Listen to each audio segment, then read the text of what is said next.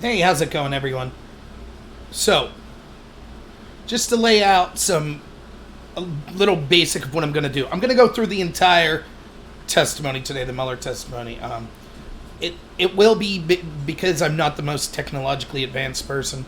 It will be a little difficult for me to read comments while I'm watching the video because I have it on two split screens, and it'll make my recording that you're all seeing a little weird if I'm trying to look at the comments. So I'll check them periodically, so please feel free to make comments or give questions if you have them. Here's generally what I'm going to try to do. I'm going to try... I've watched probably 80% of this. Some of it I was kind of busy, so I didn't get to see, like, for example, Mueller's opening statement. But I'm going to try to leave each person, whether it be a congressperson's 5 minutes or Mueller's testimony or statement at the beginning, I'm going to try to leave it go through the whole way and then comment afterwards, trying to make minimal pauses in between and just commenting. The other thing I'll be doing that some might find annoying is I'm going to be upping the speed of their comments to 1.5 times to hopefully get through it faster because I don't have all day. You can correct this by going into your settings and just actually slowing it down to 0.75 speed, so you'll be able to hear them at the speed that they're actually doing. But hopefully, I don't think it'll be too fast. They're at 1.5 speeds about how I talk normally. So if you could follow me normally, you should be all right. But I encourage everyone, this will have all of their comments unedited to the best of my ability based on what's up on the House Committee's website on YouTube. And so I'm literally just going to go through it. This is what they say. Here's my response to it. And I'm going to try to do that with every single person. Now, let me give some of my opinions from the outset, what I think's going on. I think that this was a really bad hearing for the Democrats. I think that the first thing that becomes strikingly obvious, again, I didn't see Mueller's opening statement, so I'll watch it with you here. But Mueller seems out of it. He doesn't seem like this incredibly intelligent, passionate person for justice that we've led to believe for 2 years. He seems like a person who's kind of, old, not in an old man sense, but old and tired. Like, maybe he's been doing this for so long that he's just... I don't think he wanted to testify. I think that he realizes that he's being propped up and used by the Democrats that are trying to get him to say impeachment, and he's not going to say that. And I also think that he's afraid that a lot of the corruption or ineptitude, I believe it's corruption, but I think that I'll be able to point out successfully throughout this that it was either corruption or ineptitude by his team's part and by the FBI's part. And I think that he's trying very hard not to fall into that trap. I hope that this isn't the end of Mueller's testimony in front of Congress. I think that he should possibly be investigated for corruption or ineptitude for his agencies and his investigations doings in this. And hopefully, possibly even brought up criminally, because I think that this proves more than ever that this was a farce, this entire investigation. Not only are we seeing more evidence day in and day out how the FBI was corrupt, how Comey was corrupt, how McCabe was corrupt, how the starts of this investigation were corrupt, how the Democrats getting in touch with a foreign agent in Christopher Steele, who then got dirt from Kremlin officials, was corrupt, and it was the very thing that they were accusing Trump of doing. But I think that this was a really bad showing, because one of the things that people like me have been saying is be careful what you wish for wanting Mueller to testify, because he might end up testifying and then Republicans get to ask him difficult questions, and that's not going to look good for Mueller. Well, it didn't. He just refused to answer anything, so it ends up being a really difficult look for them. The Democrats predictably just wanted to use the words Russia and Trump as many sentences as possible. And since they had to give up on their 2-year lie of Trump's a Russian agent, Trump conspired with Russians to steal the 2016 election in a legal way, blah, blah, blah, blah, blah. Since they had to give up to that, they seamlessly switched, instead of apologizing, to all obstruction into a crime that Trump didn't commit. And so that's what they're constantly trying to do. It was well coordinated on the Democrats' part, but I think it comes off looking cheesy, where they clearly all set this up together, and we're going to talk about this, when all they really do is read from Mueller's report, and Mueller just says, yeah, that's what I said in the report. So I thought it was worthless for the Democrats. I thought at least as the Republicans, we got to see him squirm and wiggle out of trying to answer some questions, and some of his non-answers were actually telling anyway. So let's see if we have any... yeah, that's right, Eddie. Mueller basically was like, I'm not going to... The entire theme of Mueller and the FBI in this entire time has been they constantly go after people connected to Trump for the very crimes that they let people connected to Hillary or the intel agencies off of. Every single time. FARA violation? Well, Manafort works with the Podesta group in it. Manafort gets put in solitary confinement. Podesta Group gets to retroactively file paperwork. Lying to the FBI, Flynn does it, Papadopoulos does it, they get charged with it. People like Mifsud, people like Mills and Aberdeen do it, they don't get charged. This is constantly the theme. Every time it's someone connected to Hillary or anything like that, they're approached with the lightest possible touch. Anytime it's someone connected to Trump, they're put in the hardest possible touch. This is the theme over and over. It continues in this hearing, where anytime we can talk about Russians that are possibly connected to Hillary's team, or any question the Republicans have as to conflict of interest and things like that, or discrepancies or omitted evidence from Mueller's report, I can't answer that. I can't answer that. Anytime it's the Democrats wanting to say something, it's a different story. So, 1 second. I'll get started here in a second. Let me shut the door. I'm here by myself. My dogs are going to be a pain, so you're probably going to hear them barking, but 1 second. Hey, keep it down, guys. So, all right. Sorry about that. They're good dogs. They're just annoying. So, okay. Let's get started here.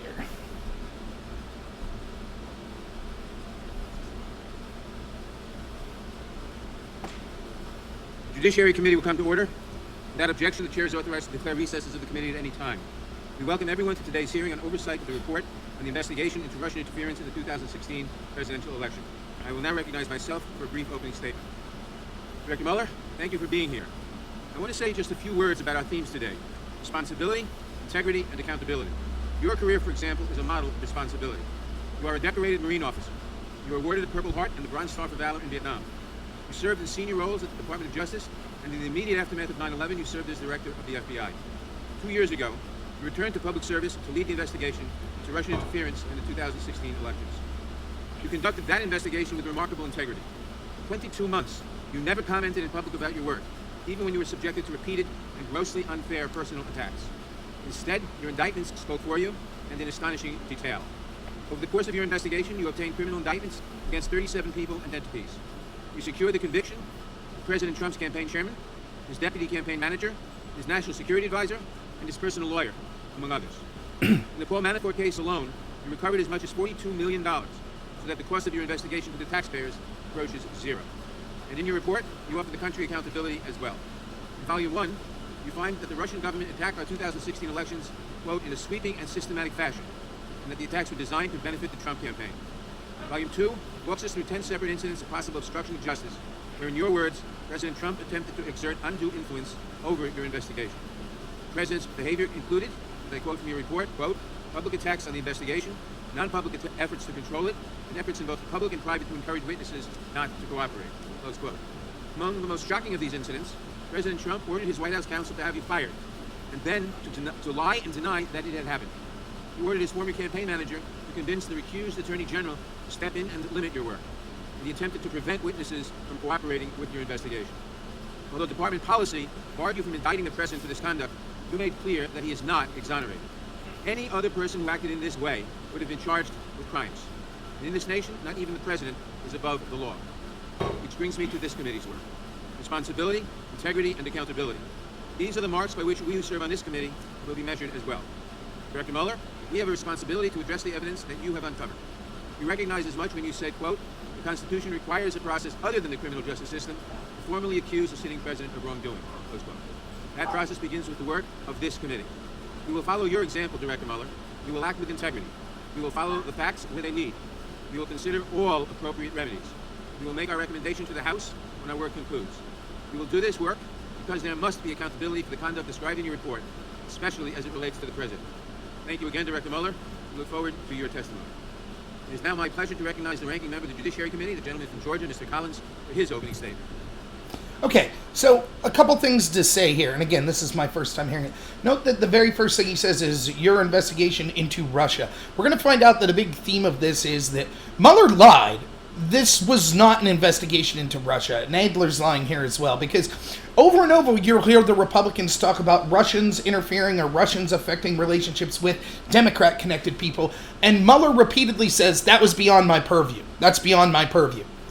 So, for example, we know that with the Russian interference into the election, that there were two things that they're accused of doing. One is they're accused of hacking John Podesta and the DNC's emails and then giving him the WikiLeaks. I've seen no proof of this whatsoever. I just hear their claims. Remember, if that was the case, why didn't the DNC allow FBI to actually look at the servers?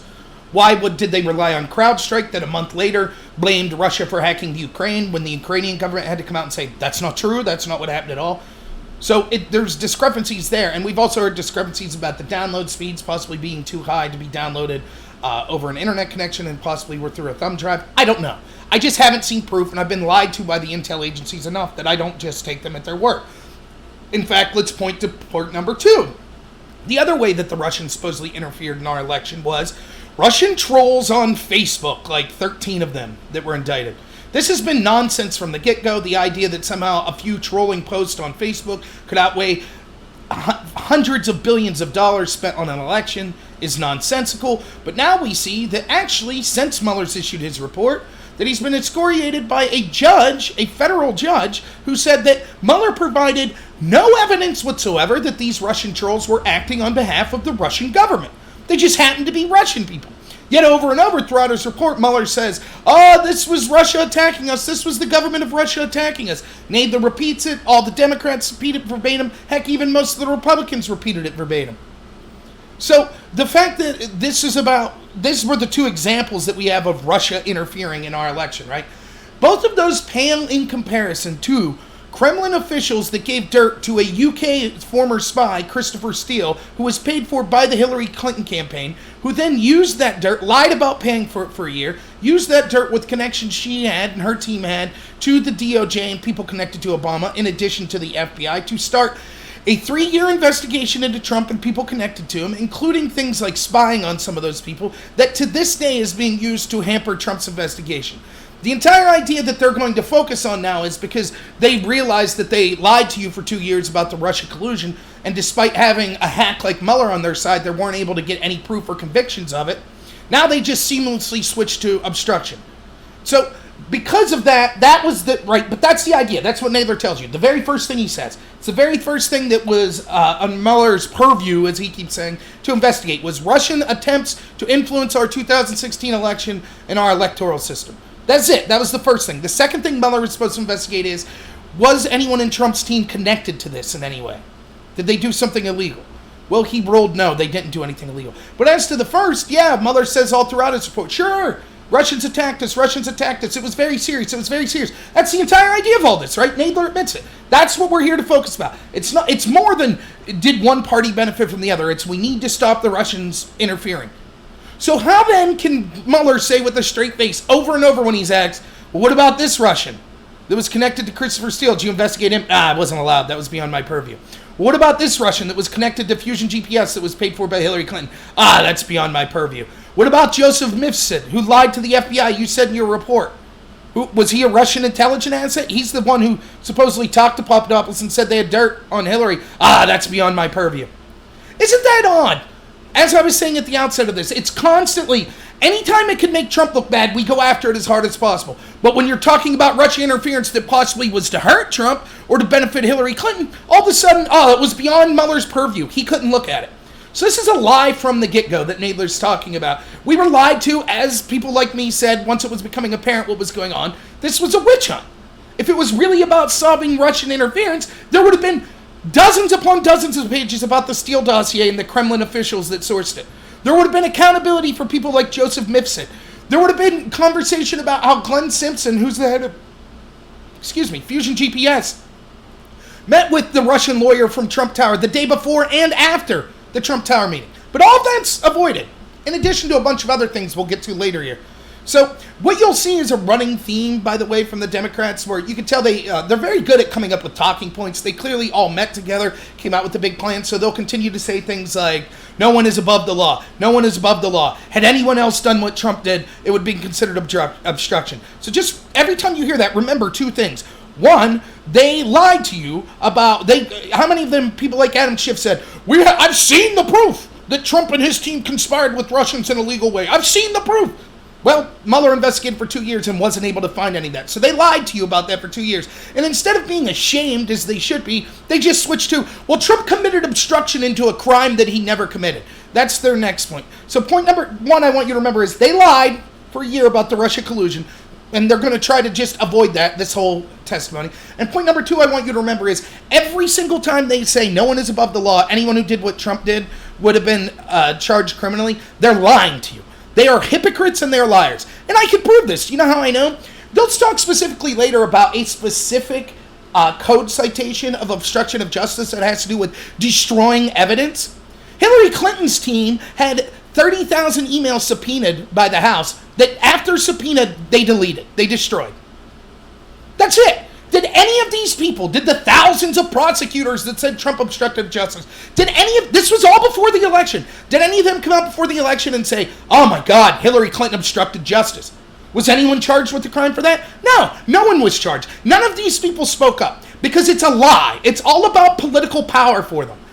If it wasn't, the much clearer example of Hillary obstructing justice by her team deleting subpoenaed evidence would have been charged. These people would have been screaming about that, but they weren't. Instead, they're more upset about Trump's tweets or Trump telling one of his people to do something, but then it never came to fruition. That to them is obstruction, but Hillary deleting subpoenaed evidence, cut and dry, that wasn't obstruction. They never talked about it. So remember that as we go through.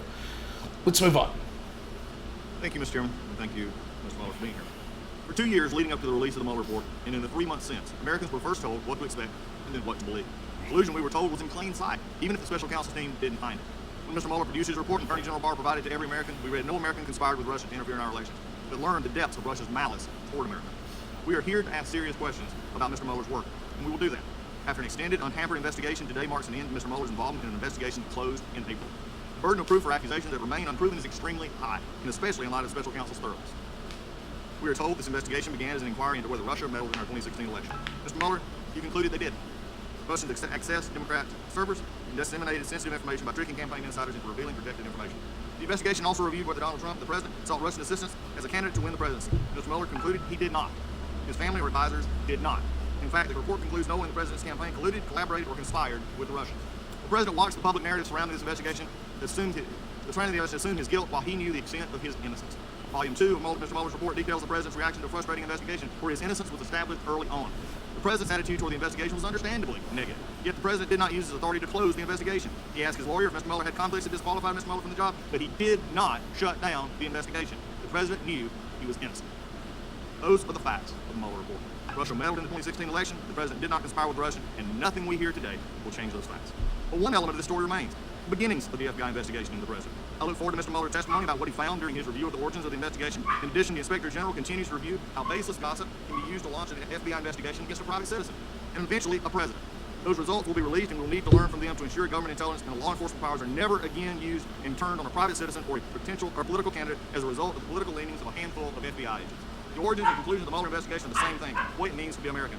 Every American has a voice in our democracy, so it must protect the sanctity of their voice by combating election interference. Every American enjoys the presumption of innocence and guarantee of due process. If we carry anything away today, it must be that we increase our vigilance against foreign election interference while we ensure our government officials don't weaponize their power against the constitutional rights guaranteed to every U.S. citizen. Finally, we must agree that the opportunity cost here is too high. The months we have spent investigating from this dais failed to end the border crisis or contribute to the growing job market. Instead, we have gotten stuck, and it's paralyzed this committee and this House. And as a side note, every week I leave my family and kids, the most important things to me, to come to this place because I believe this place is a place where we can actually do things. 6.5 years ago, I came here to work on behalf of the people of the 9th District in this country. And we accomplished a lot in those first 6 years on a bipartisan basis with many of my friends across the aisle sitting on this dais with me today. However, this year, because the majority's dislike of this president and to end this hearing into a closed investigation have caused us to accomplish nothing except talk about the problems of our country while our border is on fire and crisis and everything else is stopped. This hearing is long overdue. We've had truth for months. No American conspired to throw our election. What we need today is to let that truth bring us confidence, and I hope, Mr. Chairman, closure for that. Okay, yeah, I mean, that wasn't bad, though I will disagree slightly with some of what he said. But yeah, he's absolutely right about the conclusions of the Mueller report, that it does say that no one in Trump's campaign committed any kind of collusion, illegal conspiring with Russians. Not Trump, not anyone in his campaign, not any American did Mueller find. So all of the hyperbole you hear, but wait, Trump's team talked to Russians. Yeah, so did Hillary's team. So did Intel people. So did Obama's team. That's what happens.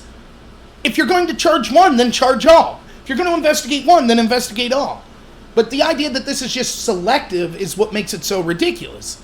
And with the obstruction, yeah, I mean, I agree with what this Republican's saying, is that Trump knew he was innocent.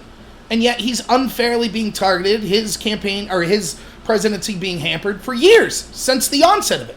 Still to this day, 3 years in, still talking about the same crap that he was innocent of. That we're now finding out more and more of all the corruption and shadiness. Remember what this started by. 2 people in his campaign being spied on based on opposition research from Hillary Clinton's team that was never verified, that still couldn't be verified after 2 years by Mueller. That's what started this all. He knew he was innocent. He saw it was a witch hunt from the get-go. He said that publicly. So he's not obstructing justice by pointing out that the investigation is a witch hunt. And the investigation went on without a hitch anyways. Now, the thing I will disagree is this comment that, yes, while it is true that there are real problems to deal with in Washington, I absolutely agree with that, and they never get dealt with by either side, it seems. This is important to focus on, and what Barr and Horowitz and Huber are going to be looking into about the corruption at the intel agencies is important, because I say this over and over again. Whatever your issue is, from conservative to socialist to progressive to Republican to Democrat to Green Party Constitution, I don't care, right? Whatever your issue is, climate change, abortion, Second Amendment, free speech, none of that matters if you don't get to vote for someone who truly has your interest at heart. Chuck Schumer told us when President Trump first got elected, you can't criticize the intel community or they'll find 6 ways from Sunday of getting back to you. That is insane. The most powerful elected person in the world has to be afraid of unelected bureaucrats. That's what one of the heads of the 2 parties told us. That's what Chuck Schumer told us. And so if they get to decide elections, if they get to, the people at the top of these investigative agencies, use their powers to make sure that any president you might like that's against them is hamstrung or never gets elected, then it doesn't matter what your issue is. You only get to choose from the approved candidates from the intel agencies. That's why it's important to have not just this hearing, which, obviously Mueller's a stooge, so you don't get much out of it, but that's why it's important to have Barr and the rest get to the bottom of this. Anyone should be against the idea of opposition research being unverified, used to spy on an opponent's presidential campaign. Period. That's the base fact. But the Democrats are all for it because it benefited them. Thank you, Mr. Collins. I will now introduce today's witness. Robert Mueller served as director of the FBI from 2001 to 2013. He most recently served as special counsel in the Department of Justice, overseeing the investigation into Russian interference in the 2016 special election. He received his BA from Princeton University, an MA from New York University, in my district, and his JD from the University of Virginia. Mr. Mueller is accompanied by counsel Aaron Zebley, who served as deputy special counsel on the investigation. We welcome our distinguished witness, and we thank you for participating in today's hearing. Now, if you would please rise, I will begin by swearing you in. Raise your right hand, please. Do you swear or affirm under penalty of perjury that the testimony you're about to give is true and correct to the best of your knowledge, information, and belief, so help you God? Let the record show the witness answered the affirmative. Thank you, and please be seated. Please note that your written statement will be entered into the record in its entirety. Accordingly, I ask that you summarize your testimony in 5 minutes. Director Mueller, you may begin. Good morning, Chairman Mandler, and Ranking Member Collins, and the members of the committee. As you know, in May 2017, the Acting Attorney General asked me to serve as special counsel. I undertook that role because I believed that it was of paramount interest in the nation to determine whether a foreign adversary had interfered in the presidential election. As the Acting Attorney General said at the time, the appointment was necessary in order for the American people to have full confidence in the outcome. My staff and I carried out this assignment with that critical objective in mind: to work quietly, thoroughly, and with integrity so that the public would have full confidence in the outcome. The order appointing me as special counsel directed our office to investigate Russian interference in the 2016 presidential election. This included Russian interference. Sorry, I know I said I wouldn't stop, but that's what he was appointed for, remember. So remember, every time later when someone says, well, what about this Russian that had connections to Hillary? That was beyond my purview. Remember, he's admitting right here, no, it wasn't. That's what he was supposed to be investigating. Investigating any links or coordination between the Russian government and individuals associated with the Trump campaign. It also included investigating efforts to interfere with or obstruct our investigation. Throughout the investigation, I continually stressed 2 things to the team that we had sent. First, we needed to do our work as thoroughly as possible and as expeditiously as possible. It was in the public interest for our investigation to be complete and not to last a day longer than was necessary. Second, the investigation needed to be conducted fairly and with absolute integrity. Our team would not leak or take other actions that could compromise the integrity of our work. All decisions were made based on the facts and the law. During the course of our investigation, we charged more than 30 defendants with committing federal crimes, including 12 officers of the Russian military. 7 defendants have been convicted or pled guilty. Certain of the charges we brought remain pending today. For those matters, I stress that the indictments contain allegations, and every defendant is presumed innocent unless and until proven guilty. In addition to the criminal charges we brought, as required by Justice Department regulations, we submitted a confidential report to the Attorney General at the conclusion of our investigation. The report set forth the results of our work and the reasons for our charging and declaration decisions. The Attorney General later made the report largely public. As you know, I made a few limited remarks about our report when we closed the Special Counsel's office in May of this year. There are certain points that bear emphasis. First, our investigation found that the Russian government interfered in our election in sweeping, systematic fashion. Second, the investigation did not establish that members of the Trump campaign conspired with the Russian government in its election interference activities. We did not address collusion, which is not a legal term. Rather, we focused on whether the evidence was sufficient to charge any member of the campaign with taking part in a criminal conspiracy. It was not. Third, our investigation of efforts to obstruct the investigation and lie to investigators was of critical importance. Obstruction of justice strikes at the core of the government's effort to find the truth and hold wrongdoers accountable. Finally, as described in Volume 2 of our report, we investigated a series of actions by the President towards the investigation. Based on Justice Department policy and principles of fairness, we decided we would not make a determination as to whether the President committed a crime. That was our decision then, and it remains our decision today. Let me say a further word about my appearance today. It is unusual for a prosecutor to testify about a criminal investigation. And given my role as a prosecutor, there are reasons why my testimony will necessarily be limited. First, public testimony could affect several ongoing matters. In some of these matters, court rules or judicial orders limit the disclosure of information to protect the fairness of the proceedings. Consistent with long-standing Justice Department policy, it would be inappropriate for me to comment in any way that could affect an ongoing matter. Second, the Justice Department has asserted privileges concerning investigative information and decisions, ongoing matters within the Justice Department, and deliberations within our office. These are Justice Department privileges that I will respect. The Department has released a letter discussing the restrictions on my testimony. I therefore will not be able to answer questions about certain areas that I know are of public interest. For example, I am unable to address questions about the initial opening of the FBI's Russia investigation, which occurred months before my appointment, or matters related to the so-called Steele dossier. These matters are subject of ongoing review by the Department. Any questions on these topics should therefore be directed to the FBI or the Justice Department. As I explained when we closed the Special Counsel's office in May, our report contains our findings and analysis and the reasons for the decisions we made. We conducted an extensive investigation over 2 years. In writing the report, we stated the results of our investigation with precision. We scrutinized every theory. We do not intend to summarize or describe the results of our work in a different way in the course of my testimony today. As I said on May 29th, the report is my testimony, and I will stay within that text. And as I stated in May, I will not comment on the actions of the Attorney General or of Congress. I was appointed as a prosecutor, and I intend to adhere to that role and to the Department standards that cover that. I'm joined today by Deputy Special Counsel Aaron Zebley. Mr. Zebley has extensive experience as a federal prosecutor and at the FBI, where he served as my Chief of Staff. Mr. Zebley was responsible for the day-to-day oversight of the investigations conducted by our office. I also want to again say thank you to the attorneys, the FBI agents, the analysts, professional staff who helped us conduct this investigation in a fair and independent manner. These individuals who spent nearly 2 years working on this matter were of the highest integrity. Let me say one more thing. Over the course of my career, I've seen a number of challenges to our democracy. The Russian government's effort to interfere in our election is among the most serious. As I said on May 29th, this deserves the attention of every American. Thank you, Mr. Chairman.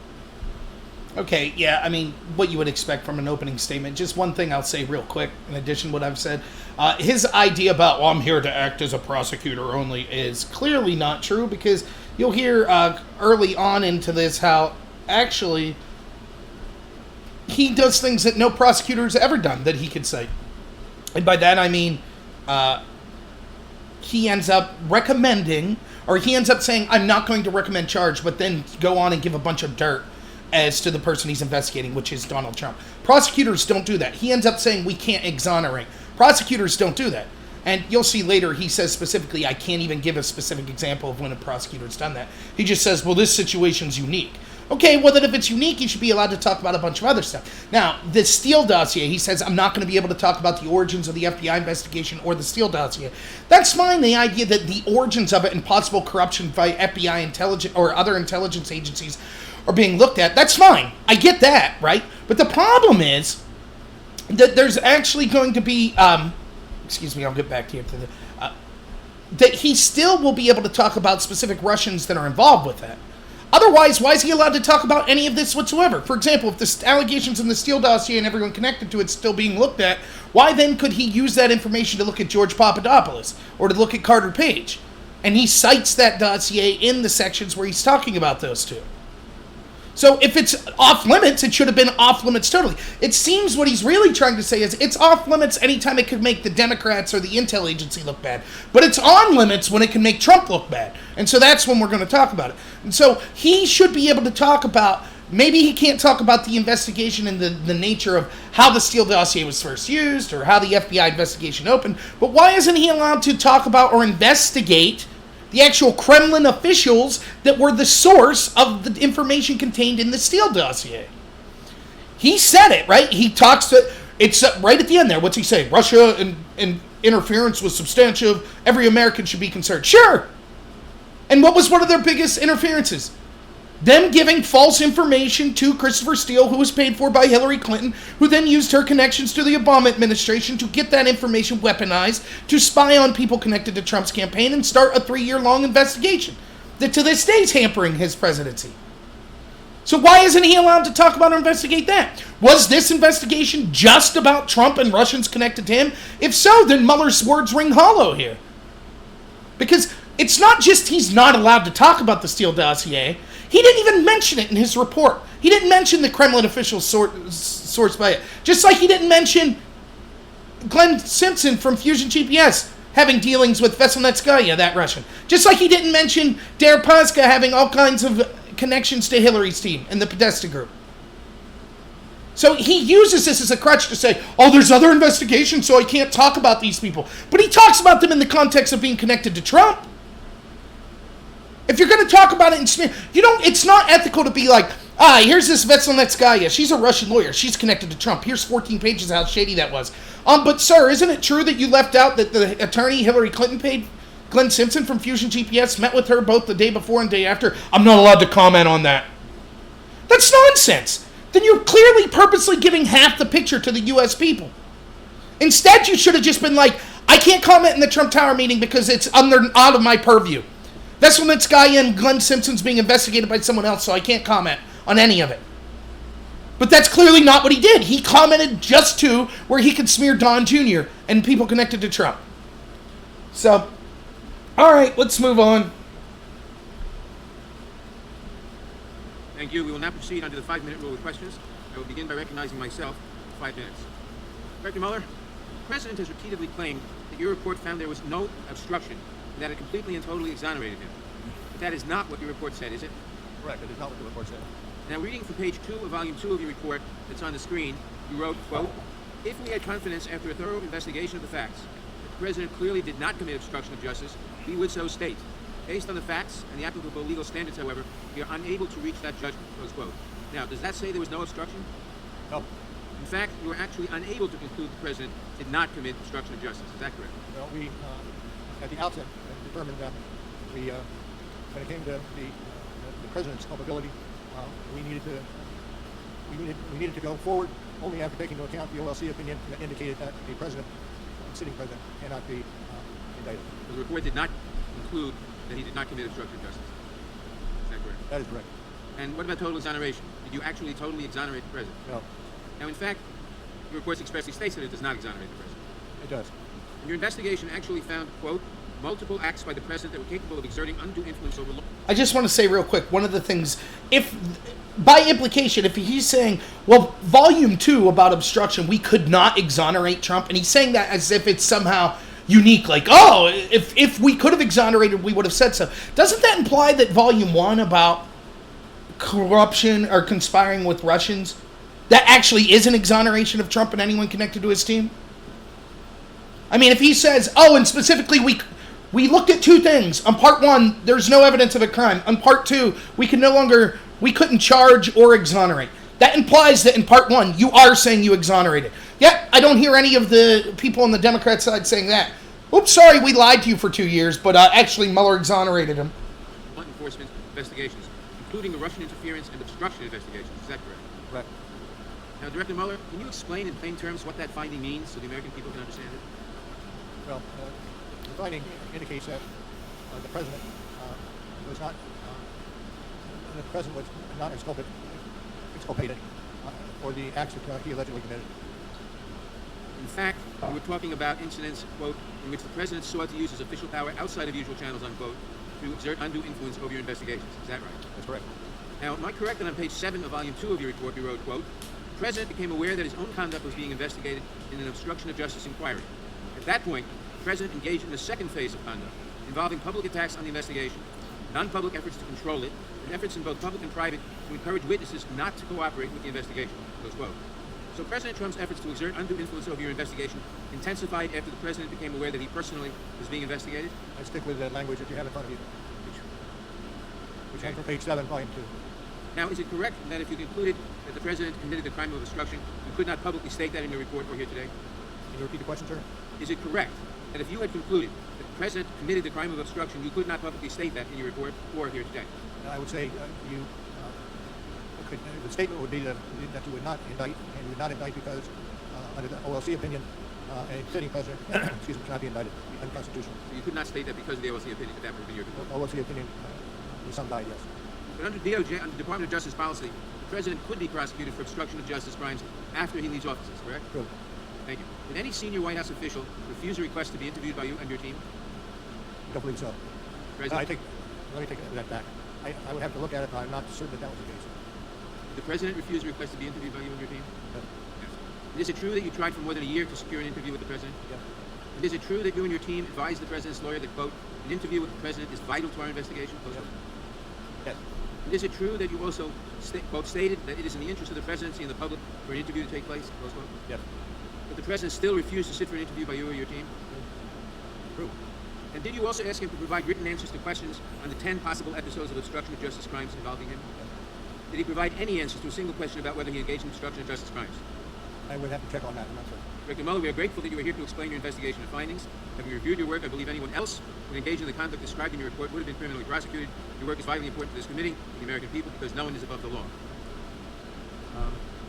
Okay, that's a lie. That part at the end is a lie. Remember, all the things, and they'll go through the 5 big examples they have of Trump supposedly committing obstruction, and I'll talk specifically about them, but what he's saying here at the end is, well, I'm so convinced that this was obstruction. Remember, they're talking about things like, supposedly he told his counsel that he wanted Mueller fired, but then his counsel was like, that's a bad idea, and Mueller was never fired. Or he told Lewandowski to tell Sessions to unrecuse himself and to put someone else in charge of the investigation, but that never happened. Those are being considered obstruction of justice, okay? To all these Democrats, that's what they're considering obstruction of justice. They repeatedly use this talking point. No one is above the law. Any other person would have been charged. We know for a fact that's not true because we just saw 2 years ago Hillary Clinton delete subpoenaed evidence. Actual physical obstruction of justice. And not one of these people said a word, and she wasn't charged. Not only was she not charged, the actual person that deleted the evidence wasn't charged. The actual person that told him to alter the evidence wasn't charged. No one was charged with that crime. We know that was a crime. No one was charged. So their claims, anyone else would be charged, no one is above the law, is a lie. And it wouldn't be a lie if they were out there screaming, why wasn't anyone in Hillary's team charged for this clear-cut example of obstruction of justice? But they weren't. They were all silent. And that's when the stakes mattered. That was before the 2016 election. Clearly, they were going to keep their mouths shut. They didn't want to hurt their party's chance of winning the presidency. They thought Hillary was a shoo-in. So they just let it go. No problem. Not a peep raised about it. Now it's no one is above the law. Trump's mean tweets are obstruction. After they lied for 2 years in an investigation into Trump supposedly conspiring with Russians, after calling him a Russian agent, that turns out to all be a lie. Trump's exonerated from it based on Mueller's own, inducing from Mueller's own language. So after that lie, now it's, well, Trump tried to obstruct into the witch hunt that was going on about him that he was innocent of. That's the serious charge. Anyone would be charged with this sort of obstruction, of course, except Hillary, who did the same thing, except worse, except more blatant, and we didn't say a word about. So now, when he talks about all these examples of obstruction, I'll get to them. Like I said, the Democrats, they've coordinated as a team, so they go through them one by one, and we'll talk about their testimonies as it comes up. Now recognize the gentleman from Georgia, Mr. Collins.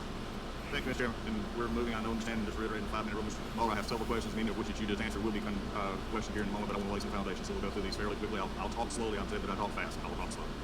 In your press conference, you stated any testimony from your office would not go beyond our report. We chose these words carefully. The word speaks for itself. I will not provide information beyond that which is already public in any appearance before Congress. Do you stand by that statement? Since closing the special counsel's office in May of 2019, have you conducted any additional interviews or obtained any new information in your role as special counsel? In the wake of the report? Since the closing of the office in May of 2019. Have you conducted any new interviews, any new witnesses? And you can confirm you're no longer special counsel, correct? I am no longer special counsel. At any time of the investigation, was your investigation curtailed or stopped or hindered? No. Were you or your team provided any questions by members of Congress or the majority ahead of your hearing today? No. Your report states that your investigative team included 19 lawyers and approximately 40 FBI agents, analysts, and accountants. Are those numbers accurate? Could you repeat that, please? 40 FBI agents, 19 lawyers, intelligence analysts, and forensic accountants. Are those numbers accurate? This is included in your report. Generally, yes. Is it also true that you issued over 2,800 subpoenas, executed nearly 500 search warrants, obtained more than 230 orders for communication records, and 50 pen registers? That went a little fast for me. Okay. In your report, I'll make this very simple. You did a lot of work, correct? Yeah, that I agree. A lot of subpoenas, a lot of pen Lots registers. of opinions. Okay, we'll walk this really slow. Search warrants. All right, a lot of search warrants, a lot of so you're very thorough. You what? Your opinion very thorough. You listed this out in your report, correct? Yes. Thank you. Is it true the evidence gathered during your investigation, given the questions that you just answered, is it true the evidence gathered during your investigation did not establish that the president was involved in the underlying crime related to Russian election interference as stated in Volume 1, page 7? We found insufficient evidence of president's culpability.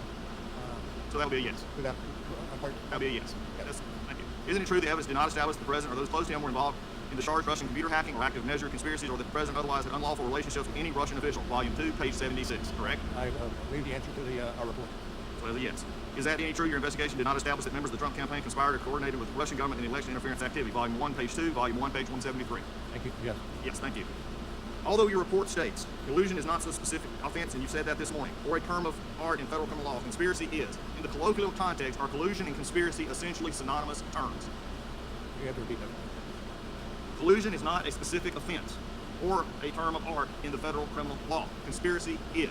Yep. In the colloquial context, known public context, collusion and conspiracy are essentially synonymous terms, correct? No. If no, on page 180 of volume 1 of your report, you wrote, as defined in legal dictionaries, collusion is largely synonymous with conspiracy, as that crime is set forth in the General Federal Conspiracy Statute 18 U.S.C. 371. You said at your May 29th press conference and here today, you choose your words carefully. Are you sitting here today testifying something different than what your report states?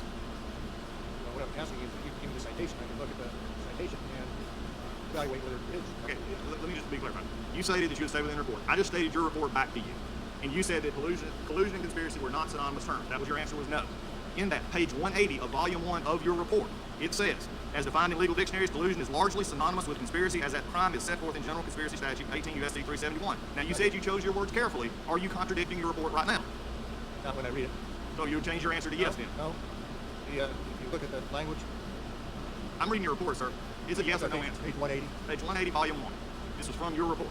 Correct. And I leave it with the report. So the report says, yes, they are synonymous. Hopefully, for finally, out of your own report, we can put to bed the collusion and conspiracy. One last question as we're going through. Did you ever look into other countries investigating into Russian interference into our election? Were other countries investigating or found knowledge that they had interference in our election? I'm not going to discuss other matters. Gentleman yields back. The gentlelady from... Okay, so what was he going on about here? He's trying to get him to admit that this was a thorough investigation. It used all sorts of resources. There was no hampering of it whatsoever, and it found that there was no illegal conspiring with Trump or anyone in his team with Russians. And then he further goes on to say, look, because he understands, it's actually kind of smart. It wasn't the best line of questioning to the heart of the matter, but it's fine. You got a lot of Republicans. So it was smart what he's doing, because he understands that you have people like Chris Cuomo and Don Lemon and Rachel Maddow and all these other people in the liberal media that are out there saying, oh, we never said that there was illegal conspiring. We said there was collusion. And collusion's different. That's not an illegal thing. That's a lie. They tried to tell people over and over that there was some kind of illegal and unethical behavior going on from Trump's campaign, and they kept using the word collusion. Mueller says in his own report that basically collusion and conspiracy, there is no legal term for collusion, but using the dictionary, it's basically synonymous with conspiracy, and there was no conspiracy. And so, even though Mueller tries to wiggle out of it here, because Mueller's smart and he knows what's going on, basically what this Republican's saying, Chairman Collins is saying, or Vice Chairman Collins is saying, look, the media and the Democrats' lie about collusion was just that. It was a lie. There's no proof of it. And your report says that because you said we don't investigate collusion, we investigate conspiracy because that's the criminal language. But basically conspiracy and collusion mean the same thing, and there was no evidence of it. The end. Mueller tried to wiggle out of it, but that's exactly what Collins was trying to do there, and he's exactly right. And the Democrats will just go on to ignore that and just say, yeah, but some people from Trump's team talked to some Russians. Yeah, well, that's not a crime. That's not a crime. That's not collusion. And if it is collusion, then everyone who's talked to Russians, including Adam Schiff, who talked to people he thought was Russians, including everyone connected to the Hillary campaign, the Podesta group, the intel agencies, they all colluded with Russia as well. So it's a meaningless term. He's trying to establish the underlying reason for this investigation. There were two of them. Look at Russian interference, which Mueller will later admit, I can't talk about half of that. I can only talk about when it's close to Trump, and to see if Trump or his team was involved in any of that interference. There's no evidence for that claim that Trump or anyone connected to him were involved in that. None. They couldn't find the evidence for a criminal charge. He was exonerated. So now the claim is just, but did he obstruct the investigation into which he was innocent of? Which is stupid, as I'll get to. Moving on. California. Director Mueller, as you've heard from the chairman, we're mostly going to talk about obstruction of justice today, but the investigation of Russia's attack that started your investigation is why evidence of possible obstruction is serious. To what extent did the Russian government interfere in the 2016 presidential election? Could you repeat that, ma'am? To what extent did the Russian government interfere in the 2016 presidential election? Particularly when it came to computer crimes and the like, the government was interfered. So you wrote in Volume 1 that the Russian government interfered in the 2016 presidential election in sweeping and systematic fashion. You also described in your report that the then-Trump campaign chairman, Paul Manafort, shared with a Russian operative, Kalimnik, the campaign strategy for winning Democratic votes in Midwestern states and internal polling data of the campaign. Isn't that correct? Correct. They also discussed the status of the Trump campaign and Manafort's strategy for winning Democratic votes in Midwestern states. Months before that meeting, Manafort had caused internal data to be shared with Kalimnik, and the sharing continued for some period of time after their August meeting. Isn't that correct? Accurate. In fact, I want to stop right here. One, none of this is a crime.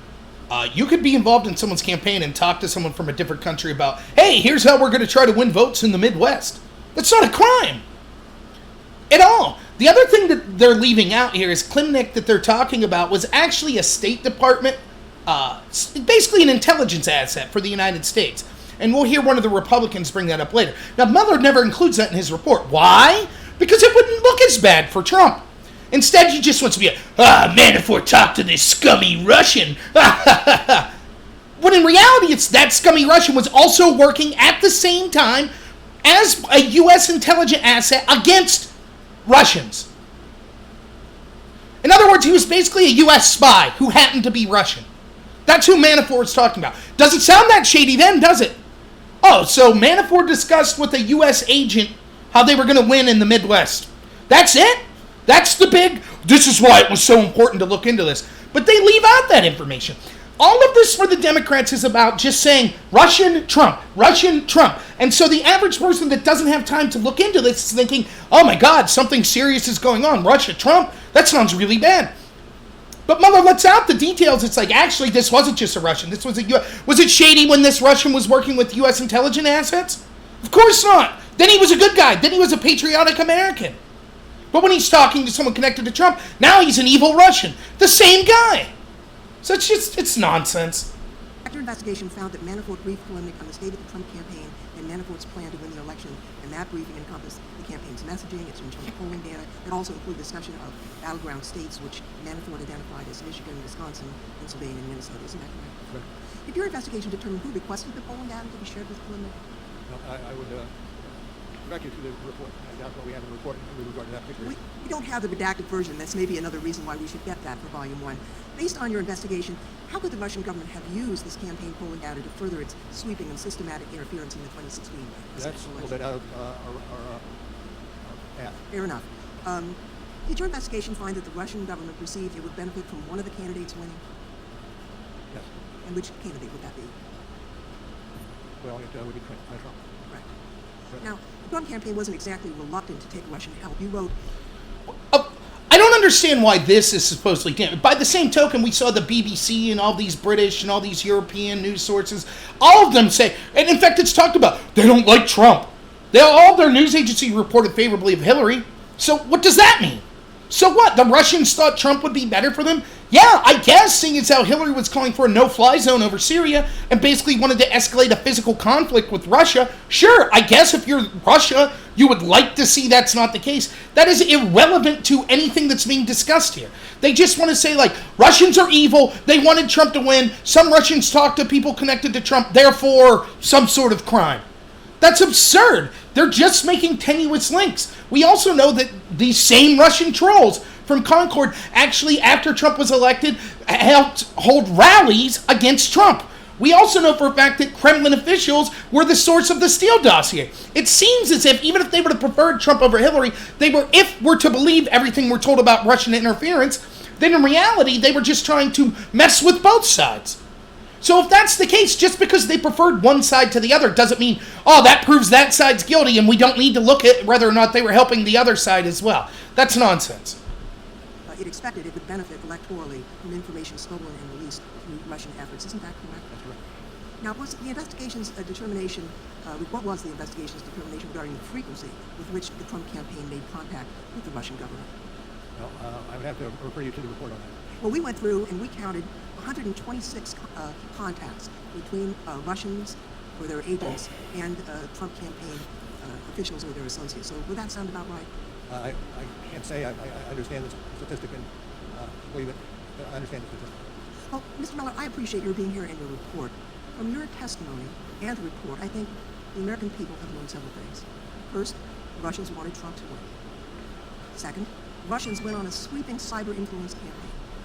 The Russians hacked the DNC, and they got the Democratic game plan for the election. Russian campaign chairmen met with Russian agents and repeatedly gave them internal data, polling, and messaging in the battleground states.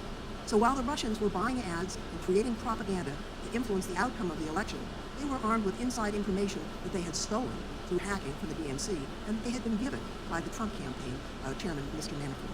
My colleagues will probe the efforts undertaken to keep this information from becoming public, but I think it's important for the American people to understand the gravity of the underlying problem that your report uncovered. And with that, Mr. Chairman, I will yield back.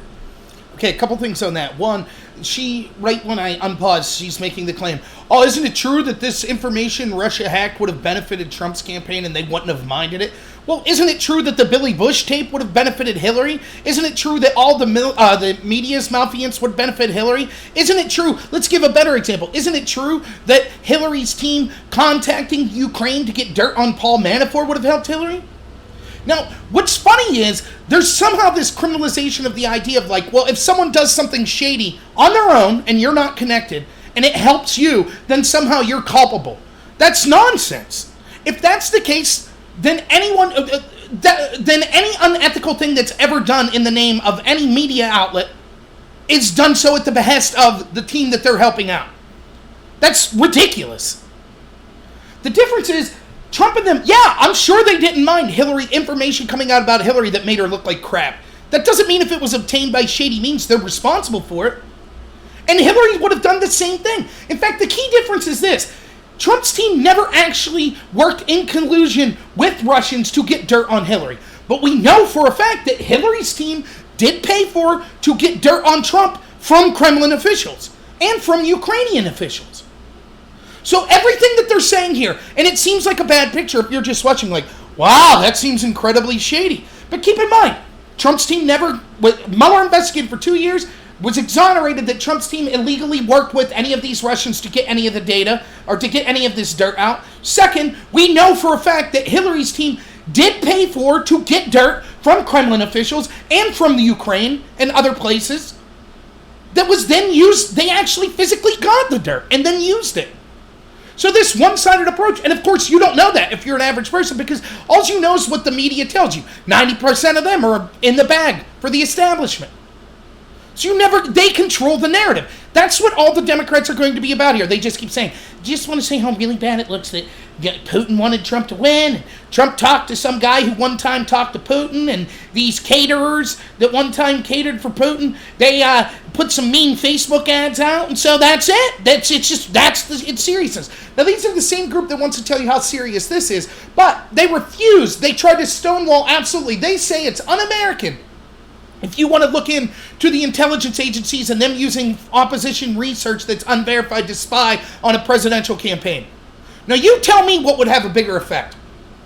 Russians hacking a few emails and having some bad memes on Facebook?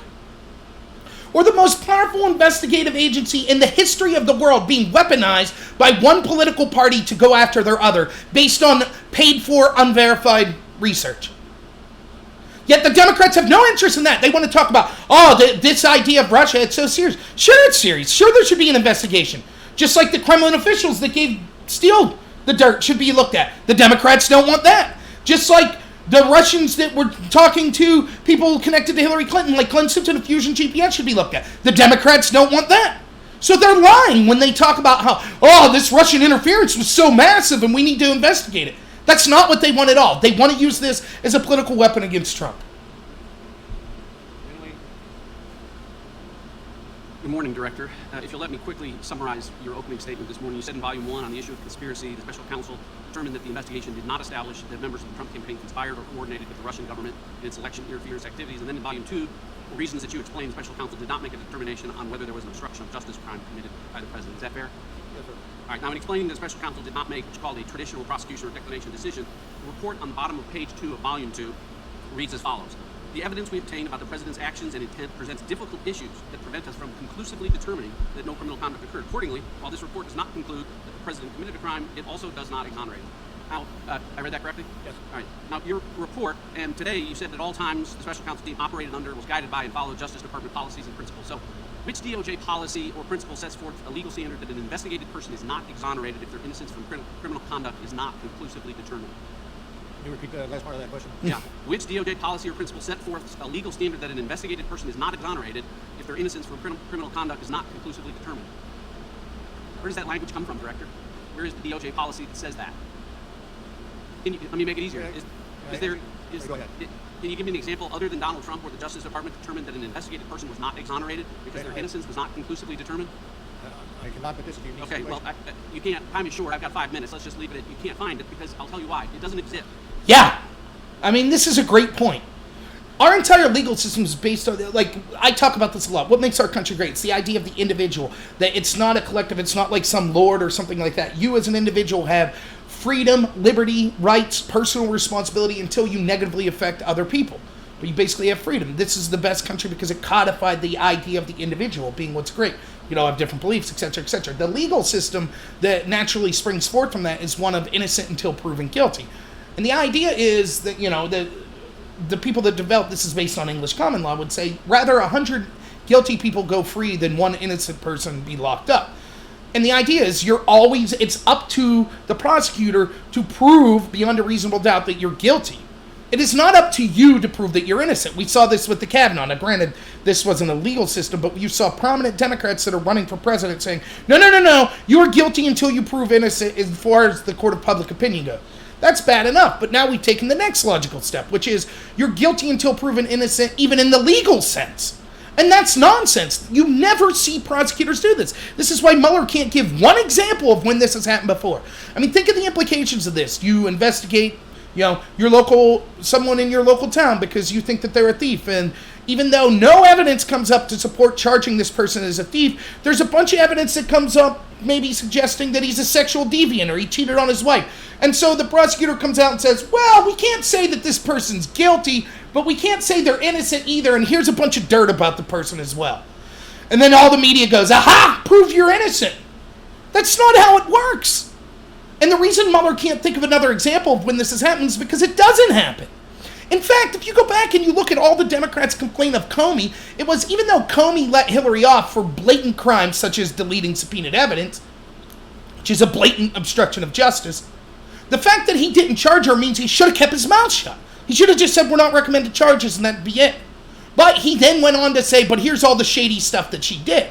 Now, the Republicans were outraged because that shady stuff should have been charged as a crime. But the Democrats were also rightfully outraged because Comey had no business flapping his gums if he wasn't going to charge her. You don't release all the dirt if it doesn't rise to the level of charging someone with a crime. That's why all the Democrats wanted Comey fired. Now, fast forward to Mueller. That's exactly what they're cheering for Mueller to do. Well, I couldn't charge him with the crime, but here's all the dirt anyways. We couldn't exonerate him. That's ludicrous. That is not the way our system works. So all of this evidence you hear him talking about, sure, it's all designed for one thing. It's because Mueller wanted the court of public opinion to be against Trump. He doesn't like Trump. Why doesn't he like Trump? Well, because his boy Comey doesn't like Trump. And because the intel agencies don't like Trump. Just like Chuck Schumer told us. And he's part of that still. He's a lifer. That's why he brought in all the people that hated Trump to be on his team. That's why he decided to only charge people connected with Trump for the very crimes that people connected to Hillary did. In some cases with them, like Manafort and the Podesta Group. Podesta Group gets to retroactively file paperwork. Manafort has to sit in solitary confinement, gets charged with a crime. That's what all this is about. That's why Mueller leaked the note after Barr gave the conclusions. And what were Barr's conclusions, by the way? No conspiracy with Russians from Trump or anyone connected to him, and could neither charge nor exonerate Trump from obstruction. That's exactly what Barr said. That's exactly the truth. Yet, Mueller wasn't happy. That wasn't getting the traction in the media that he and the Democrats wanted.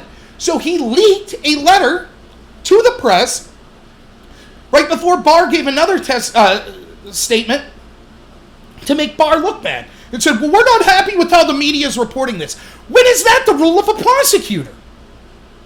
It just shows the entire thing was all about a narrative to hurt Trump. It wasn't about charging crimes or getting justice. No prosecutor does this.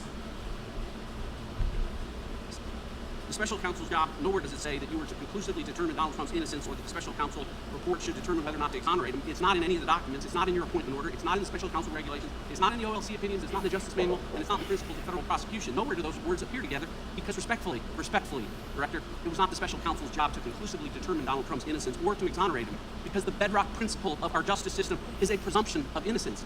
It exists for everyone. Everyone is entitled to it, including sitting presidents. And because there is a presumption of innocence, prosecutors never, ever need to conclusively determine it. Now, Director, the special counsel applied this inverted burden of proof that I can't find and you said doesn't exist anywhere in the department policies, and you used it to write a report. And the very first line of your report, says, as you read this morning, it authorizes the special counsel to provide the Attorney General with a confidential report explaining the prosecution or declination decisions reached by the special counsel. That's the very first word of your report, right? Correct. Here's the problem, Director. The special counsel didn't do that. On Volume 1, you did. On Volume 2, with respect to potential obstruction of justice, the special counsel made neither a prosecution decision or a declination decision. You made no decision.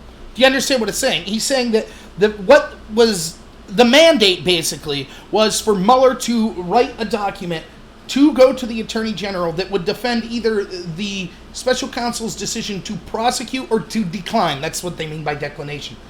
So prosecute or declination of the people involved. And what Ratcliffe's arguing here is you didn't do that. You did that you gave good reasons that you declined any prosecution for the Volume 1, which was Russia conspiring with Russia collusion. But you didn't in Volume 2. In Volume 2, you said we refuse to do that. And what Ratcliffe's saying here is, okay, then everything you did, if you refused to go by the mandate of what you were ordered to do, based on the first line in Volume 1, where you outlined, this is what we were supposed to do, writes a confidential letter outlining our reasons to prosecute or to decline to prosecute to the Attorney General. You didn't do that. Instead, you said, we will refuse to do that in Volume 2, but here's a bunch of dirt anyways. And so therefore, all of Volume 2 is outside the scope of what Mueller was supposed to be doing. Ironically, Mueller was supposed to be looking into Russian interference, but he'll constantly say, as you'll see after this, to Republicans, oh, that's beyond my purview. That's beyond my purview. So looking into Russian interference is beyond his purview, even though that's supposedly what he was doing. But writing something that has nothing to do with declining or prosecuting Trump or people connected to him, which was never in his purview, is what he decided to do.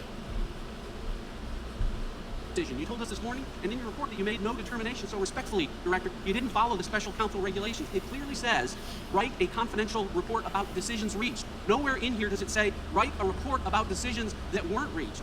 You wrote 180 pages. 180 pages about decisions that weren't reached, about potential crimes that weren't charged or decided. And respectfully, by doing that, you managed to violate every principle and the most sacred traditions about prosecutors not offering extra prosecutorial analysis about potential crimes that aren't charged. So Americans need to know this as they listen to the Democrats and Socialists on the other side of the aisle, as they do dramatic readings from this report, that Volume 2 of this report was not authorized under the law to be written. It was written to a legal standard that does not exist at the Justice Department. And it was written in violation of every DOJ principle about extra prosecutorial commentary. I agree with the chairman this morning when he said Donald Trump is not above the law. He's not. But he damn sure shouldn't be below the law, which is where Volume 2 of this report puts him.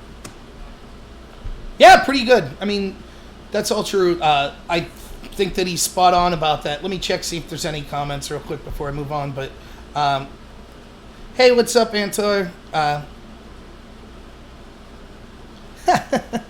Yeah, I mean, so far you can see, I think, how this isn't going well for the Democrats. Now, they're going to specifically now move on to the charges of obstruction, the 5 particular ones that were outlined in Mueller's cases, possible being obstruction. But remember, what Ratcliffe's saying here as you go through all this, none of this was supposed to be done. Imagine how you could do this to every single person ever investigated for a crime, right? You use... And that's just like regular police force. Now imagine the most powerful police agency in the history of the world. They turn your life upside down. They raid your lawyers in the middle of the night. They wiretap people connected to you. No expense spared. And then they get to say, well, we don't think there's evidence to charge you with the crime, but here's all the dirt anyways. And then the Democrats are like, thank you for that dirt. Now we're going to... Yes, we lied about the underlying crime for 2 years. Turns out that was all based on unverified opposition research that Obama's administration weaponized to go after Trump. Oops, our bad. Anyways, now moving on to you complained about that. So now the crime is complaining about the corruption. That's what the problem is. Thank God we had Mueller, who instead of actually investigating Russia interference was so busy coming up with the 180 pages of, well, we're not going to charge Trump with a crime, but here's all the dirt we found out on him. So, absolute nonsense. So remember that as we go through. So, on face value, it's all nonsense, as has already been outlined. However, I'll still go through what they say case by case and prove why in the specifics it's nonsense. So, let's move on here. Thank you, Mr. Chairman. Director Mueller, good morning. Your exchange with the gentlelady from California demonstrates what is at stake. The Trump campaign chair, Paul Manafort, was passing sensitive voter information and poll data to a Russian operative. And there were so many other ways that Russia subverted our democracy. Yeah, well, if that's so sensitive, then anytime a news agency reports an Rasmussen poll or, any kind of poll that they're doing, that's also passing sensitive polling information onto the Russians. I mean, if they have cable TV or CNN, they could see it, right? So that's just stupid. Together with the evidence in Volume 1, I cannot think of a more serious need to investigate. So now I'm going to ask you some... I could think of one, weaponizing the intel agencies, but of course, Ms. Lee isn't impressed with that. Questions about obstruction of justice as it relates to Volume 2. On page 12 of Volume 2, you state, we determined that there were a sufficient factual and legal basis to further investigate potential obstruction of justice issues involving the president. Is that correct? Do you have the citation? Page 12, Volume 2. Which portion of that page? That is, we determined that there was a sufficient factual and legal Mueller basis looks bad. to further investigate potential obstruction of justice issues involving the president. Is that correct? Yes. Your report also describes at least 10 separate instances of possible obstruction of justice that were investigated by you and your team. Is that correct? Yes. In fact, the table of contents serves as a very good guide of some of the acts of that obstruction of justice that you investigated, and I put it up on the screen. On page 157 of Volume 2, you describe those acts, and they range from the President's effort to curtail the special counsel's investigation, the President's further efforts to have the Attorney General take over the investigation, the President's orders time again to deny that the President tried to fire the special counsel, and many others. Is that correct? Yes. I direct you now to what you wrote, Director Mueller. The President's pattern of conduct as a whole sheds light on the nature of the President's acts and the inferences that can be drawn about his intent. Does that mean you have to investigate all of his conduct to ascertain true motive? No. And when you talk about the President's pattern of conduct that include the 10 possible acts of obstruction that you investigated, is that correct? When you talk about the President's pattern of conduct, that would include the 10 possible acts of obstruction that you investigated, correct? I direct you to the report for how that is characterized. Thank you. Let me go to the screen again. For each of those 10 potential instances of obstruction of justice, you analyze 3 elements of the crime of obstruction of justice: an obstructive act, a nexus between the act and official proceeding, and corrupt intent. Is that correct? Yes. You wrote on page 178, volume 2, in your report about corrupt intent. Actions by the president to end a criminal investigation into his own conduct to protect against personal embarrassment or legal liability would constitute a core example of corruptly motivated conduct. Is that correct? Yes.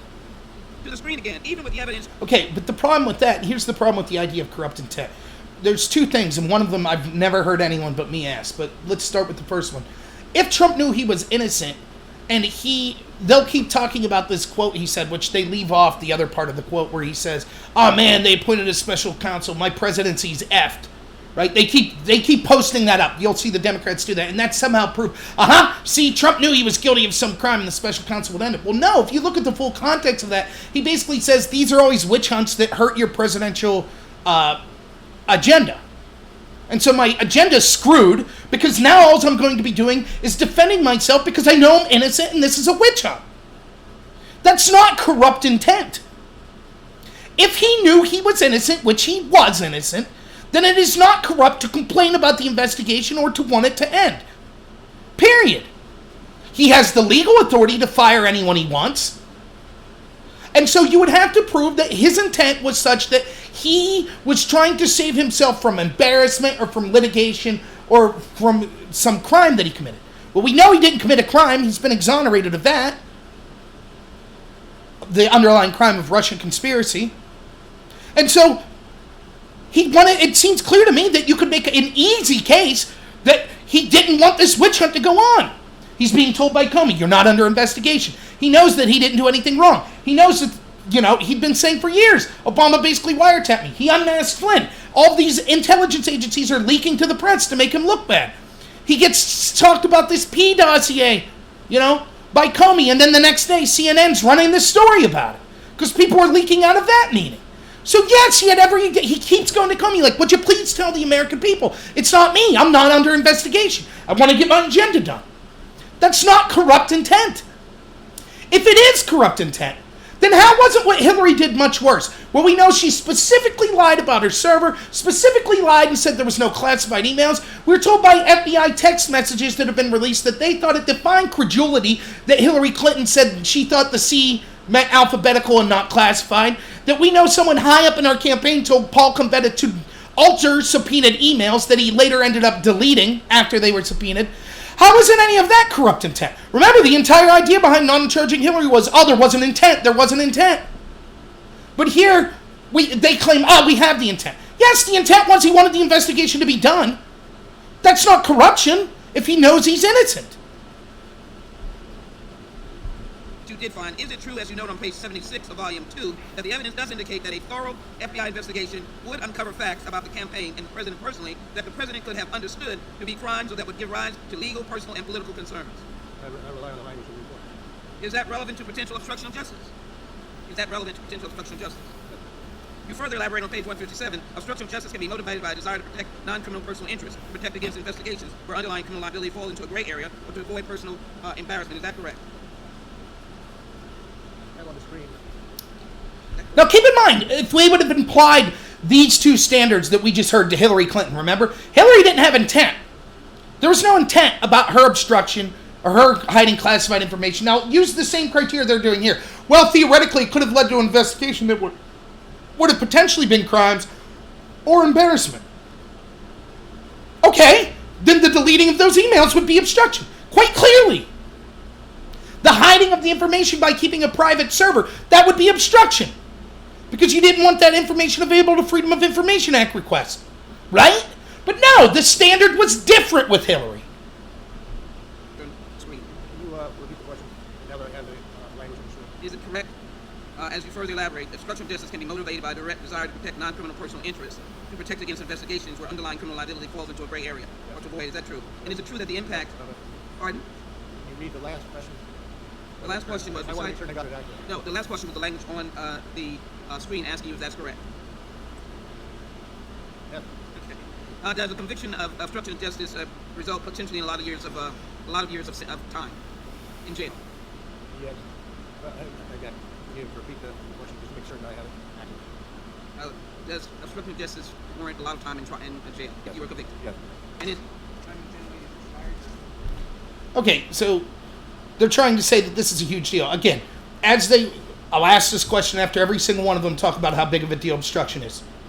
They're going to be talking about like things that didn't actually obstruct the investigation. Trump talking about doing things. Trump having mean tweets. But Mueller already admitted his investigation went on unimpeded.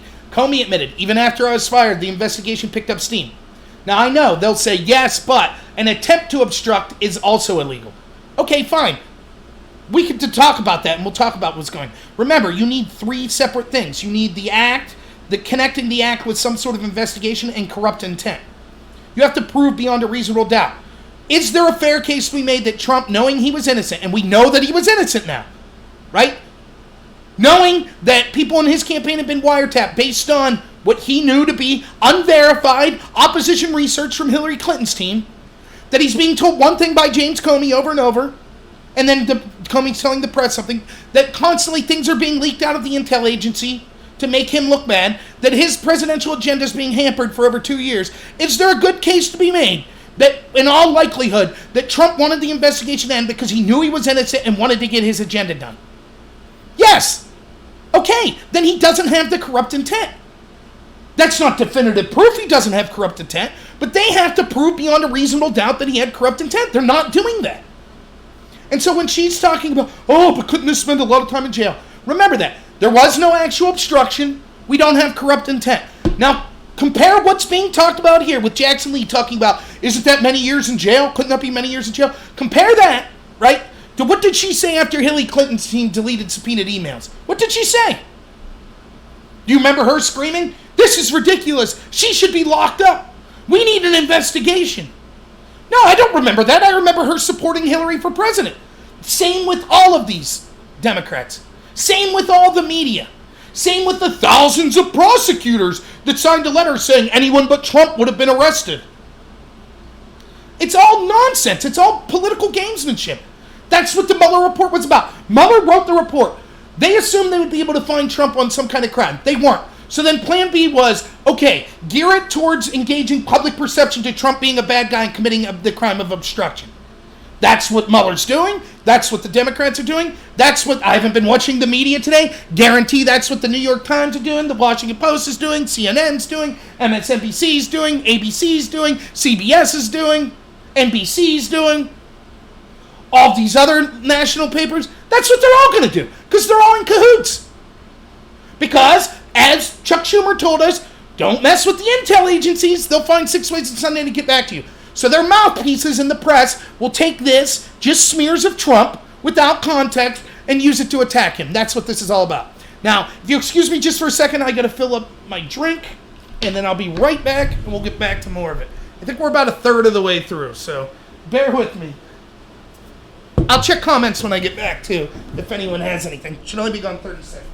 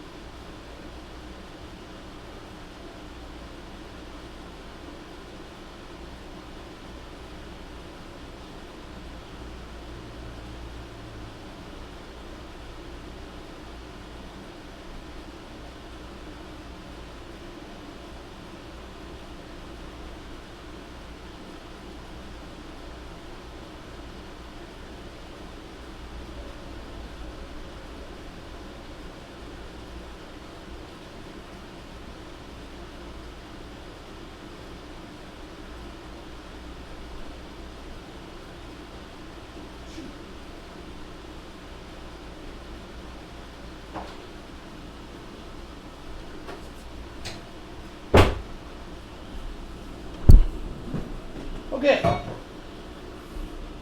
Back. Check the comments real quick.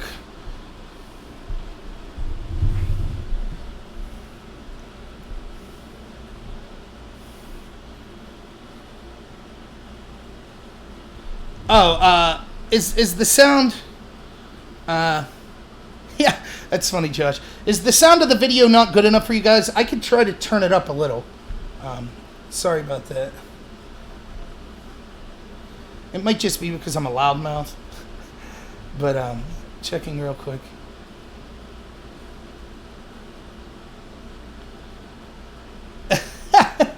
Okay, we'll get back to it. Because there's a lot to get through, and most of the good stuff's yet to come. So, moving on, we're now going to a Republican. Thank you very much, Mr. Chairman. Let me begin by reading the special counsel regulations by which you were appointed. It reads, quote, at the conclusion of the special counsel's work, he or she shall provide the Attorney General with a confidential report explaining the prosecution or declination's decisions reached by the special counsel. Is that correct? Yes. Okay. Now, when a regulation uses the word shall provide, does it mean that the individual is in fact obligated to provide what's being demanded by the regulation or statute? Meaning you don't have any wiggle room, right? I'd have to look more closely at the statute. I just read it to you. Okay. Now, volume 2, page 1, your report boldly states we determined not to make a traditional prosecutorial judgment. Is that correct? I'm trying to find that citation. Director, could you speak more directly into the microphone, please? Yes. Well, it's volume 2, page Mr. Chairman, I'm sorry. volume 2, page 1, it said we determined not to make a traditional prosecutorial judgment. Yes. That's right at the beginning. Now, since you decided under the OLC opinion that you couldn't prosecute a sitting president, being President Trump, why did we have all of this investigation of President Trump that the other side is talking about when you knew that you weren't going to prosecute him? Well, you don't know where the investigation is going to lie, and the OLC opinion itself says that you can continue the investigation even though you are not going to indict the president. Okay, well, if you're not going to indict the president, then you just continue fishing, and that's my observation. Well, Sure, my time is limited. Sure, you can indict other people, but you can't indict the sitting president, right? That's true. Okay. Now, there are 182 pages in raw evidentiary material, including hundreds of references to 302, which are interviews by the FBI, for individuals who have never been cross-examined and which did not comply with the special counsel's governing regulation to explain the prosecution or declination decisions reached. Correct? And where are you reading from on that? I'm reading from my question. Then could you repeat it? Okay. You have 182 pages of raw evidentiary material with hundreds of references to 302s who were never been cross-examined and which didn't comply with the governing regulation to explain the prosecution or declination decisions reached. This is one of those areas which I declined to discuss. Okay, then let... And I would direct you to the report itself. Okay. Well, I looked at the 182 pages of it. Let me switch gears. Mr. Chabot and I were on this committee during the Clinton impeachment. Now, while I recognize that the independent counsel statute under which Kenneth Starr operated is different from the special counsel statute, he, in a number of occasions in his report, stated that the President Clinton's actions may have risen to impeachable conduct, recognizing that it is up to the House of Representatives to determine what conduct is impeachable. You never used the term raising to impeachable conduct for any of the 10 instances that the gentleman from Texas Right. Yeah. Is it true that there's nothing in Volume 2 of the report that says that the president may have engaged in impeachable conduct? Well, we previously kept in the center of our investigation our mandate, and our mandate does not go to other ways of addressing conduct. Our mandate goes to developing the report and putting the report into the Attorney General. With all respect, it seems to me, that there are a couple of statements that you made, that said that this is not for me to decide, and the implication is that this is for this committee to decide. Now, you didn't use the word impeachable conduct like Starr did. There was no statute to prevent you from using the word impeachable conduct, and I go back to what Mr. Radcliffe said, and that is that even the president is innocent until proven guilty. My time is up. Gentleman's time has expired. The gentleman from Tennessee. Really not much going on there. I mean, he's saying basically what Radcliffe said before him, which is basically you were supposed to either decide to prosecute or to decline to prosecute. That's your mandate. You chose to do neither of those, yet you still gave us a bunch of information. Why didn't you specifically say in there, I think this is impeachable? And Mueller's just saying, well, we didn't want to make a decision about it. So there's not really anything new going on. I mean, it's slimy by Mueller. Everyone knew this was slimy. Keep in mind, what he keeps citing is the Office of Legal Counsel decision, which says that you can't prosecute a sitting president. There's debate about that. That's not cut in stone. And Barr, for example, the Attorney General, thinks that Mueller's interpretation of this is totally ridiculous. He thinks that he still would have been able to recommend charges, and then it would be up to the DOJ to say, what, we can't charge. Mueller's claim was, I didn't recommend the charges because I thought it would be unfair to recommend, and this is said in Volume 2 of the report, right at the beginning of it. He says, I feel like it'd be unfair for me to recommend charging the president knowing that there could never actually be a trial and the president wouldn't be able to clear his name. Okay, makes sense, right? Because then basically the president would be judged in the court of public opinion. So if that's Mueller's feelings, how do you explain this hearing right now? Isn't that exactly what's happening? Trump's being judged in the court of public opinion. Now, you might say, if you're really looking into this, like I am, but Mueller's not the one who decided to release this information publicly. That was Bill Barr, Attorney General Barr, who promised when he was made Attorney General that he would release this information to the public. Therefore, you can't really blame Mueller if he has all this dirt on Trump, but he wasn't the one to decide to release it public. Okay, that's a fair point, except that when Barr comes out and says, here's the conclusions, and we will be releasing the final report in 2 weeks, what does Mueller do? Writes a letter to Barr that he then leaks to the press that says, I'm unhappy with how the press is reporting this. In other words, Mueller wanted the press, he wanted Trump to be tried in the court of public opinion, which is the exact reason he gives for not deciding whether to recommend charges or not. So he's a liar. It's clear that's what this was. He didn't recommend charges because he knew they wouldn't hold up, and then Trump would be found innocent, and then it makes him look really bad. Just like the Russian trolls make him look really bad because he just asserted all through his report, oh, these Russian trolls work for Putin, they work for the Russian government. And now a federal judge has said, you need to stop saying that, Mueller, because you have zero proof of that. Zero. You just assert it. That makes Mueller look bad. So instead what you do is you say, hey, who needs the justice system when I got my friends in the media? They'll go out and spin however I want to make Trump look bad. That's what this was about for Mueller. That's what he's doing. Thank you, Mr. Chair. First, I'd just like to restate that Mr. Adler said about your career. It's a model of rectitude, and I thank you. Based upon your... By the way, it's not. Okay? And let me just say, I'm someone who's a Republican, and I know Mueller was there after 9/11 and with Bush and everything. It's not. The FBI has a history of stonewalling oversight of it. It never gives up information to people that are looking for Freedom of Information Act requests or House oversight committees. They're involved in unethical things all the time. We're constantly lied to by the intel community. Mueller was there when the Uranium One scandal was going on, which nothing was done about. He personally took uranium to Russians so they can analyze it. Now, I don't know all the ins and outs of that. I don't think it was like he took buckets of it. It was just a sample. But nonetheless, so... just so you know, this idea that, Mueller never did anything, he's just this upstanding guy. That's not true. But you can say that with almost everyone that's been heading the FBI. There's all kinds of shady stuff that goes on there. So I like this glad handing everyone gives, but I'm just saying, don't take it at face value. Investigation. How did President Trump react to your appointment as special counsel? I'm going to send you the report for that statement.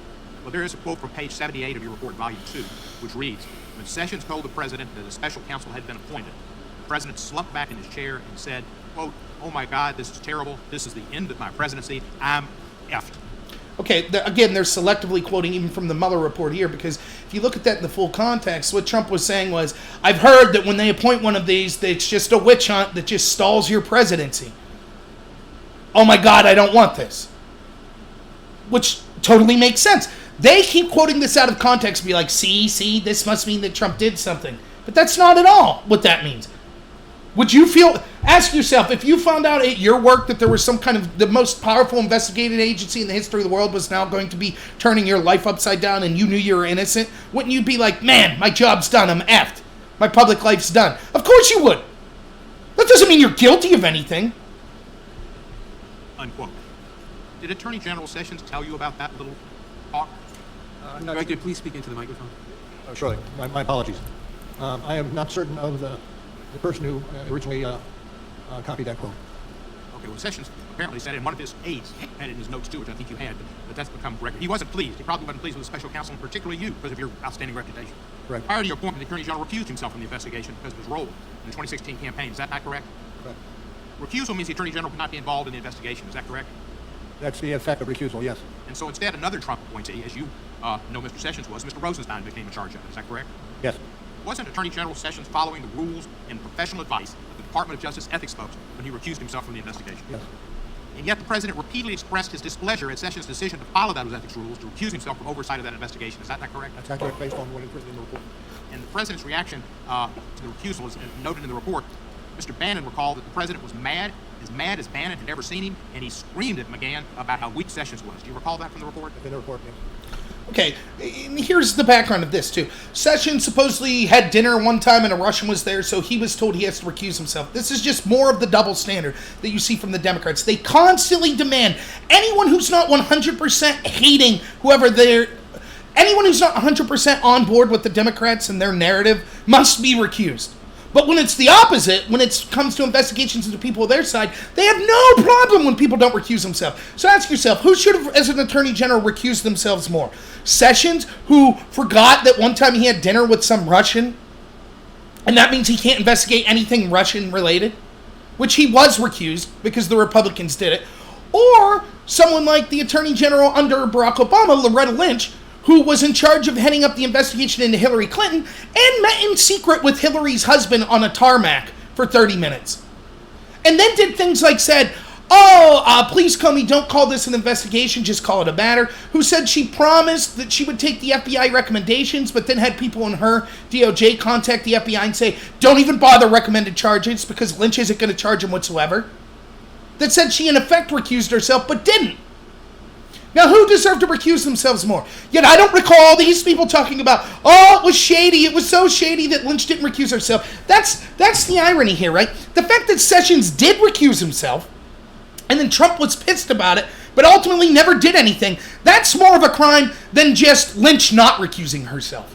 That's how absurd these Democrats are. So if Sessions would have just been like, hey, I'm not going to give in to you Democrats. Nah, I'm not recusing myself. Okay, that's it. Of course not. They would have been on TV every day with their media and said, this is absurd. How can Sessions not recuse himself? He talked to a Russian once. This is ridiculous. Meanwhile, Rod Rosenstein then takes over as the deputy AG, okay? He takes over. He's the one who writes the memo to fire Comey, okay? So Trump fires Comey. Then Rosenstein's the one who says, boy, that's weird that Trump fired Comey based on my recommendation. I guess I better appoint a special prosecutor to look into Trump now. I know, I'll appoint Comey's mentor and best friend, Bob Mueller. Now, why wasn't Rosenstein forced to recuse himself? Well, the Democrats didn't mind that, because Rosenstein's running around saying he wants Trump removed from office. He's going to wear a wire to prove that Trump's crazy to get him removed from office. So the Democrats have no problem with that. So the Democrats are only concerned about recusals when they think they think they can't get their person in there that hates Trump. It's nonsense. Despite knowing that Attorney General Sessions was not supposed to be involved in the investigation, the president still tried to get the Attorney General to unrecuse himself after you were appointed special counsel. Is that correct? Yes. In fact, your investigation found that at some point after your appointment, quote, the president called Sessions at his home and asked if he would unrecuse himself. Is that not true? True. Now, that wasn't the first time the president asked Sessions to unrecuse himself, was it? I know there were at least 2 occasions. And one of them was with Flynn, and one of them was when Sessions and McGahn flew to Mar-a-Lago to meet with the president. Sessions recalled that the president pulled him aside to speak alone and suggested he should do this unrecusal act. Correct? Correct. And then when Michael Flynn, a few days after Flynn entered a guilty plea for lying to federal agents and indicated his intent to cooperate with that investigation, Trump asked to speak to Sessions alone again in the Oval Office and again asked Sessions to unrecuse himself. True? I refer you to the report for that. Page 109, Volume 2. Thank you, sir. Do you know of any point when the president personally expressed anger or frustrations at Sessions? I'd have to pass on that. You recall, and I think it's at page 78 of Volume 2, the president told Sessions, you were supposed to protect me. You were supposed to protect me, or words to that effect. Correct. And is the Attorney General supposed to be the Attorney General of the United States of America or the consigliere for the president? The United States of America. That's funny. I don't remember him asking that question under Loretta Lynch, right? Or Eric Holder, who said, I'm Obama's wingman. Always the double standard. Always. You know, and I am someone, this is something that you have this argument internally with Republicans. I'm someone who says that I won't sink to their level. That I think that I want justice to be served. I want things to be done the right way. But there are a lot of Republicans that are like, we're sick and tired of it. We watch every attorney general under a Democrat be their wingman, cover up crimes for them, cover up things like Fast and the Furious, cover up the Hillary investigation, refuse to recuse themselves for anything. And then when we get in, that's all they do is say, oh, that's not fair. You have someone that's operating as your wingman. That's not right. And so they say what's good for the goose is good for the gander. I disagree. I still say that we should try to hold to a higher standard. But I'm not going to listen to these hypocrites. Isn't it true that the Attorney General is supposed to be for all the U.S., not a consigliere to the president? That's funny. Where were you when Lynch refused to recuse herself when she was meeting with Bill Clinton on the tarmac? Thank you, sir. In fact, you wrote in your report that the president repeatedly sought to convince Sessions to unrecuse himself so Sessions could supervise the investigation in a way that would restrict its scope. Is that correct? I rely on the report. How could Sessions have restricted the scope of your investigation? Well, I'm not going to speculate. Obviously, if he took over as Attorney General, he would have greater latitude in his actions that would enable him to do things that otherwise he could not. On page 113, you said the president believed that an unrecused Attorney General would play a protective role that could shield the president from the ongoing investigation. Regardless of all that, I want to thank you, Director Mueller, for your life of rectitude and service to our country. It's clear from your report and the evidence that the president wanted former Attorney General Sessions to violate the Justice Department ethics rules by taking over your investigation and improperly interfering with it to protect himself and his campaign. Your findings are so important because in America, nobody is above the law. Nobody's above the law. Where was he when Hillary Clinton deleted subpoenaed evidence and committed obstruction of justice? Silent. Liar. Hypocrite. Another one.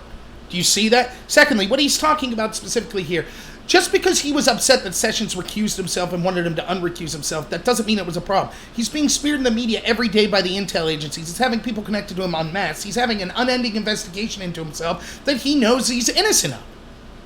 So he did not have corrupt motive to say, Sessions, can you get in there and rein this in and make sure it comes to a speedy end? That's not corruption. Had he said, get in there and I committed a crime and make sure that crime's not found out, yeah, that's corrupt obstruction of justice. That's corrupt intent. But that's not what happened. There's no evidence of it. There's evidence that Trump was furious, as he should have been, that Sessions recused himself from this because Sessions didn't do anything wrong.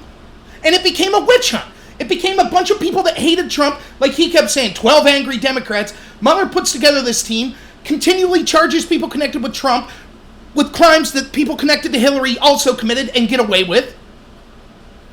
And did things like deleting iPhones, obstructing Page's messages. All this stuff's coming to light and Trump's rightfully angry. Wouldn't you be?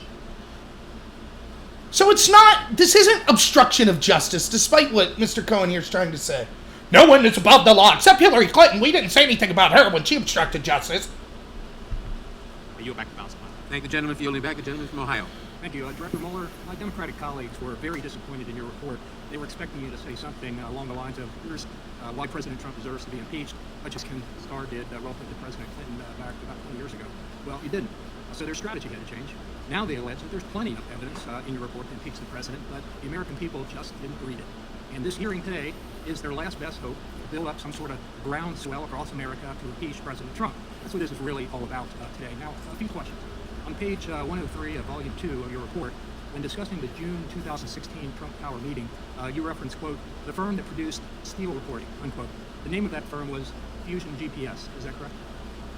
And you're on page 103? 103, that's correct, Volume 2.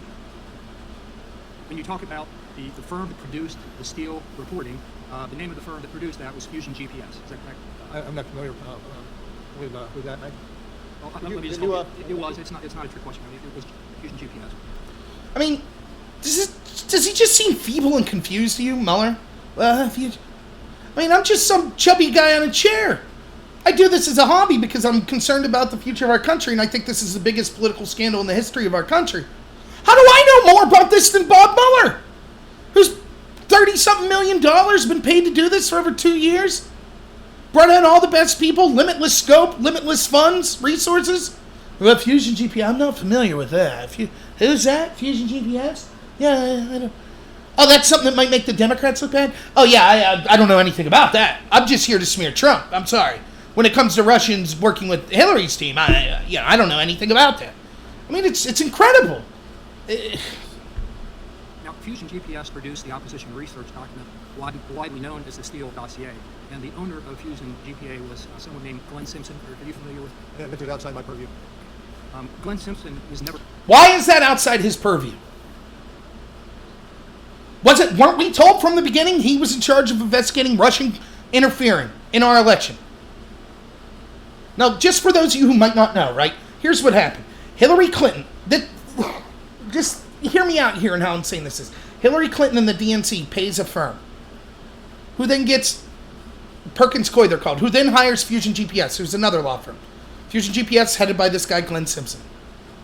Glenn Simpson then hires a former British spy by the name of Christopher Steele, who gets dirt on Trump from Kremlin officials that is trying to prove that Trump got dirt on Hillary from Kremlin officials.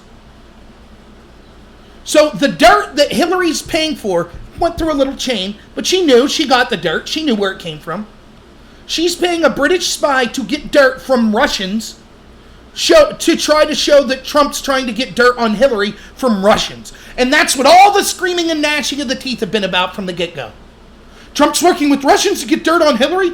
Trump Tower meeting, it was to try to get dirt on Hillary. That's illegal. That's corrupt. I know how we'll prove that. We, the Democrats, will pay Russians to get dirt on Trump. You can't make this stuff up.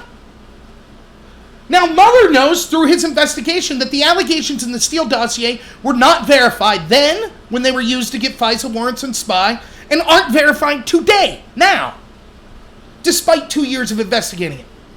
He also knows that Christopher Steele claims his sources were Russian agents.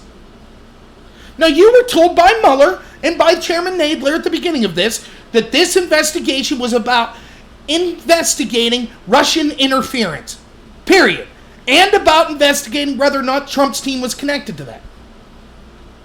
Now, why wasn't the number one piece of Russian interference the Steele dossier that was sourced by Kremlin officials? Why is that outside of Bob Mueller's purview? It gets even crazier, though. Let's go on. Mentioned in the 448-page Mueller report, was it? This is not, as I say, it's outside my purview and being handled in the department by others. He was not.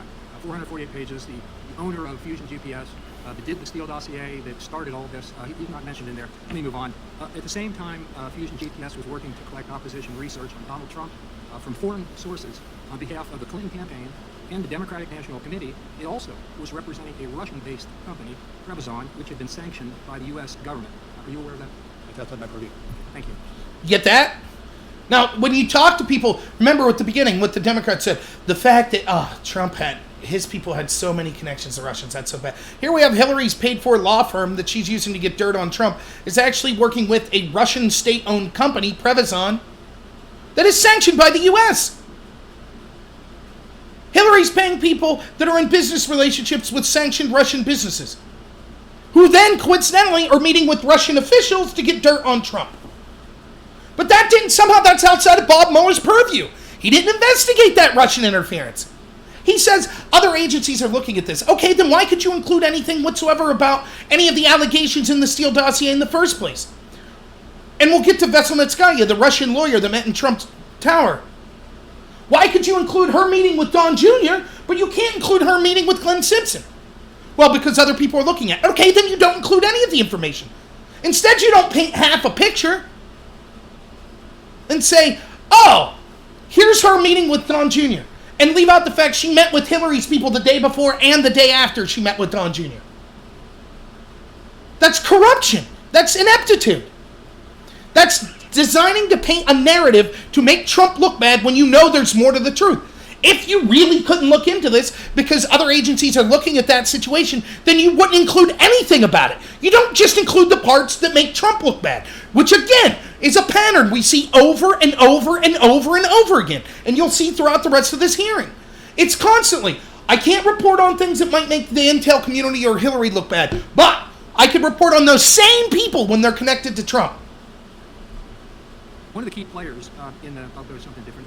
One of the key players in the June 2016 Trump Tower meeting was Natalia Wisniewska, who you described in your report as a Russian attorney who advocated for the repeal of the Magnitsky Act. Wisniewska had been working with none other than Glenn Simpson and Fusion GPS since at least early 2014. Are you aware of that? Outside my purview.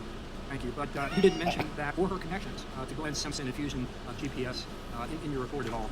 Let me move on. Now, NBC News has reported the following. Quote, Russian lawyer Natalia Wisniewska says she first received supposedly incriminating information she brought to Trump Tower describing alleged tax evasion and donation to Democrats, none other than Glenn Simpson, the Fusion GPS owner. You didn't include that in the report, and I assume you're saying The matter being handled by others at the Department of Justice. Thank you.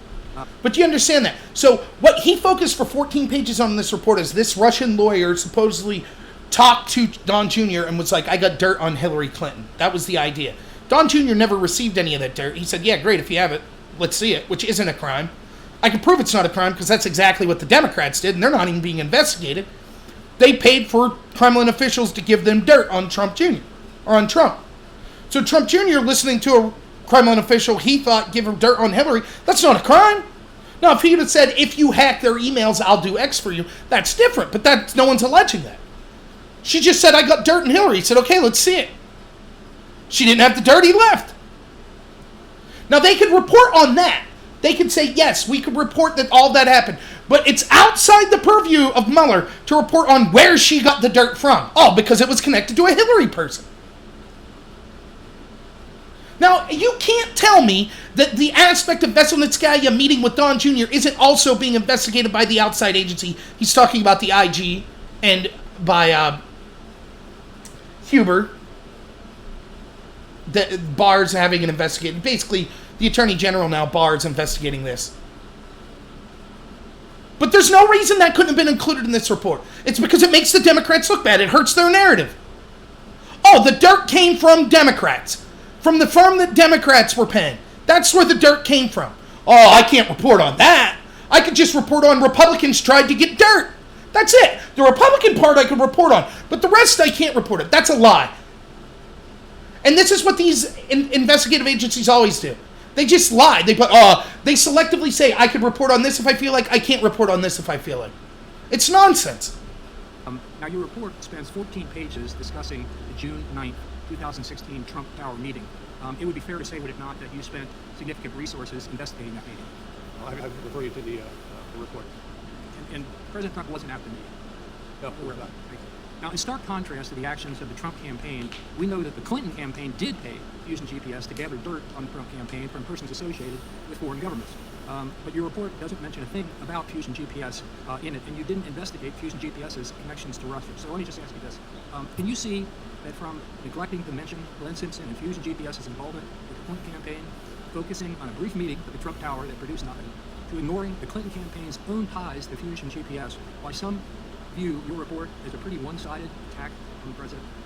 I tell you, it's still outside my purview. All right. And I would just note finally that I guess it's just by chance, by coincidence, that the things left out of the report tended to be favorable to the president. All right, my time's expired. Right. I mean, it was good what he was talking about. He could have hammered down more on it. It wasn't just that Fusion GPS had a relationship with Russians. It was that the dossier they got was sourced by Kremlin officials. That is not outside the purview of looking into Russian interference. If that's the argument they're making, then we can conclusively admit that Bob Mueller only investigated half of Russian interference, and we need an immediate special counsel and special prosecutor right now to investigate the Democrats' connections, people like Glenn Simpson, people like the DNC, their connections to Russians. Because it is quite clear that Bob Mueller didn't do it. He didn't do any of those investigations. So let's have a special counsel. Let's go on for 2 years. Let's raid offices. Let's raid Hillary's lawyer's office in the middle of the night. Let's charge them with crimes from 7-8 years ago. That's what they did to Trump, remember? Let's do like the judge in Manafort's case said.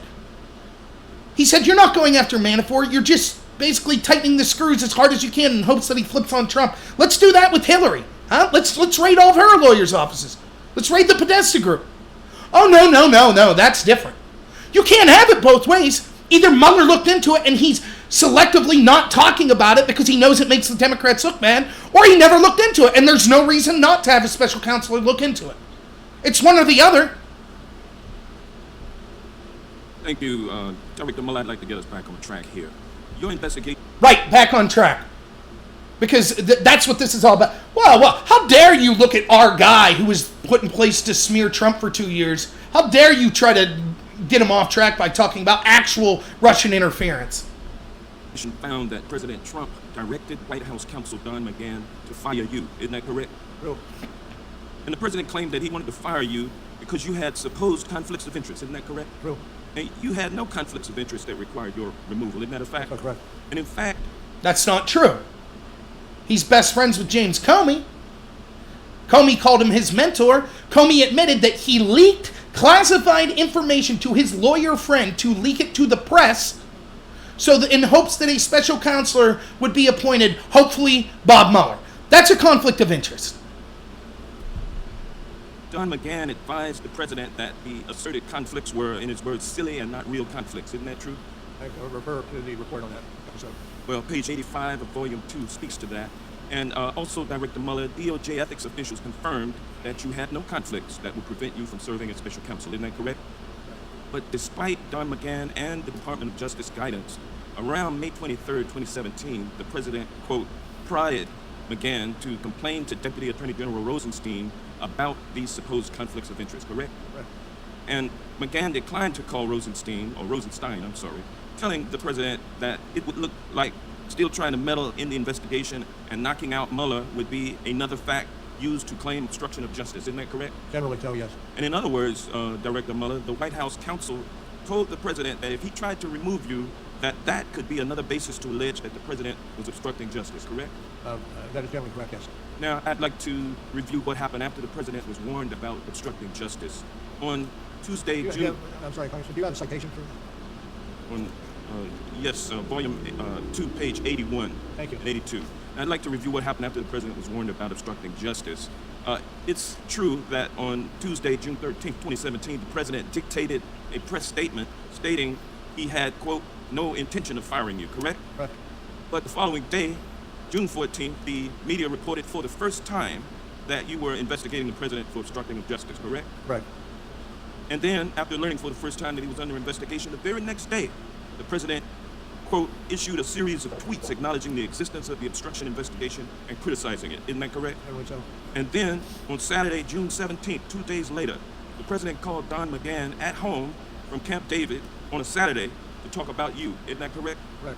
What was the significant about that first weekend phone call that Don McGahn took from President Trump? I'm going to ask you to rely on what we wrote about that. Well, you wrote in your report that on at page 85, volume 2, that on Saturday, June 17, 2017, the president called McGahn at home to have the special counsel removed.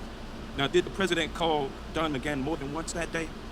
I think it was 2 calls. Sorry about that. On page 85 of your report, you wrote, quote, on the first call, McGahn recalled that the president said something like, quote, you got to do this, you got to call Rod, correct? Correct. And your investigation and report found that Don McGahn was perturbed, to use your words, by the president's request to call Rod Rosenstein to fire him. Isn't that correct? Well, there was a continuous involvement of Don McGahn responding to the president's entreaties. And he did not want to put himself in the middle of that. He did not want to have a role in asking the Attorney General to fire the special counsel, correct? I would, again, refer you to the report and the way it is characterized in the report. Thank you. At volume 2, page 85, it states that he didn't want to have the Attorney General, he didn't want to have a role in trying to fire the Attorney General. So at this point, I will go back. Okay. Thank you, Mr. Chairman. So, not very impressed. He's basically just saying this. This is one of the allegations of obstruction, that basically Trump was furious because he thought that Mueller had a conflict of interest, and so he told his lawyer, hey, get someone to fire Mueller. And Trump's lawyer was like, this would look really bad, and it'll basically make you look guilty, and people say it's obstruction of justice. And then a couple days go by, and Trump's like, yeah, but I really want you to fire him. And McGahn's like, nah, I'm not going to do it. And no one got fired, but they're saying that's obstruction. Now, they are correct that you don't have to actually obstruct to actually be charged with the crime. So in other words, an attempted obstruction, even unsuccessful, can still be charged with the crime. But here's what they're not telling you. Rarely is that charged, and it's even more rare when the underlying crime that someone's being accused of never happened in the first place. So Trump never did collude with Russians. Hence, the underlying crime wasn't there. And he never did actually fire Mueller. So they're grasping at straws, in other words. Now, ask yourself. They'll say, yes, this is obstruction. Ask yourself with that gentleman. Do you remember that gentleman when Hillary Clinton's team deleted subpoenaed emails? Do you remember him talking about how no one was above the law and that she should be charged with obstruction of justice? I don't remember that. I remember all these Democrats supporting her for president. I don't remember them complaining about how serious obstruction was. So remember, what they want you to believe in this instance is Trump talking to McGahn about wanting Mueller gone, and it never actually happening, never coming to fruition. That's more of an obstruction of justice case than Hillary Clinton's team getting a subpoena from Congress saying, we want these 30,000 emails, them taking that subpoena and saying, okay, now delete those 30,000 emails, and then deleting them. They didn't think that was obstruction, but they think Trump talking to McGahn was obstruction. And again, in order for it to be obstruction under Trump, you have to prove corrupt intent. If he thought there was legitimately a conflict of interest, or he thought that this was really a witch hunt, then it's not corrupt intent. And I've already gone over each case that they talk about. They have to prove corrupt intent, which they're not going to be able to prove, because it is a very reasonable claim that as an innocent person who was president, whose presidential agenda is being stymied, who's getting dirt leaked to the press every day, who's getting people unmasked to make him look bad when he knows he's innocent, that he wants it to end. That's not corrupt intent. So no matter how much they talk here, they don't have it. They're hypocrites. They didn't say anything in a much clearer case with Hillary Clinton, and they can't prove that this was corrupt intent. And let's not forget, the underlying crime was never committed by Trump, and there was, according to Mueller's own words and Comey, obstruction never did take place. They were able to finish their investigation unhindered. Mr. Mueller, well, first, let me ask you unanimous consent, Mr. Chairman, to submit this article, Robert Mueller Unmasked, for the record. Without objection. Now, Mr. Mueller, who wrote the 9-minute comments you read at your May 29th press conference? I'm not going to do that. Okay, so that's what I thought. You didn't write it. Yeah, it's actually a good point. And you'll see this coming up as a theme more throughout, where Mueller won't admit. So you have, like, he weasels out, he says, like, oh, there's other investigations going on, so I can't talk about the Steele dossier or Glenn Simpson or any time any Russian had any connection to any Democrat or any intel person. Can't talk about any of that. Okay, fine. Let's talk about your behavior after your report. So who wrote the speech that you gave? I can't talk about that. When did you know that you weren't going to charge anyone with this collusion narrative? I can't talk about that. That's garbage. Of course he can talk about it. He came out and he released statements. He should be able to tell us whether or not he wrote that statement or not. Why would you be unable to talk about that? This isn't hindering another investigation. You gave a speech on May 28th. Who wrote the speech? I can't talk about it. And Gomer's right. Okay, it wasn't you then. And it seems quite clear here. Mueller doesn't seem like the sharpest tack, does he? Seems a little bit confused. So it's no surprising that the 14 Democrats that he hired that hate Trump, they're probably in charge of most of the investigation. Mueller was just the figurehead. 2013 puff piece in the Washingtonian about Comey said basically when Comey called, you drop everything you were doing. It gave examples. You're having dinner with your wife and daughter. Comey calls, you drop everything and go. The article quoted Comey as saying if a train were coming down the track, and I quote, at least Bob Mueller will be standing on the tracks with me. You and James Comey have been good friends, or were good friends for many years, correct? We were business associates. We both started off in the Justice Department about You were good friends. You can work together and not be friends, but you and Comey were friends. We were friends. That's my question. Thank you for getting to the answer. Now, before you were appointed as special counsel, had you talked to James Comey in the preceding 6 months? No. When you were appointed as special counsel, was President Trump's firing of Comey something you anticipated investigating, potentially obstruction of justice? I'm not going to get into that. I've got internal deliberations in the Justice Department. Actually, it goes to your credibility, and maybe you've been away from the courtroom for a while. Credibility is always relevant. It's always material, and that goes for you, too. You're a witness before us. Let me ask you, when you talked to President Trump the day before he appointed, or you were appointed as special counsel, you were talking to him about the FBI director position again. Did he mention the firing of James Comey? Not as a candidate. Did he mention the firing of James Comey in your discussion with him? Not remember. Pardon? I not remember. I don't believe so. I'm not going to be. You don't remember. But if he did, you could have been a fact witness as to the president's comments and state of mind on firing James Comey. I suppose that's possible. Yeah. So most prosecutors want to make sure there's no appearance of impropriety. But in your case, you hired a bunch of people that did not like the president. Let me ask you, when did you first... Now, see, do you see the importance of what they're asking? So Comey's someone who's going to be involved in this investigation. Now, he in a different way now, because we're now going to be investigating whether or not Comey actually leaked classified information, engaged in improper behavior. Because that's not something that anyone was interested to do. Bob Mueller wasn't interested in that, clearly, as Comey was his friend. But now we're going to get to the bottom of that. But even back then, even when Mueller was appointed, one of the two things, remember, Mueller's appointed for two reasons. First and most principally to look into Russian investigation or interference efforts. That's what the FBI was already investigating under Comey. Russian interference. So that's number one, to continue that investigation. And second, it's to investigate whether or not Trump or anyone connected to him was connected to that or committed obstruction of justice. That's what he was looking at. One of the key factors of obstruction of justice was the firing of James Comey. That means Comey's going to be a material witness. It is clear that Comey wants to bring the hammer down on Trump. That's why he leaked information to the press, etc. That means that Mueller, who's best friends with one of the key material witnesses, should have had to recuse himself. It goes to his credibility. But he's like, no, I'm not going to talk about it. Not going to talk about it. Did you talk to Rosenstein about a special counsel? No, I'm not going to talk about it. Why? What are you hiding? Now, we'll go on to now hear about why did you only appoint people that hate Trump? First learned of Peter Strzok's animus toward Donald Trump. In the summer of 2017. You didn't know before he was hired? I'm sorry, what? You didn't know before he was hired for your team? No what? Peter Strzok hated Trump. You didn't know that before he was made part of your team. Is that what you're I saying? did not know that. All right.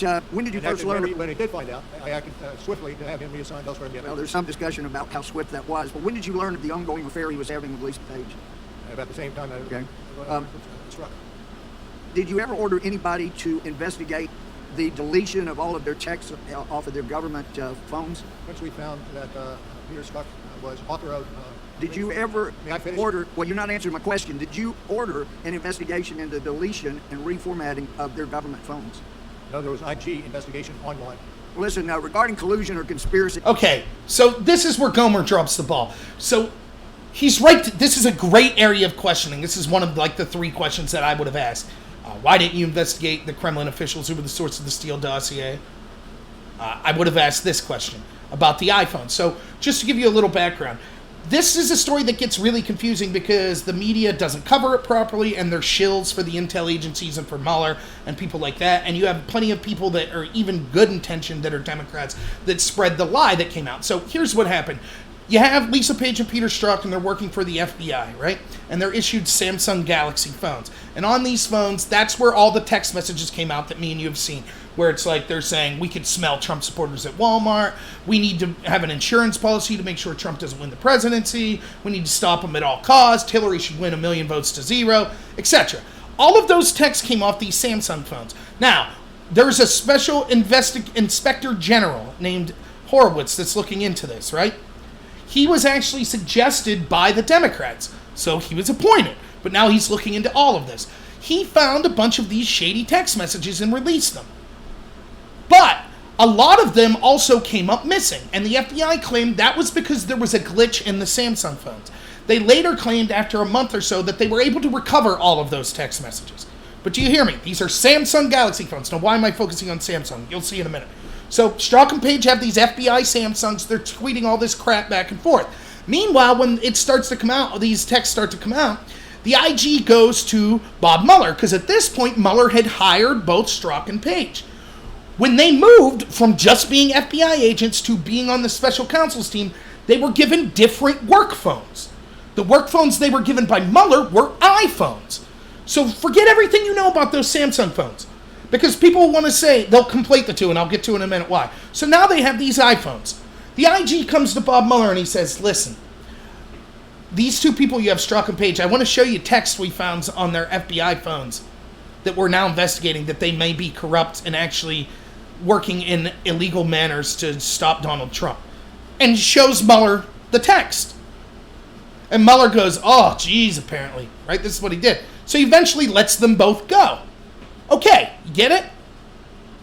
The problem is, when he lets them go, remember, Mueller was approached by the IG. The IG said, I looked at the text messages from their FBI phones. There's a lot of good evidence in here that they acted in corrupt or unethical manners.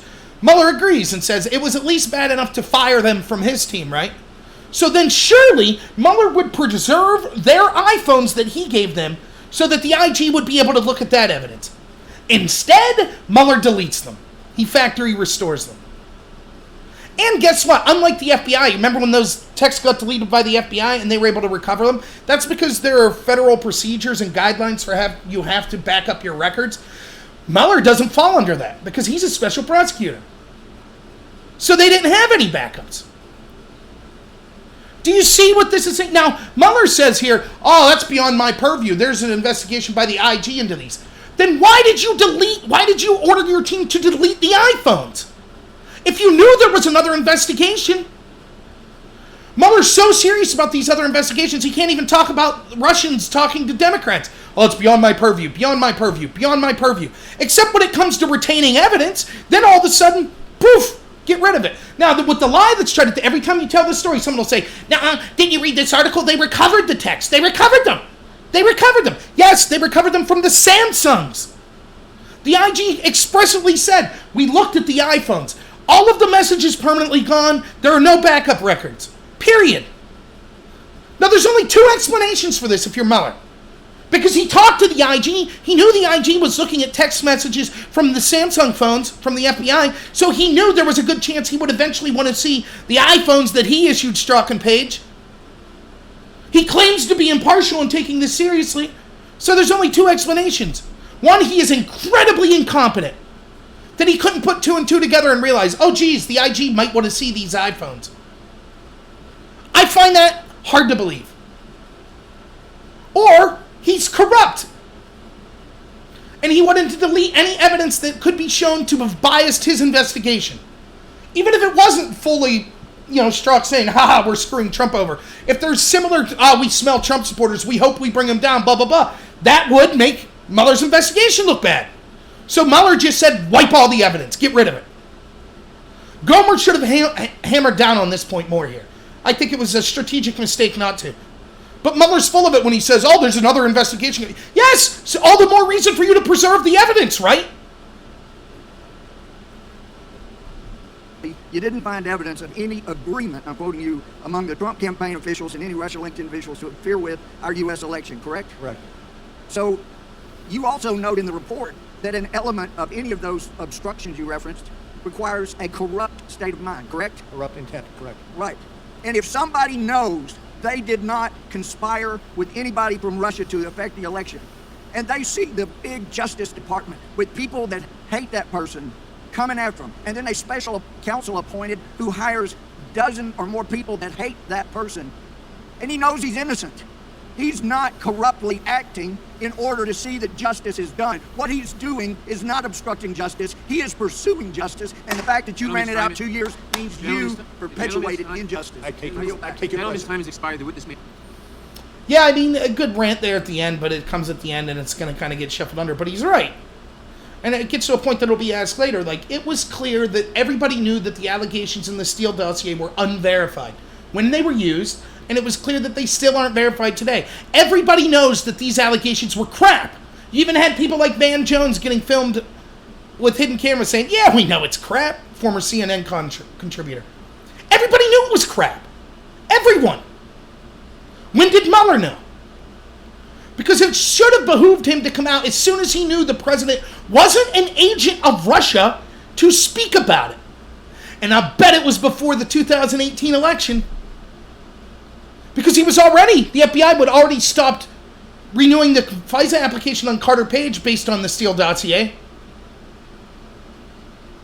But it seemed, isn't that convenient? They just stretched it out till past that 2018 election.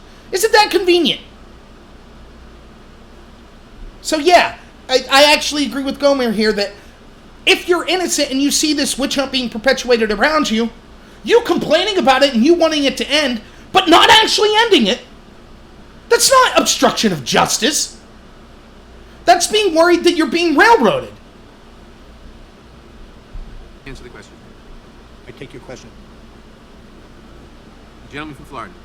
Director Mueller, I'd like to get back to your findings covering June of 2017. There was a bombshell article that reported that the President of the United States was personally under investigation for obstruction of justice. And you said in your report, on page 90, volume 2, and I quote, news of the obstruction investigation prompted the President to call McGahn and seek to have the special counsel removed, close quote.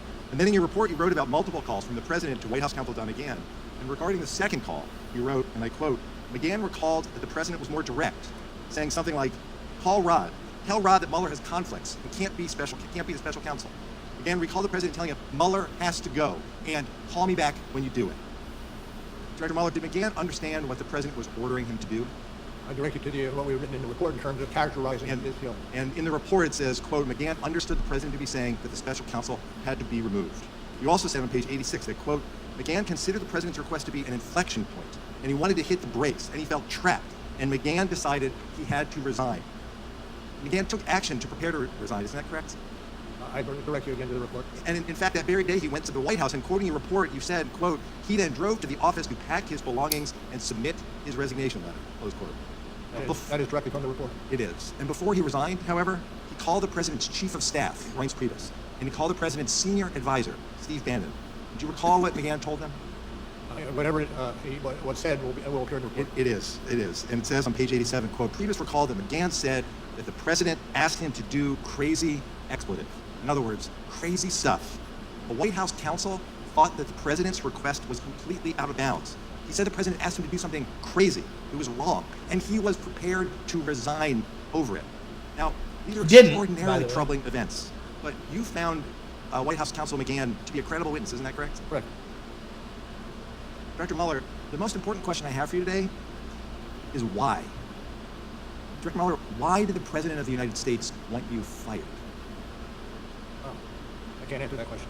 Well, on page 89 in your report, in volume 2, you said, and I quote, "Substantial evidence indicates that the President's attempts to remove the special counsel were linked to the special counsel's oversight of investigations that involve the President's conduct, and most immediately, to reports that the President was being investigated for potential obstruction of justice."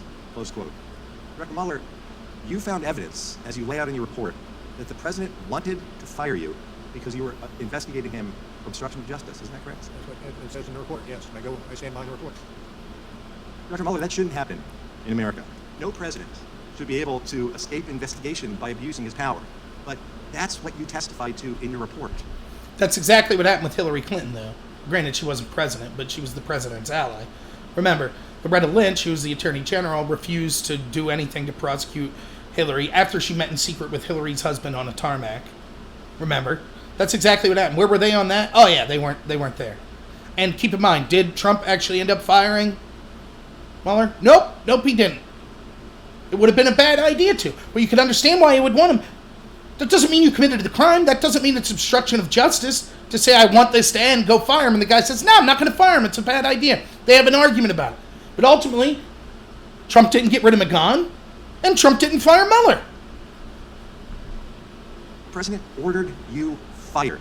The White House counsel knew it was wrong. The President knew it was wrong. In your report, it says there's also evidence the President knew he should not have made those calls to McGahn. But the President did it anyway. Anyone else who blatantly interfered with a criminal investigation like yours would be arrested and indicted on charges of obstruction of justice. Dr. Mueller, you determined that you were barred from indicting a sitting president. We've already talked about that today. That is exactly why this committee must hold the president accountable. Okay, he says any other person. I feel like I'm repeating myself, which I am. Number one, where was this guy when Hillary Clinton, a presidential candidate, deleted subpoenaed emails? Clear-cut obstruction of justice. Where were they? Any other person would be charged. Why wasn't she? More lies. Again, that doesn't prove corrupt intent. Let's say, whoever you are listening right now, let's say the FBI decides to investigate you because you're a spy for China. Now, you know that's not the case. Would you be upset that that investigation was being launched? If you were able, would you say, I want this to end, it's going to turn my life upside down? Of course! That doesn't mean you're guilty. That doesn't mean you're obstructing justice. Especially if you talk to someone and they're like, yeah, don't fire this guy, it'll be really bad. Oh, okay. It's so stupid. He didn't commit the underlying crime. He didn't do anything to impede Mueller. He talked about it. He ranted and raved. He went on Twitter. But he didn't do anything. Gentleman yields back. The gentlelady from Alabama. Director Mueller, you just said in response to two different lines of questionings that you would refer, as it relates to this firing discussion, that I would refer you to the report in the way it was characterized in the report. Importantly, the president never said fire Mueller or in the investigation, and one doesn't necessitate the other. And McGahn, in fact, did not resign. He stuck around for a year and a half. On March 24th, Attorney General Barr informed the committee that he had received the special counsel's report, and it was not until April 18th that the Attorney General released the report to Congress and the public. When you submitted your report to the Attorney General, did you deliver a redacted version of the report so that he would be able to release it to Congress and the public without delay, pursuant to his announcement of his intention to do so during his confirmation hearing? I'm not going to engage in discussion about what happened after the production of our report. Had the Attorney General asked you to provide a redacted version of the report? We worked on redacted versions together. Did he ask you for a version where the grand jury material was separated? I'm not going to get into detail. Is it your belief that an unredacted version of the report could be released to Congress or the public? That's not within my purview. In the SAR investigation of President Clinton, it was the special prosecutor who went to court to receive permission to unredact grand jury material, Rule 60 material. Why did you not take a similar action so Congress could view this material? We had a process that we were operating on with the Attorney General's office. Are you aware? Okay, so here's what she's getting to, and this is kind of a smart line of questioning. Barr was accused, keep in mind, the attorney general then that Trump ends up picking is William Barr. Barr was accused of acting corruptly and being Trump's wingman, blah, blah, blah, and he needs to be held in contempt and all this stuff. And part of the reasons was he wouldn't release unredacted material to everyone. He released a statement 2 weeks before he released the full document. This was all considered incredibly shady, even though 99.9% of it was made available to the public and to members of Congress, which legally, Barr didn't have to release any of it to anyone. But he did, because he promised he would. And so one of the things Barr said in his defense, he was like, look, the reason it took more time was Mueller's office, we told them from the get-go, send us something with the grand jury material redacted and all the redactions. That way we could quickly release it to the public and to Congress. And when they got the material, Barr says none of it was redacted, which meant they then had to get a hold of Mueller's team and be like, hey man, we asked you to redact this, why didn't you? And they were like, oh, our bad. And so then they had to go through it with Mueller's team and make all the redactions, which took a couple weeks. Now, the media blamed that on Barr. They said, Barr's terrible. Barr's holding the facts. He released these statements before he released the Mueller report itself. Yeah, he released the statements because half the Democrats and 90% of our media was basically saying Trump was a Russian asset. How much damage does that do to the country? So he came out as soon as he found out, look, it was concluded that's not true. And we can't charge or exonerate Trump from obstruction. That's what he said. The media said, you're a gross liar. Why wouldn't you release all the information? He said, I can't. I have to have this stuff redacted. They said, you should have unredacted it. They held him in contempt because he refused to unredact material. She's saying, have you ever heard of a case where the attorney general actually had to be the one to go before a grand jury and get things unredacted? Wasn't it Ken Starr, the special investigator, that did it the last time we had someone like you? And Mueller's like, oh, I'm not going to talk about that. Of course not. You don't want the media's narrative to implode, that Barr's the bad guy. It was him. And it's not even bad. It's illegal to release this grand jury testimony. But that's what she's getting to, that this the Democrat and the media narrative about Barr being the one that won't release the information is wrong. Any attorney general going to court to receive similar permission to unredact 6C material? I'm not aware of that being done. Right, it's The never attorney happened. general released the special counsel's report with minimal redactions to the public and an even lesser redacted version to Congress. Did you write the report with the expectation that it would be released publicly? No, we did not have an expectation. We read the report understanding that it was demanded by the statute and would go to the attorney general for further review. And pursuant to the special counsel regulations, who is the only party that must receive the charging decision resulting from the special counsel's investigation? With regard to the president or generally? No, generally. Attorney general? At Attorney General Barr's confirmation hearing, he made it clear that he intended to release your report to the public. Do you remember how much of your report had been written at that point? No. Were there significant changes in tone or substance of the report made after the announcement that the report would be made available to Congress and the public? Can't get into that. During the Senate testimony of Attorney General William Barr, Senator Kamala Harris asked Mr. Barr if he had looked at all the underlying evidence that the special counsel's team had gathered. He stated that he had not. So I'm going to ask you, did you personally review all of the underlying evidence gathered in your investigation? To the extent that it came through the special counsel's office, yes. Did any single member of your team review all the underlying evidence gathered during the course of your investigation? As has been recited here today, a substantial amount of work was done, whether it be search warrants or My point is there was no one member of the team that looked at everything. That's what I'm trying to get at. Okay, it's fair to say that in an investigation as comprehensive as yours, it's normal that different members of the team would have reviewed different sets of documents, and few, if anyone, would have reviewed all of the underlying. I do, yes. How many? Okay, this was another attack on Barr. Barr said, no, I didn't look at every single piece of evidence. Hundreds of thousands of pieces of evidence. Barr clearly didn't look at all that. He got Mueller's conclusions and reported the conclusions. They said, how dare you? Kamala Harris said, how dare you, Barr, make these conclusions not to charge with obstruction if you haven't looked yourself at every single piece of evidence. Well, Mueller didn't either. Neither did anyone on his team. I wonder if Kamala Harris will be outraged. Because it is humanly impossible to have one person in a 2-year time period look through all of that evidence. Impossible. Mueller had way more time than Barr did, so if Barr's guilty of negligence for jumping to conclusions without looking at all the underlying information, so's Mueller. So's everyone on Mueller's team. She just brings this up to show it's not that saying Mueller's bad for not looking at every specific piece of evidence himself. It's to show that it was a ridiculous point being made about William Barr, and everybody knew it. But the media ran with it. The Democrats ran with it. Of the approximately 500 interviews conducted by the special conference did you attend personally? Very few. On March 27, 2019, you wrote a letter to the Attorney General essentially complaining about the media coverage of your report. You wrote, and I quote, "The summary letter the department sent to Congress and released to the public late in the afternoon of March 24 did not fully capture the context, nature, and substance of this office work and conclusions. We communicated that concern to the department on the morning of March 23rd. There is now public confusion about critical aspects of the result of our investigation." Who wrote that March 27th letter? Well, I can't get into who wrote it at the internal deliberation. But you signed it. What I will say is the letter stands for itself. Okay. Why did you write a formal letter since you had already called the Attorney General to express those concerns? Can't get into that internal deliberation. Did you authorize the letter to release to the media, or was it leaked? I have no knowledge on either. Well, you went nearly 2 years without a leak. Why was this letter leaked? I can't get into it. Was this letter written and leaked for... Now, do you understand? The importance of this is, remember, Mueller's trying to take the high ground. He's going to say, oh, we couldn't charge or exonerate Trump with obstruction because we didn't want him to be tried in the court of a public opinion. And yet, then he writes this letter that then gets leaked to the press where he's basically saying, it's not fair. I don't like how the press is reporting on it. I don't like it. That's not his job. Can you imagine another prosecutor doing that?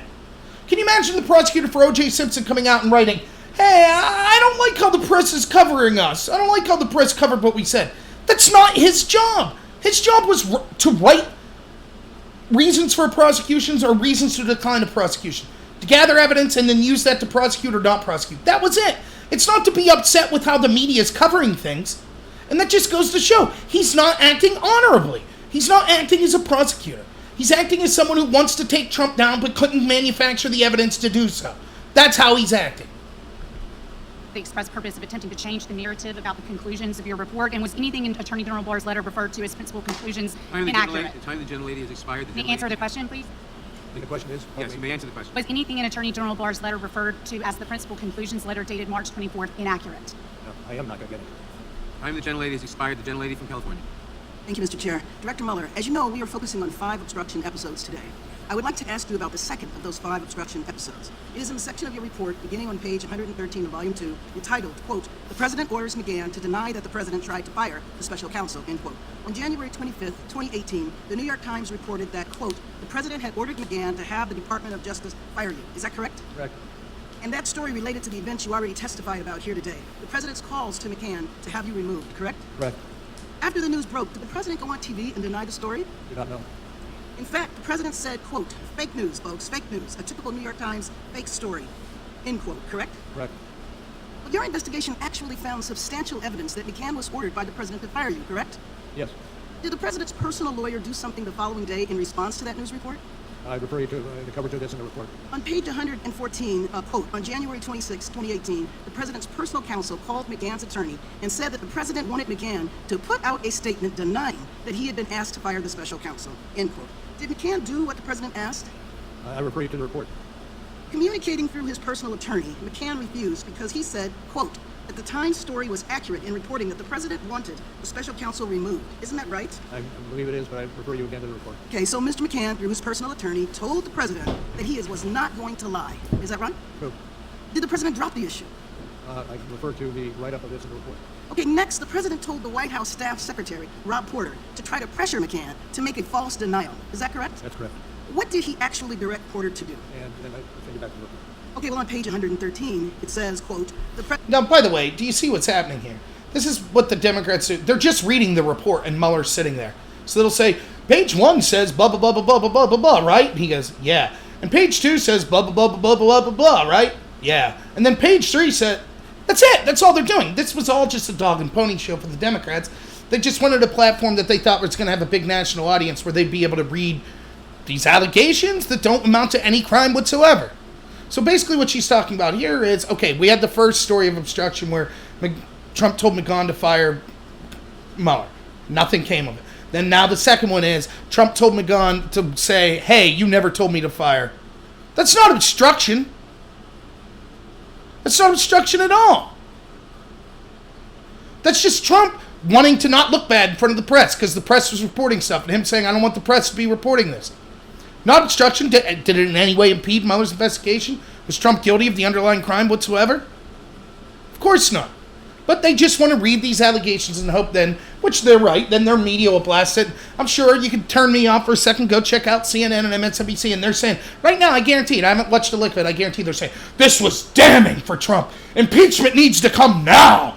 oh my God, the crimes, to see them outlined like that, it's so devastating. As if it was impossible for them to pick up this document and read it for the months it's been out now. Nope. Maybe we'll have Mueller come back for a second round so they could read more of it. Doesn't change any of the facts whatsoever. The president then directed Porter to tell McGahn to create a record to make it clear that the president never directed McGahn to fire you, end quote. Is that correct? That is as it's stated in the report. And you found, quote, the president said he wanted McGahn to write a letter to the file for our records, correct? Correct.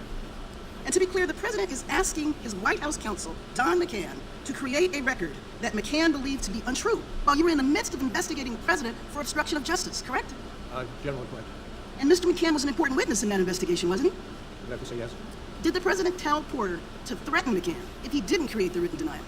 I'm referring to the write-up of it in the report. In fact, didn't the president say, quote, and this is on page 116, if he doesn't write a letter, then maybe I'll have to get rid of him, end quote. Yes. Did Porter deliver that threat? I again refer you to the discussion that's found on 115. Okay, but the president still didn't give up, did he? So the president told McGahn directly to deny that the president told him to have you fired. Can you tell me exactly what happened? I can't beyond what's in the report. Well, on page 116, it says the president met him in the Oval Office. Quote, the president began the Oval Office meeting by telling McGahn that the New York Times story didn't look good and McGahn needed to correct it. Is that correct? As it's in the report, yes. The president asked McCann whether he would do a correction, and McCann said no. Correct? That's accurate. Well, Mr. Mueller, thank you for your investigation uncovering this very disturbing evidence. My friend, Mr. Richmond, will have additional questions on the subject. However, it is clear to me, if anyone else had ordered a witness to create a false record and cover up acts that are subject of a law enforcement investigation, that person would be facing criminal charges. I yield back to you. Oh, she thinks that? Would she also think if someone ordered someone on her team to delete subpoenaed evidence that they would be facing criminal referrals? Because she didn't say that when Hillary Clinton did it, in a far clearer example. And again, this has to do with corrupt intent. Trump could say, I don't like the way the press is saying this. Can you go out and say it didn't happen, McGahn? That's not a crime. That's him not wanting to look bad in the press. Is it bad to lie to the press? Sure, but it's not a crime. If it was, Obama'd still be in jail for if you like your doctor, you could keep him. Right? It's just nonsense. Again, ask this lady. If anyone else, why didn't you say Hillary should have been charged? What was the difference? Hillary's example was much clearer. They actually physically deleted subpoenaed evidence. Where were you? Anyone else would be charged. That's funny, she wasn't. I don't remember you calling for it. Gentlelady yields back. The gentleman from Ohio. Director, the FBI interviewed Joseph Mifsud on February 10th, 2017. In that interview, Mr. Mifsud lied. I print this out on page 193, volume 1. Mifsud denied. Mifsud also falsely stated.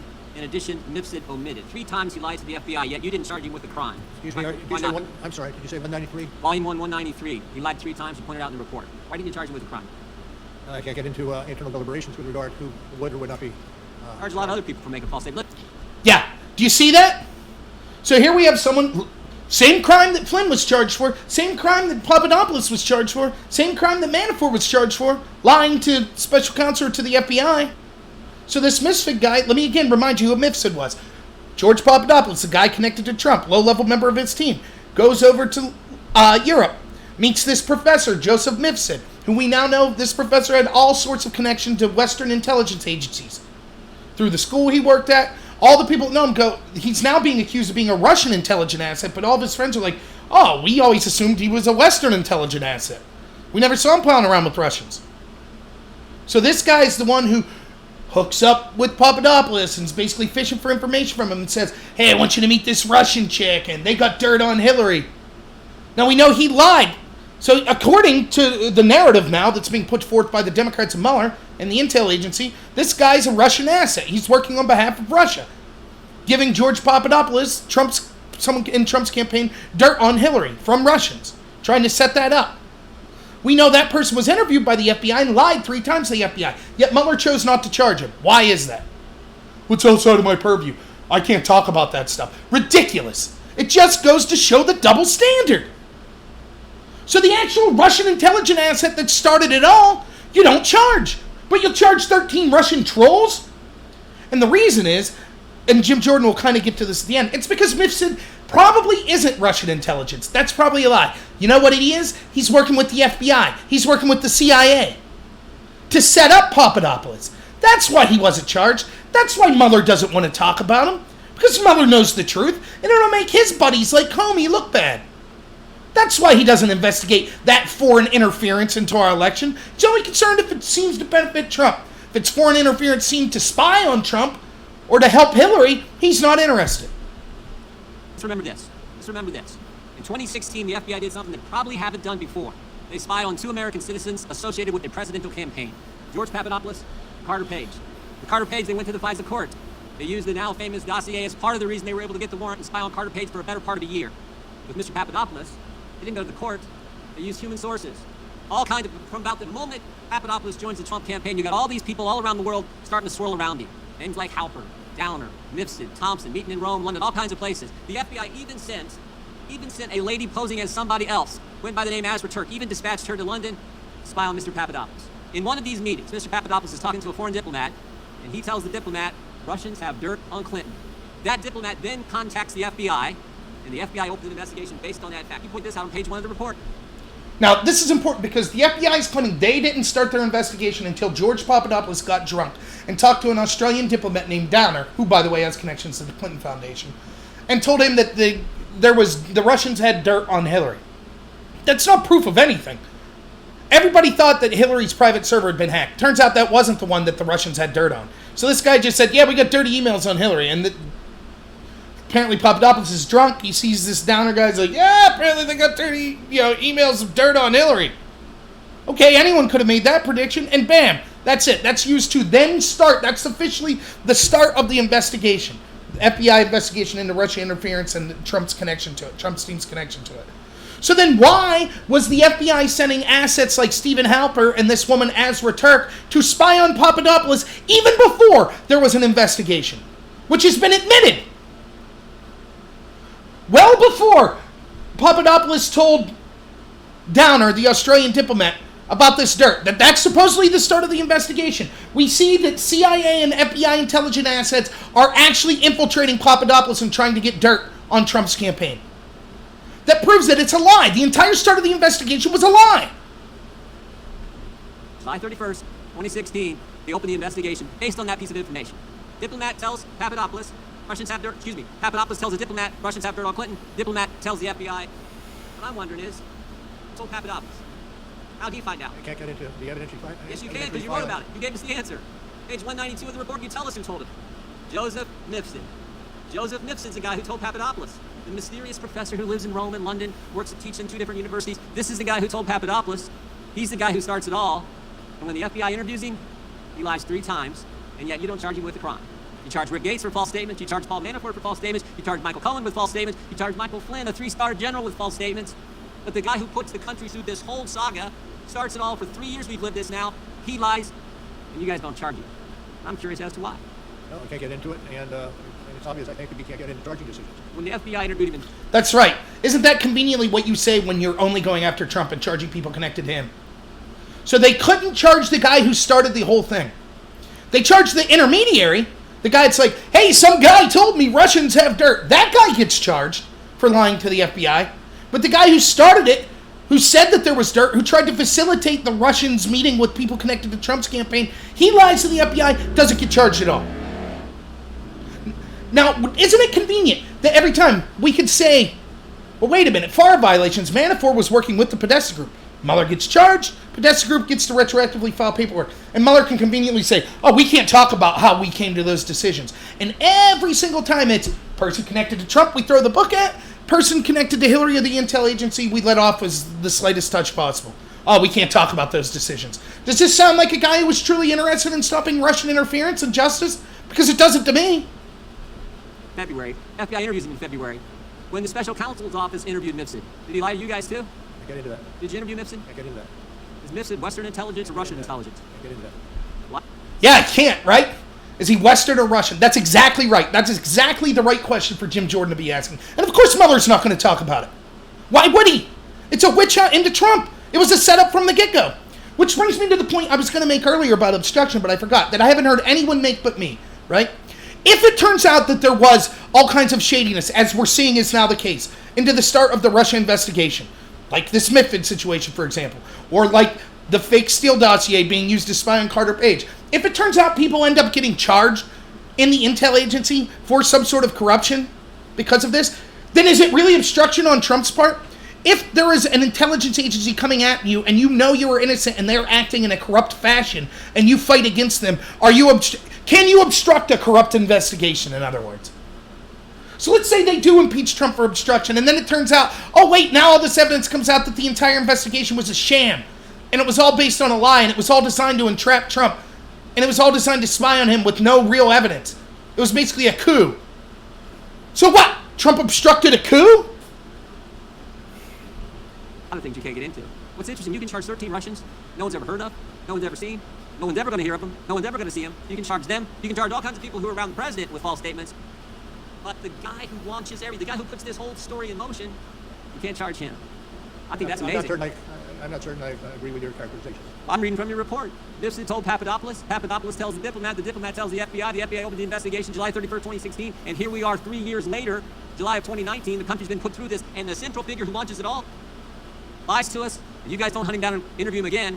And you don't charge him with the crime. Now here's the good news. Here's the good news. The president was falsely accused of conspiracy. The FBI does a 10-month investigation. James Comey, when we deposed him a year ago, told us at that point they had nothing. You do a 22-month investigation. At the end of that 22 months, you find no conspiracy. And what's the Democrats want to do? They want to keep investigating. They want to keep going. Maybe a better course of action is to figure out how the false accusation started. Maybe it's to go back and actually figure out why Joseph Nipson was lying to the FBI. And here's the good news. Here's the good news. That's exactly what Bill Barr's doing. Thank goodness for that. That's exactly what the Attorney General and Don Durham are doing. They're going to find out why we went through this three-year saga and get to the bottom of it. Time of the gentleman has expired. In a moment, we will take a... Yeah, I mean, Jim Jordan, he did better than anyone thus far. He's exactly right. And that's exactly what the Democrats are trying to avoid, because they know it's shady and they know it's crap. They know it was entrapment. They know it was a setup. They know that spies were being sent to people connected to Trump's campaign. They know that Obama's administration was doing it. They know that the intel agencies were weaponized. They knew that the dossier was unverified and was used to get a FISA warrant to spy on people connected to Trump's campaign. They know all that. That's why their media mouthpieces have out there been telling you, no, we can't look into this. You're un-American. It's hurting America if you have questions about the intel agencies. We know that's the case. That's exactly what's going on here. And the fact that Mueller's like, I can't talk about it. It's because he was never about finding justice. He was never about actually solving interference. Because he comes from a culture of these intel agencies. He's there to defend them. That's why he's there. That's what the conflict of interest was. That's what the corruption all comes from. It's not just Democrats versus Trump. It's establishment versus Trump. That's why Schumer said from the outset, don't criticize the intel agencies, they'll find 6 ways from Sunday at getting back to you. That's what's going on. And yes, the establishment Democrats are on the establishment side. And yes, Obama weaponized his intel agencies. And as bad as Hillary is and the crimes that she's committed, it pales in comparison to Barack Obama under his watch. The intel agencies being weaponized to go after his opponent, Donald Trump. A candidate for president and then actual president of the United States. If Trump would do 1/10 of what Obama did, he would be locked up. He would be said to have committed a coup. People would be calling for his head. But because it was Obama, because it was a Democrat, because it was the establishment, no problem. No problem at all. All these people are totally fine with it. They don't want to look into it. So I'm going to leave this little bit play here, and then I think it goes to an intermission. Very brief 5-minute break. First, I ask everyone in the room to please remain seated and quiet while the witness exits the room. I also want to announce to those in the audience that you may not be guaranteed your seat if you leave the hearing room at this time. Okay, I'm going to go grab a drink real quick and be right back, and then I'll check and see if there's any comments to address, and then we'll start with the second half of this.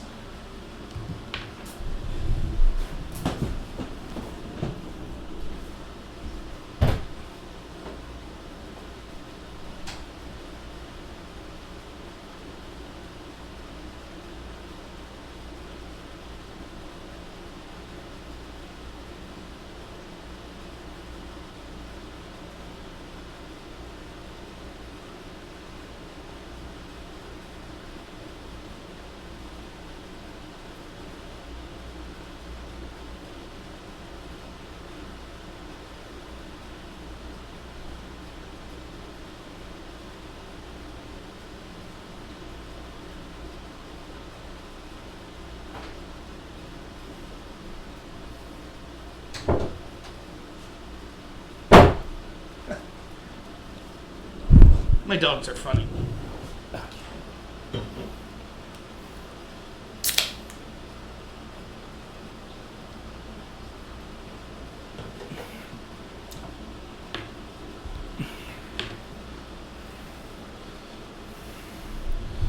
Okay.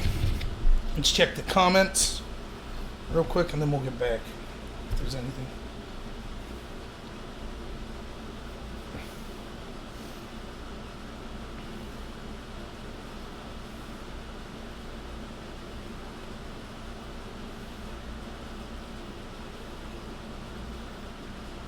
Yeah, I mean, Josh, you're absolutely right. It's not just, for me, it's not just a Republican thing.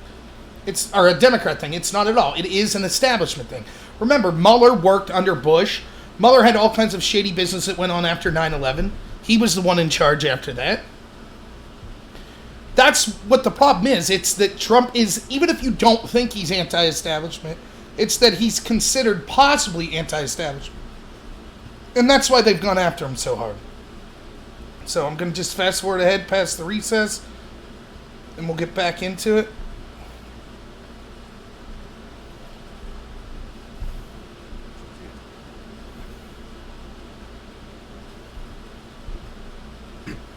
So it's accurate to say that the president knew that he was asking McGahn to deny facts that McGahn, quote, had repeatedly said were accurate, unquote. Isn't that right? Right.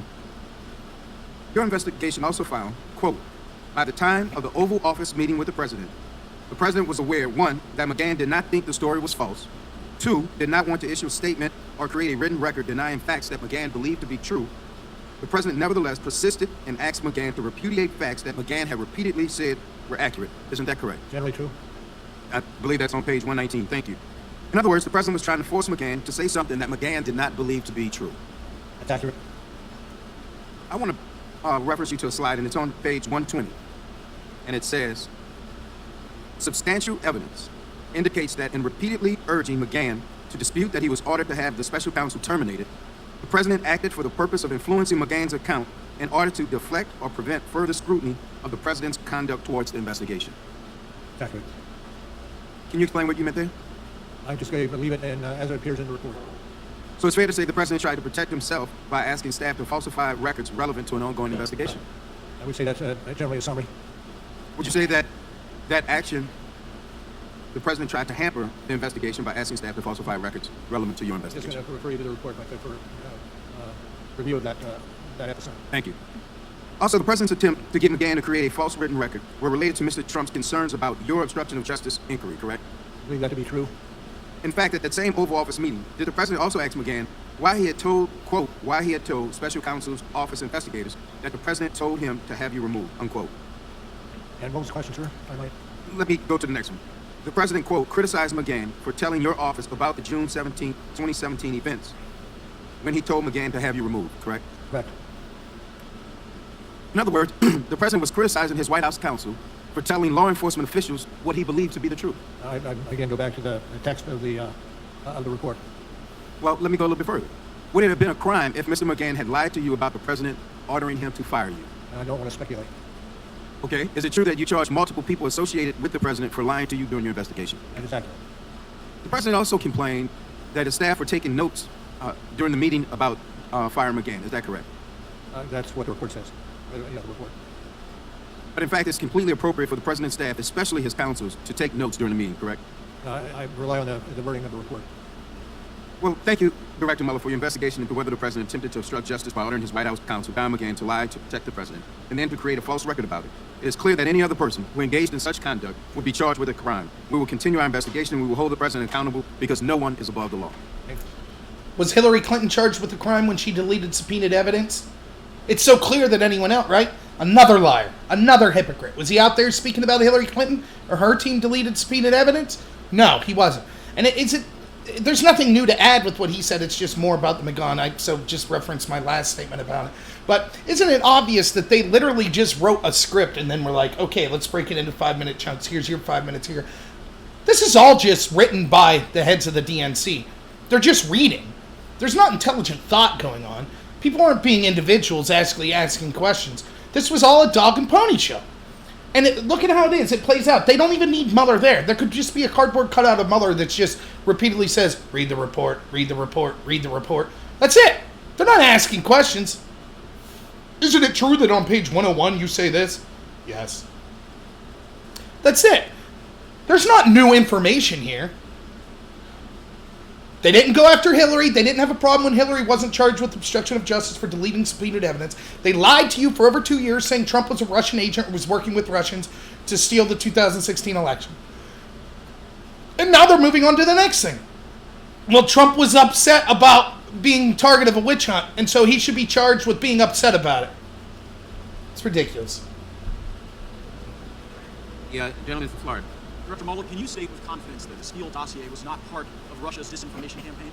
No, as I said in my opening statement, that part of the building of the case predated me, and by at least 10 months. Yeah, and Paul Manafort's alleged crimes regarding tax evasion predated you. You had no problem charging them. Matter of fact, this Steele dossier predated the Attorney General, and he didn't have any problem answering the question. When Senator Cornyn asked the Attorney General the exact question I asked you, Director, the Attorney General said, and I'm quoting, "No, I can't say that with confidence." And that's one of the areas I'm reviewing. I'm concerned about it, and I don't think it's entirely speculative. Now, if something is not entirely speculative, then it must have some factual basis, but you identify no factual basis regarding the dossier or the possibility that it was part of the Russia disinformation campaign. Now, Christopher Steele's reporting is referenced in your report. Steele reported to the FBI that senior Russian foreign ministry figures, along with other Russians, told him that there was, and I'm quoting from the Steele dossier, extensive evidence of conspiracy between the Trump campaign team and the Kremlin. So here's my question. Did Russians really tell that to Christopher Steele, or did he just make it all up and was he lying to the FBI? Let me back up a second if I could, say, as I said earlier, with regard to the Steele, that's beyond my purview.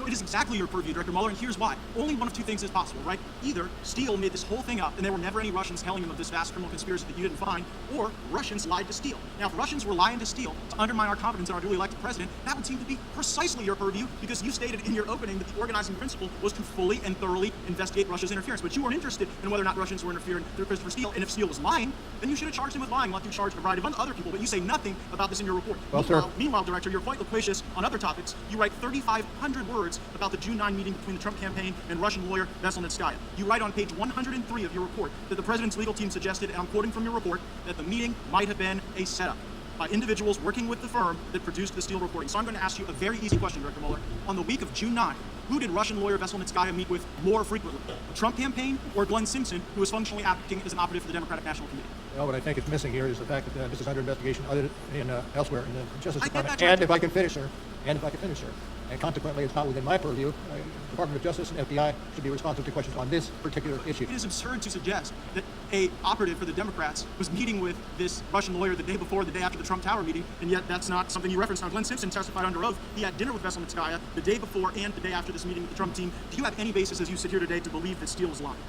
As I said before, and say again, it's not my purview. Others are investigating what you So it's not your purview to look into whether or not Steele's lying. It's not your purview to look into whether or not anti-Trump Russians are lying to Steele. And it's not your purview to look at whether or not Glenn Simpson was meeting with the Russians the day before and the day after you write 3,500 words about the Trump campaign meeting. So I'm wondering how these decisions are guided. I look at the Inspector General's report. I'm citing from page 404 of the Inspector General's report. It states, Page stated, Trump's not ever going to be president, right? Right. Strzok replied, no, he's not. We'll stop it. Also in the Inspector General's report, there's someone identified as Attorney Number 2. Attorney Number 2, this is page 419, replied, hell no, and then added, Viva la resistance. Attorney Number 2 in the Inspector General's report and Strzok both worked on your team, didn't they? Pardon me? Yes. They both worked on your team, didn't they? I heard Strzok. Who else are we talking about? Attorney Number 2 identified in the Inspector General's report.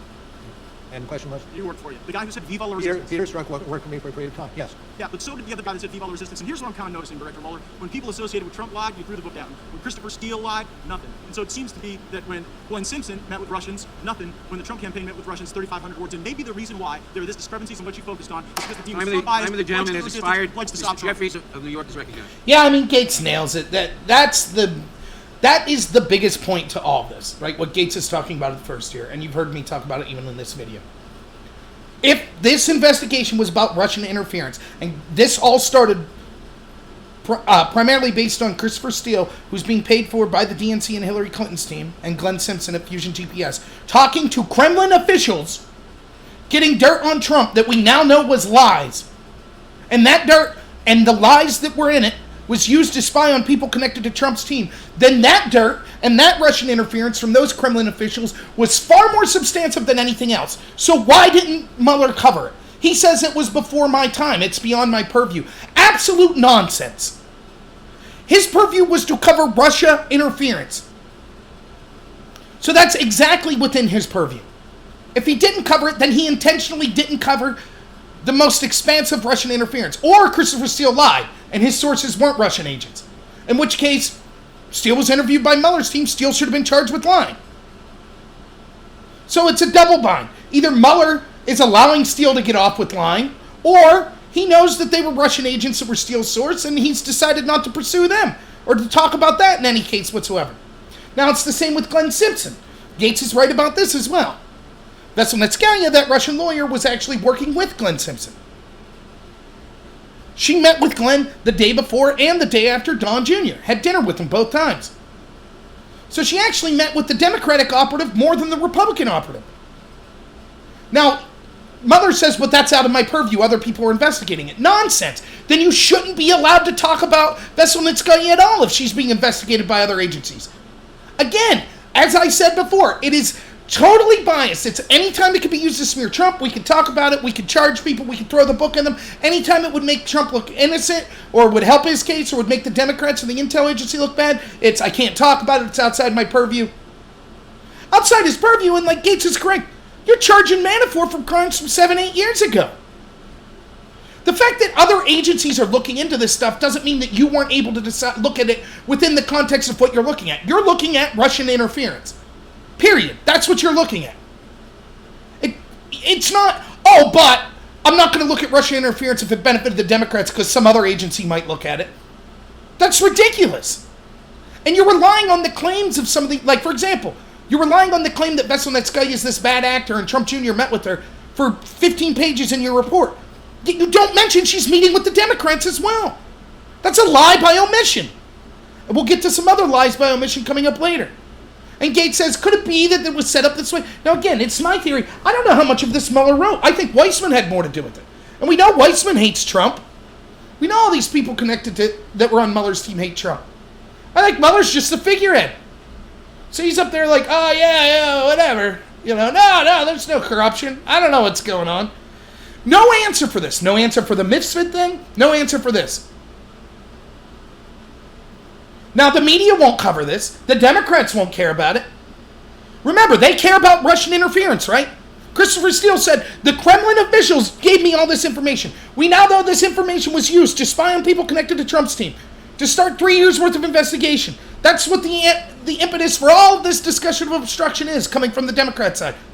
And the Democrats say, we have to get to the bottom of all this Russian interference. So here you have an example of supposed Russian interference that was a lie. And they have no interest. Because it was a lie designed to hurt Donald Trump. So they're okay with the lie. They don't care that the very guy that was supposed to be investigating Russian interference is like, nah, I couldn't look at that. Couldn't look at it at all. It was a sham investigation, period. Mueller, obstruction of justice is a serious crime that strikes at the core of an investigator's effort to find the truth, correct? Correct. The crime of obstruction of justice has 3 elements, true? True. The first element is an obstructive act, correct? Correct. An obstructive act could include taking an action that would delay or interfere with an ongoing investigation as set forth in Volume 2, page 87 and 88 of your report, true? I'm sorry, could you again repeat the question? An obstructive act could include taking an action that would delay or interfere with an ongoing investigation. That's true. Your investigation found evidence that President Trump took steps to terminate the special counsel, correct? Correct. Mr. Mueller, does ordering the termination of the head of a criminal investigation constitute an obstructive act? That would be, Let me refer you to the report. Let me refer you to page 87 and 88 of Volume 2, where you conclude the attempt to remove the special counsel would qualify as an obstructive act if it would naturally obstruct the investigation and any grand jury proceedings that might flow from the inquiry, correct? Yes, I've got that now. Thank you. Thank you. The second element of obstruction of justice is the presence of an obstructive act in connection with an official proceeding, true? True. Does the special counsel's criminal investigation into the potential wrongdoing of Donald Trump constitute an official proceeding? And that's an area which I cannot get into. Okay, President Trump tweeted on June 16, 2017, quote, I am being investigated for firing the FBI director by the man who told me to fire the FBI director, witch hunt. Good point. June 16 tweet just read was cited on page 89 in Volume 2, constitutes a public acknowledgement by President Trump that he was under criminal investigation, correct? I think generally correct. One day later, on Saturday, June 17th, President Trump called White House counsel Don McGahn at home and directed him to fire the special counsel, true? I believe to be true. I think I may have stated in response to questions. So. That is correct. President Trump told Don McGahn, quote, Mueller has to go, close quote, correct? Correct. Your report found on page 89, Volume 2, that substantial evidence indicates that by June 17th, the president knew his conduct was under investigation by a federal prosecutor who could present any evidence of federal crimes to a grand jury, true? True. The third element, second element having just been satisfied, the third element of the crime of obstruction of justice is corrupt intent, true? True. corrupt intent exists. Look at the people running the computer in the background, by the way. That's these four people. That's the people you feel bad in all this. They probably don't have an ideological motivation. They're just the ones that have to put all the speeches and this stuff together. So I think that's funny. But yeah, just in general, what he's saying here, it's just more the same as before. I'll talk a little bit about it at the end of it, but nothing new. Every Democrat speech from here on out is the exact same. So, The president acted to obstruct an official proceeding for the improper purpose of protecting his own interests, correct? That's generally correct. Thank you. The only thing I would say is we are going through the three elements of the proof of the obstruction of justice charges. And the fact of the matter is, we got. Excuse me, just 1 second. Well, thank you, Mr. Mueller. Let me move on in the interest of time. Upon learning about the appointment of the special counsel, your investigation found that Donald Trump stated to the then Attorney General, quote, "Oh my God, this is terrible. This is the end of my presidency. I'm effed." Is that correct? Correct. Is it fair to say that Donald Trump viewed the special counsel's investigation into his conduct as adverse to his own interests? I think that generally is true. The investigation found evidence, quote, that the president knew that he should not have directed Don McGahn to fire special counsel, correct? And where do you have that quote? Page 90, volume 2. There's evidence that the president knew he should not have made those calls to McGahn, close quote. I see that, yes, that's accurate. The investigation also found substantial evidence that President Trump repeatedly urged McGahn to dispute that he was ordered to have the special counsel terminated, correct? Correct. The investigation found substantial evidence that when the president ordered Don McGahn to fire the special counsel and then lie about it, Donald Trump, 1, committed an obstructive act, 2, connected to an official proceeding, 3, did so with corrupt intent. Those are the elements of obstruction of justice. This is the United States of America. No one is above the law. No one. The president must be held accountable one way or the other. Well, let me just say, if I might, I don't subscribe necessarily to your the way you analyze that. I'm not saying it's out of the ballpark, but I'm not supportive of that analytical charge. Thank you. okay, more the same. Now I want to focus on, he talks about the three places. First, you have to have an obstructive act. Second, it has to be a nexus to an ongoing investigation. So in other words, I can't obstruct something if there's not an investigation going on. So that's the first two. And the third is corrupt intent. So obstructive act could be ending an investigation. That would be obstructive and nexus to an ongoing investigation. But you still have to have the corrupt intent. And his definition of corrupt intent is this Trump saying, oh, I'm effed.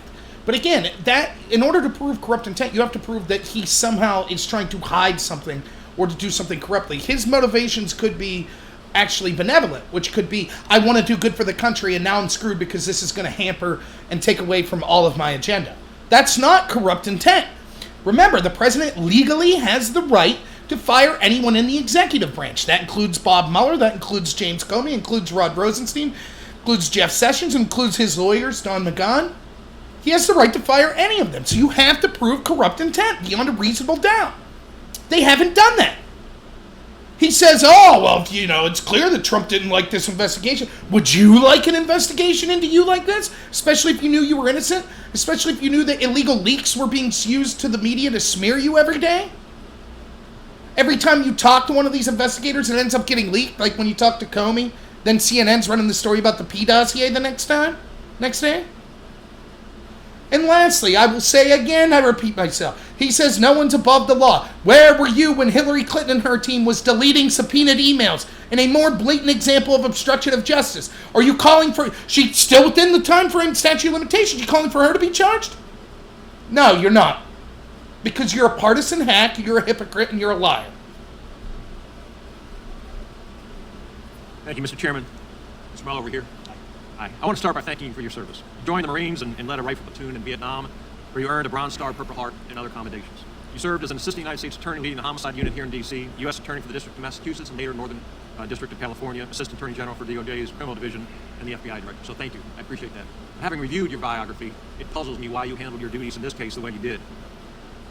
The report contradicts what you taught young attorneys at the Department of Justice, including to ensure that every defendant is treated fairly, or as Justice Sutherland said in the Berger case, a prosecutor is not the representative of an ordinary party to a controversy, but of a sovereignty, whose interest in a criminal prosecution is not that it shall win a case, but that justice shall be done, and that the prosecutor may strike hard blows, but he is not at liberty to strike foul ones. By listing the 10 factual situations and not reaching a conclusion about the merits of the case, you unfairly shifted the burden of proof to the president, forcing him to prove his innocence while denying him a legal forum to do so. Now, I've never heard of a prosecutor declining a case and then holding a press conference to talk about the defendant. You noted 8 times in your report that you had a legal duty under the regulations to either prosecute or decline charges. Despite this, you disregarded that duty. As a former prosecutor, I'm also troubled with your legal analysis. You discussed 10 separate factual patterns involving alleged obstruction, and then you failed to separately apply the elements of the applicable statutes.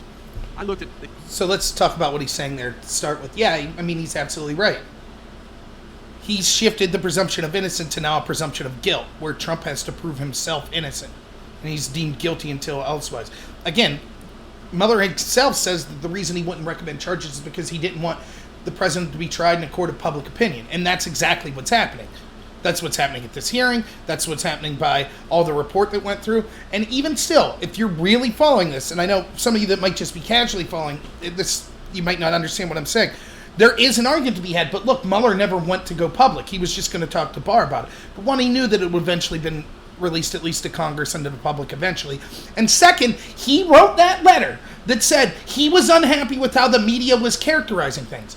Now, that's not what someone would do who truly doesn't want a president being tried in the court of public opinion. He would just give his judgment, give the evidence to the attorney general and say, okay, I'm done. That's it. If I get called to testify, I'll testify. But I'm not going to complain. I don't like how the media, and then leak my document that I sent to Barr to the media so that the media could say, aha, see, Mueller thinks that the media should be more harsh on Trump. That's nonsense. That's exactly what's being said here. The 10 factual situations, and I read the case law. And I have to tell you, just looking at the Flynn matter, for example, the four statutes that you cited for possible obstruction, 1503, 1505, 1512b3, and 1512c2, when I look at those concerning the Flynn matter, 1503 is inapplicable because it wasn't a grand jury or trial jury impaneled. And Director Comey was not an officer of the court as defined by the statute. Section 1505 criminalizes acts that would obstruct or impede administrative proceedings and those before Congress or administrative agency. The Department of Justice Criminal Resource Manual states that the FBI investigation is not a pending proceeding. 1512b3 talks about intimidation, threats, force to tamper with a witness. General Flynn at the time was not a witness, and certainly Director Comey was not a witness. And 1512c2 talks about tampering with a record. I mean, as Joe Biden described the statute as being debated on the Senate floor, he called this a statute criminalizing document shredding, and there's nothing in your report that alleges that the president destroyed any evidence. So what I have to ask you, and what I think people are working around in this hearing is, let me lay a little foundation for it. The ethical rules require that a prosecutor have a reasonable probability of conviction to bring a charge. Is that correct? That's totally accurate. Okay. And the regulations concerning your job as special counsel state that your job is to provide the Attorney General with a confidential report explaining the prosecution or declination decisions reached by your office. You recommended declining prosecution of President Trump and anyone associated with his campaign because there was insufficient evidence to convict for a charge of conspiracy with Russian interference in the 2016 election. Is that fair? Sure. Was there sufficient evidence to convict President Trump or anyone else with obstruction of justice? We did not make that calculation. How could you not have made the calculation? The OLC opinion, Office of Legal Counsel, indicates that we cannot indict a sitting president. So one of the tools that a prosecutor would use is not there. Okay, but let me just stop. You made the decision on the Russian interference. You couldn't have indicted the president on that, and you made the decision on that. But when it came to obstruction, you threw a bunch of stuff up against the wall to see what would stick. And that is fundamentally unfair. I would not agree to that characterization at all. What we did is provide to the Attorney General in the form of a confidential memorandum our understanding of the case. Those cases that were brought, those cases were declined, and that one case where the president cannot be charged with a crime. Okay, but could you charge the president with a crime after he left office? Yes. You believe that you could charge the President of the United States with obstruction of justice after he left office? Yes. Ethically, under the ethical standards? Well, I'm not sure to have a look at the ethical standards, but the OLC opinion says that the prosecutor, while he cannot bring a charge against the sitting president, nonetheless he can continue the investigation to see if there are any other persons who might be drawn into the conspiracy. Time of the gentleman has expired. The gentleman from Rhode Island. So yeah, I mean, he's basically just getting him to admit that you can't, that it was unethical the way he threw this out. He also couldn't have charged Trump if he did conspire with Russia. So the fact that he did this whole spiel with Russia and then still said, yeah, we're not going to have any... Put it this way. He enters the obstruction thing saying this: we knew from the outset of investigating obstruction that we would never be able to charge Trump, so we refused to make a determination whether or not he should be charged, because he can't be charged, so we're not going to say if he should be charged. But then why did he not do that with the Russian part of it? Wouldn't he have said the same thing? So for me, what this does is it proves that Trump is exonerated on the Russian part.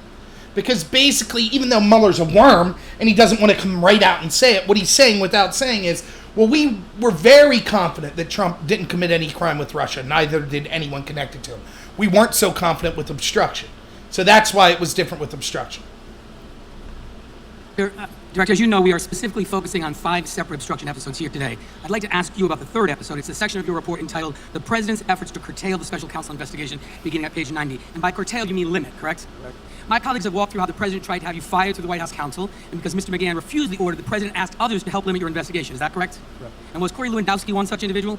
And again, if you remind me, Well, Corey Lewandowski is the President's former campaign manager, correct? Correct. Did he have any official position in the Trump administration?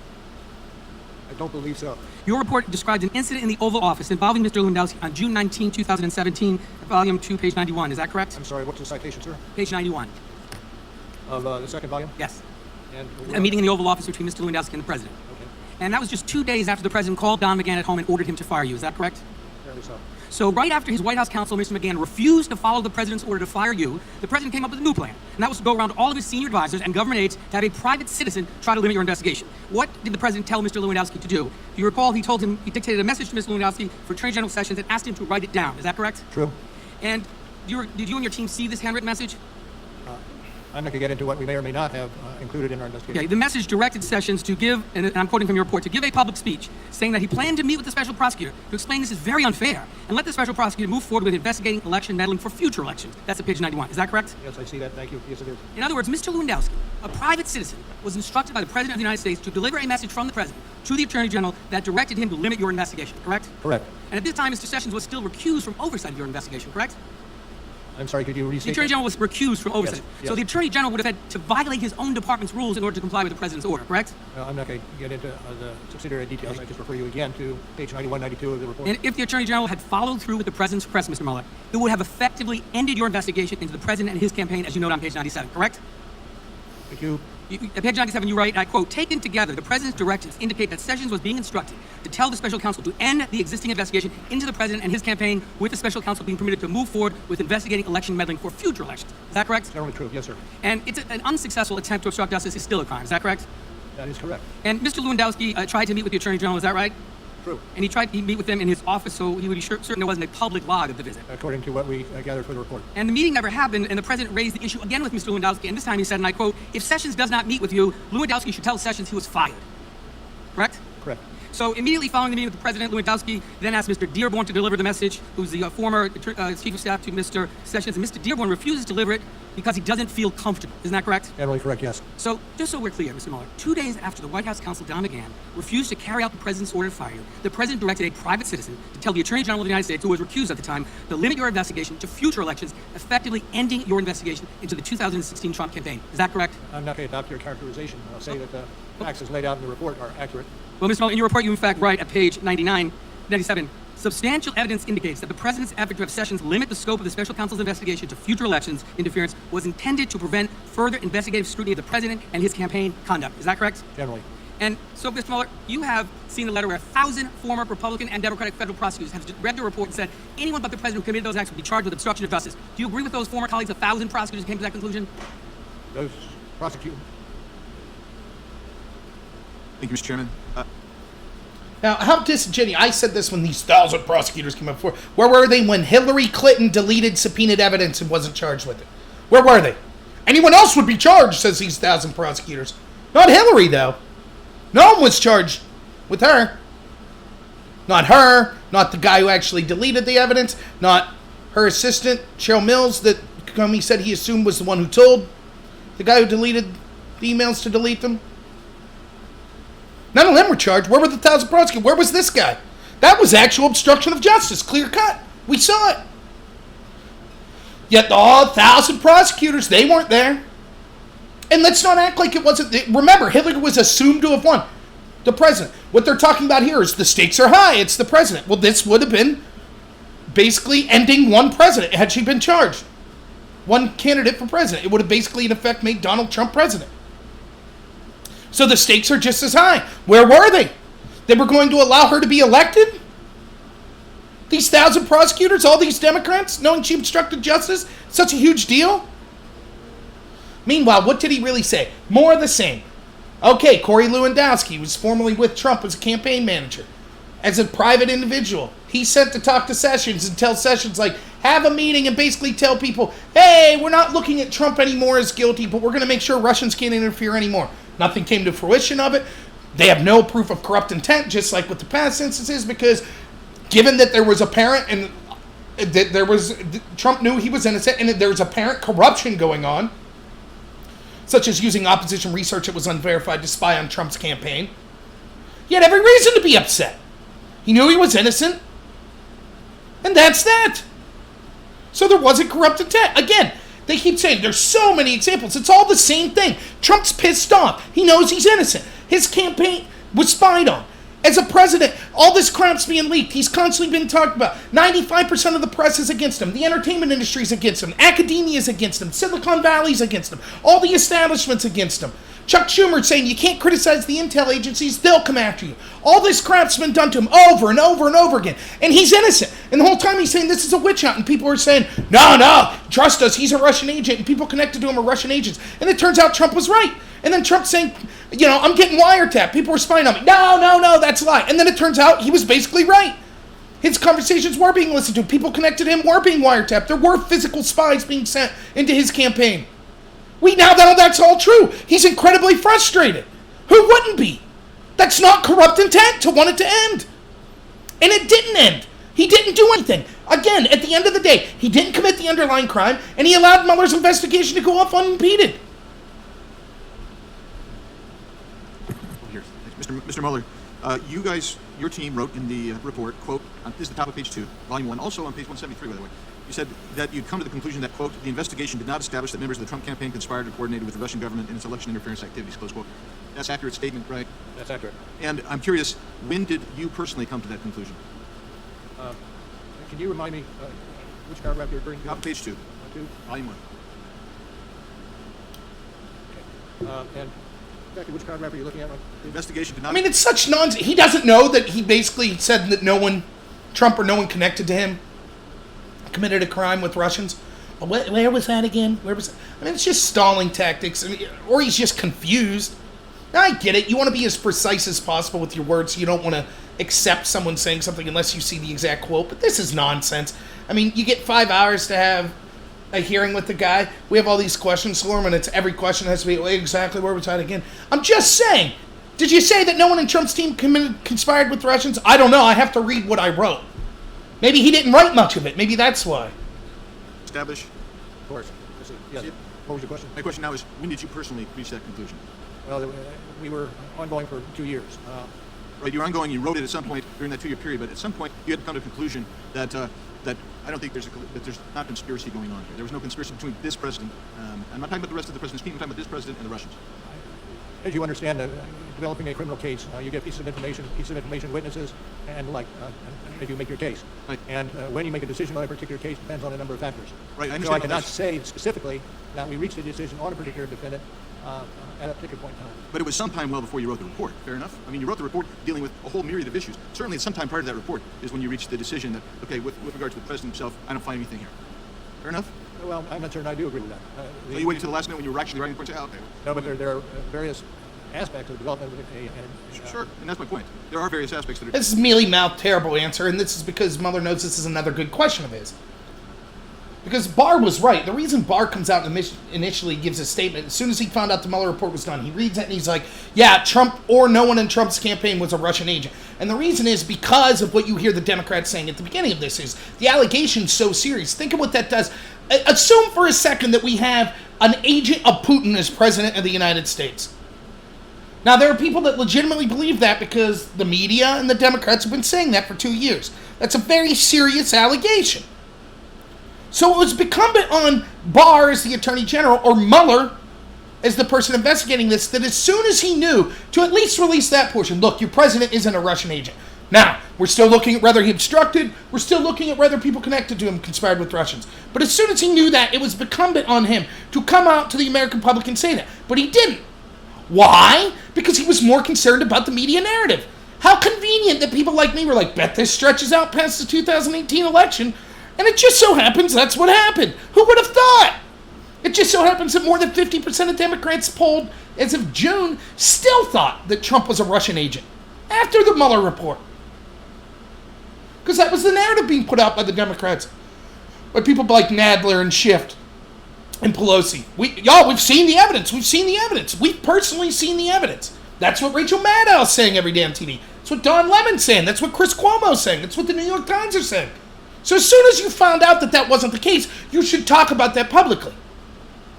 We know for a fact that the FBI stopped signing off on the FISA application of Carter Page sometime before the 2018 elections. In fact, that means they no longer found the Steele dossier credible. But they didn't report that.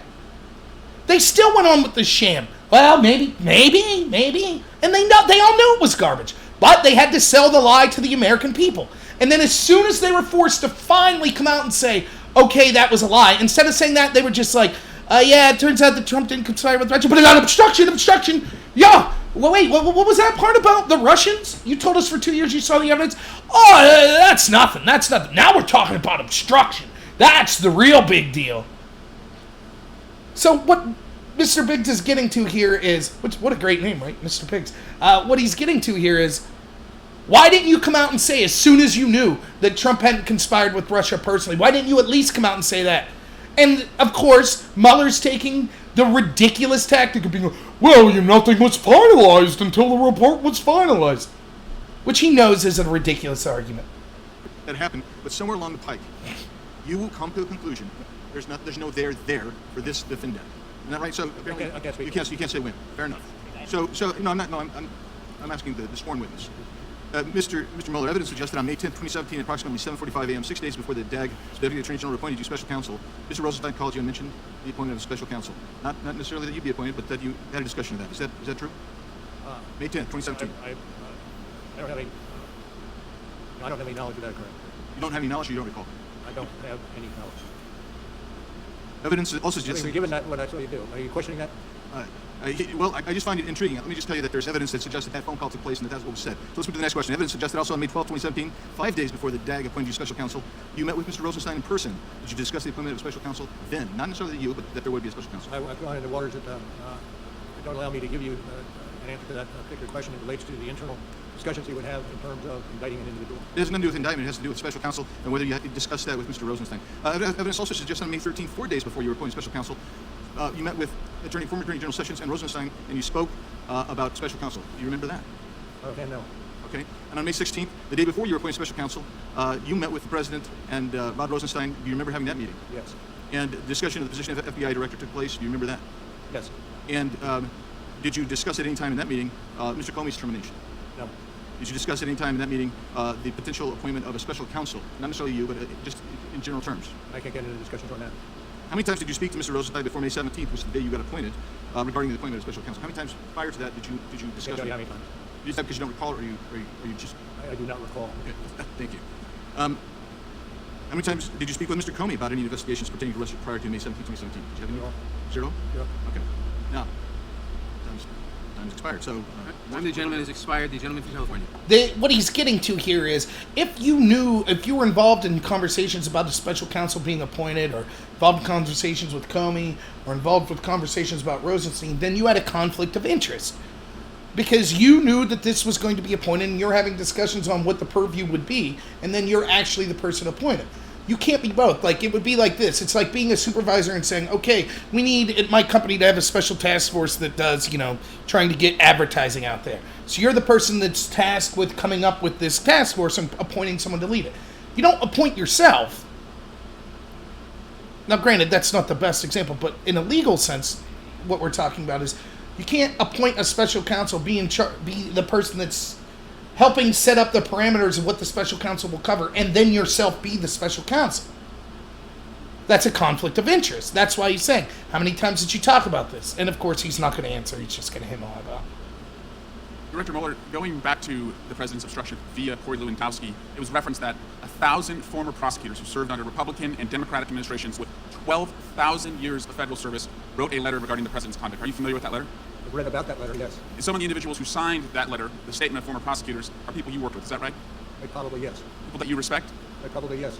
And in that letter, they said all of this conduct, trying to control and impede the investigation against the president by leveraging his authority over others, is similar to conduct we have seen charged against other public officials and people in powerful positions. Are they wrong? Like Loretta Lynch meeting on a tarmac with Bill Clinton, like her meeting with James Comey saying, hey, call this an investigation, or call it a matter, not an investigation. Huh, where was Swalwell? Isn't that odd? They have a different case. You want to sign that letter, Director Mueller? They have a different case. Director Mueller, thank you for your service, going all the way back to the 60s when you courageously served in Vietnam. Because I have a seat on the Intelligence Committee, I'll have questions later. And because of our limited time, I will ask to enter this letter into the record under unanimous consent and yield to my colleague from California, Mr. Liu.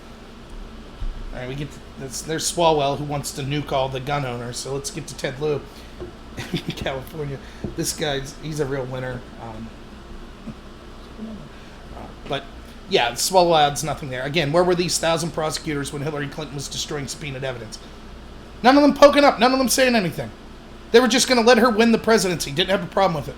So sorry if I don't take them at their word. Because they're unethical. They're liars. They're partisans who are selectively applying what they see as how the law should be taken because they just want to bring Trump down. Thank you, Director Mueller, for your long history of service to our country, including your service as a Marine, where you earned a Bronze Star with a feed device. I'd like to now turn to the elements of obstruction of justice as applied to the President's attempts to curtail your investigation. The first element of obstruction of justice requires an obstructive act, correct? Correct. I'd like to direct you to page 97 of Volume 2 of your report. And you wrote there, on page 97, quote, Sessions was being instructed to tell the special counsel to end the existing investigation into the President and his campaign, unquote. That's in the report, correct? Correct. That would be evidence of an obstructive act because it would naturally obstruct the investigation, correct? Correct. Let's turn now to the second element of the crime of obstruction of justice, which requires a nexus to an official proceeding. Again, I'm going to direct you to page 97, the same page of Volume 2. And you wrote, quote, By the time of the President's initial one-on-one meeting with Lewandowski on June 19, 2017, the existence of a grand jury investigation supervised by the special counsel was public knowledge. That's in the report, correct? Correct. That would constitute evidence of a nexus to an official proceeding because a grand jury investigation is an official proceeding, correct? Yes. I'd like to now turn to the final element of the crime of obstruction of justice. On that same page, page 97, do you see where there's an intent section on that page? Part C. Would you be willing to read the first sentence? And that was starting with? Substantial evidence. Indicates that the President's? If you could read that first sentence, would you be willing to do that? I'm happy to have you read it. Okay, I will read it. You wrote, quote, Substantial evidence indicates that the President's effort to have Sessions limit the scope of the special counsel's investigation with future election interference was intended to prevent further investigative scrutiny of the President's and his campaign's conduct, unquote. That's in the report, correct? That is in the report, and I rely what's in the report to indicate what's happened in the paragraphs that we've been discussing. Thank you. So to recap what we've heard, we have heard today that the President ordered former White House counsel Don McGahn to fire you. The President ordered Don McGahn to then cover that up and create a false paper trail. And now we've heard that the President ordered Corey Lewandowski to tell Jeff Sessions to limit your investigation so that you stop investigating the President. I believe a reasonable person looking at these facts could conclude that all three elements of the crime of obstruction of justice have been met. And I'd like to ask you, the reason, again, that you did not indict Donald Trump is because of OLC opinion stating that you cannot indict a sitting president, correct? That is correct. The fact that your orders by the president will not carry out, that is not a defense to obstruction of justice because the statute itself is quite broad. It says that as long as you endeavor or attempt to obstruct justice, that would also constitute a crime. I'm not going to get into that at this juncture. Okay, thank you. And based on the evidence that we have heard today, I believe a reasonable person could conclude that at least 3 crimes of obstruction of justice by the president occurred. We're going to hear about 2 additional crimes, and that will be the witness tamperings of Michael Cohen and Paul Manafort. Well, the only thing I want to add is that going through the elements with you does not mean that I subscribe to what you're trying to prove through those elements. Time of the gentleman has expired. Okay, again with Ted Lieu, where were you, a reasonable person? I think a reasonable person, ask yourself this, if you don't even know anything about the law, Trump saying maybe we should fire this guy and then not firing him, is that worse than Hillary Clinton's team saying, investigators want access to our emails, let's destroy them all? Which one seems to be more clear-cut example of obstruction of justice? Was Ted Lieu saying that Hillary Clinton was bad for doing that? Now, you do have to give credit to the Democrats because one of the things they're very cohesive with their lies and with their narrative, right?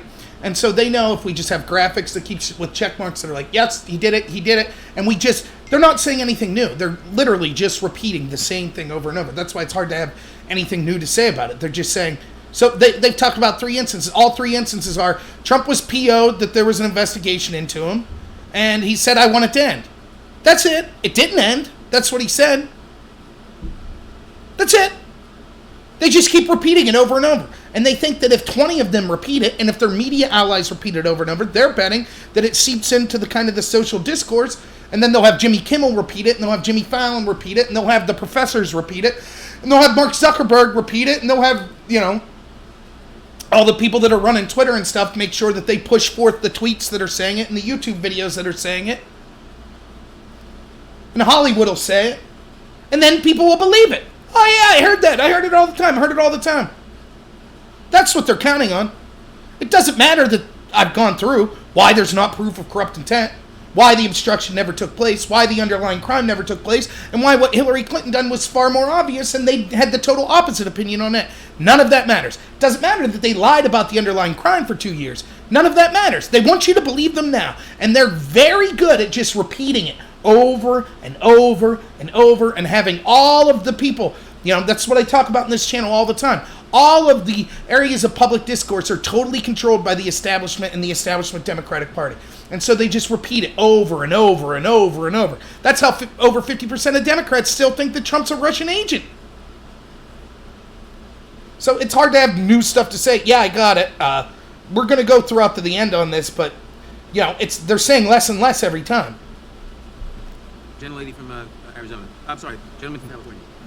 Thank you, Mr. Chairman. Mark, over here. Thanks for joining us today. You had 3 discussions with Rod Rosenstein about your appointment as special counsel May 10th, May 12th, and May 13th, correct? If you say so, I have no reason to dispute that. Then you met with the president on the 16th with Rod Rosenstein present, and then on the 17th you were formally appointed as special counsel.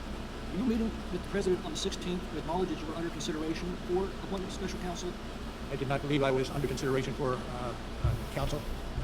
I had served 2 terms as FBI director. The answer is no. Greg Jarrett describes your office as the team of partisans. And as additional information is coming to light, there's a growing concern that political bias caused important facts to be omitted from your report in order to cast the president unfairly in a negative light. For example, John Dowd, the president's lawyer, leaves a message to Michael Flynn's lawyer on November 2017. The edited version in your report makes it appear that he was improperly asking for confidential information, and that's all we know in your report, except that the judge of the Flynn case ordered the entire transcript released, in which Dowd makes it crystal clear that's not what he was suggesting. My question is, why did you edit the transcript to hide the exculpatory part of the message? I'm not certain I would agree with your characterization as if we did anything to hide. Well, you omitted it. You quoted the part where he says we need some kind of heads up just for the sake of protecting all of our interests if we can, but you omitted the portion where he says without giving up any confidential information. No, I'm not going to go further in terms of discussing. Let's go on. You do extensively. Now I want you to remember, if someone gets interviewed by the FBI and omits exculpatory evidence, they're charged with a crime. If someone got interviewed by Mueller and admitted exculpatory evidence, they're charged with a crime. But that's exactly what Mueller's team did here, and I did a video about this when it happened. So John Dowd was one of President Trump's attorneys, and he was talking. Cohen was another former attorney of Donald Trump's. Cohen gets in trouble, he gets his office raided at the middle of the night, gets basically threatened to be charged with a bunch of crimes, just like Manafort. And so this is me editorializing, but basically they were like, plead guilty to a crime that we could attach Donald Trump to. So he pleads guilty to basically doing illegal things and paying the extortionist Stormy Daniels before the election. Now, a judge has just ruled that Trump was not going to be charged with any crime. So again, everyone said, but if Cohen pled guilty, that must mean Trump's guilty as well. No, Cohen pled guilty to a made-up crime, something that actually wasn't a crime because it got him off the hook with a bunch of other crimes, and Mueller wanted to attach that crime to Trump, which is exactly what the narrative was. That's what's going on there. Nonetheless, when Cohen gets charged, Trump's lawyer at the time, Dowd, gets in touch with Cohen's lawyer because they're basically going to be co-defendants on this charge. And he says, hey, can you kind of share with me information of what you got so we could have a legal defense here? And so Mueller's team puts that in the report as this is somehow proof that Trump's lawyer did something unethical. What they leave out is, in that very statement, Dowd, Trump's lawyer, says, by the way, nothing shady, nothing illegal. I just want the public available information of what you know that they're going to charge us with. But they left out that part because they wanted to smear Trump's attorney as doing something unethical. Now that's admitting exculpatory evidence. They do this all over the place, which McClintock's going to get to another example coming up here. Now, if you were truly interested in the just justice and the narrative being completely full, would it hurt you to include that extra 2 sentences? Why would you selectively edit that out? Did they have a time crunch? Was it that they couldn't use, they were only allowed to have 800 pages? They couldn't go over it? No. They left it out on purpose.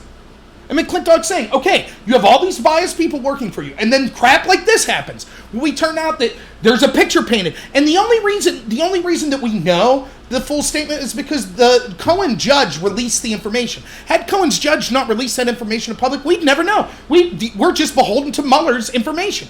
That's why it was so important Mueller give us the full, clear picture. That's why it's ridiculous when he doesn't tell us, oh, by the way, that Russian lawyer that I'm smearing Don Jr. about, she actually met with the Hillary Clinton operative, Glenn Simpson from Fusion GPS, the day before and the day after she met with Don Jr. But he leaves that out. That's why it's so important we know. Oh, and it turns out this statement by Dowd isn't shady whatsoever. He actually specifically says, please don't do anything illegal. We're just looking for publicly relevant information. We'll get another example here. Konstantin Klemnik's activities with Paul Manafort and described as, quote, a Russian-Ukrainian political consultant and longtime employee of Paul Manafort assessed by the FBI to have ties to Russian intelligence. Again, that's all we know from your report, except we've since learned from news articles that Klemnik was actually a U.S. State Department intelligence source, yet nowhere in your report is he so identified. Why was that fact? I don't necessarily credit what you're saying. Were you aware that Klemnik was I'm not going to go into the ins and outs of what we had in the course of our investigation. Konstantin Klemnik? Or did you interview Konstantin Klemnik? I can't go into the discussion of our investigative moves. So they could say he was connected to Russian intelligence, but they leave out he was also connected to U.S. intelligence. And I talked about this at the beginning, right? This is what we're talking about. They're spinning a narrative. This isn't about the truth. The truth would just outline, here's exactly who this guy is, here's who Manafort is, here's what they talked about. And then they would leave it up to the Attorney General and us, the public, that read this information to make what we want of it. You don't leave out information only to hurt one side. And every single time they do that, it's to harm Trump. It's never to harm the Democrats. It's never to harm the intelligence agencies. It's always to harm Trump.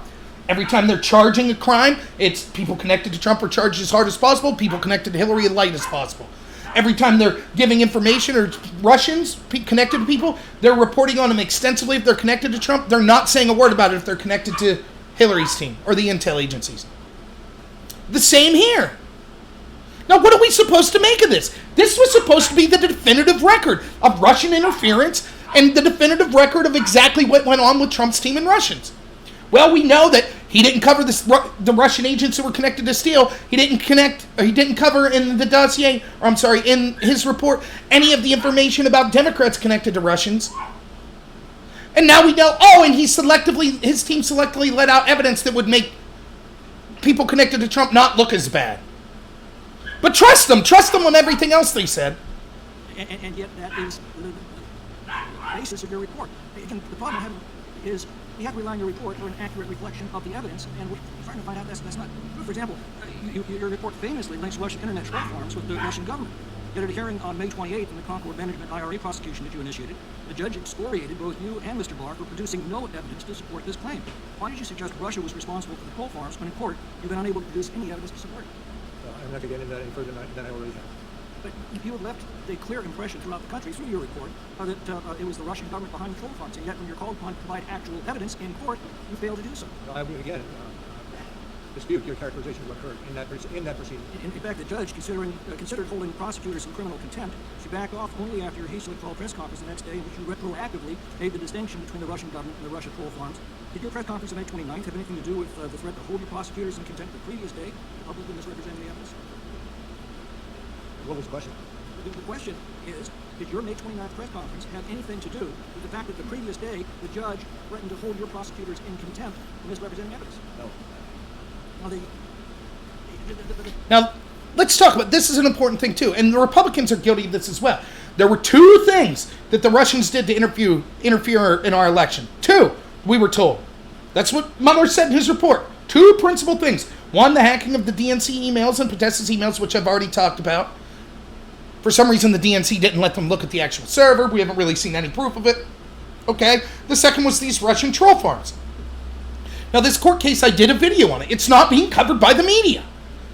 Both the Republicans and especially the Democrats have been shouting to the moon, Russians interfered. The troll farms, the troll farms, the troll farms. The Russian government. It was an attack on us. Right? We were told over and over and over and over and over again.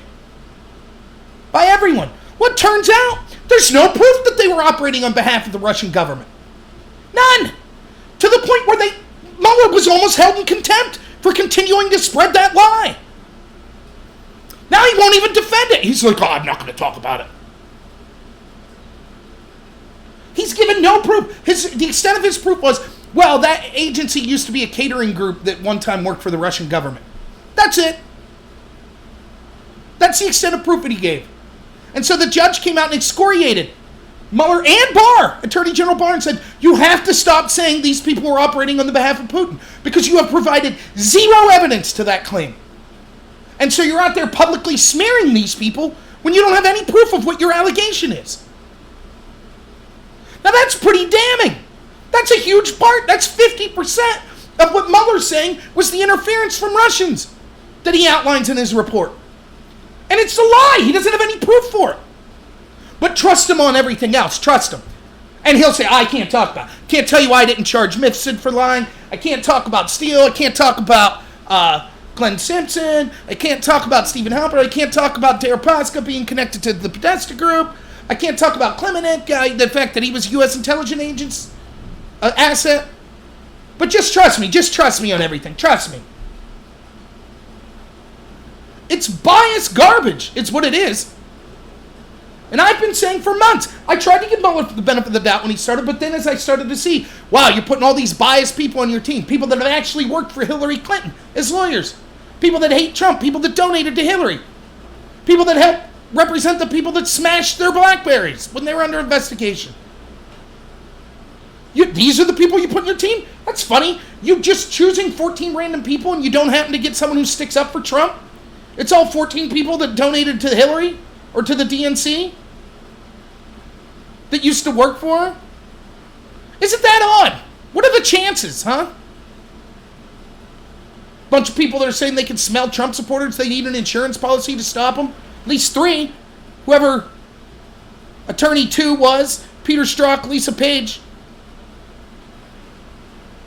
But that's the people you happen to bring on?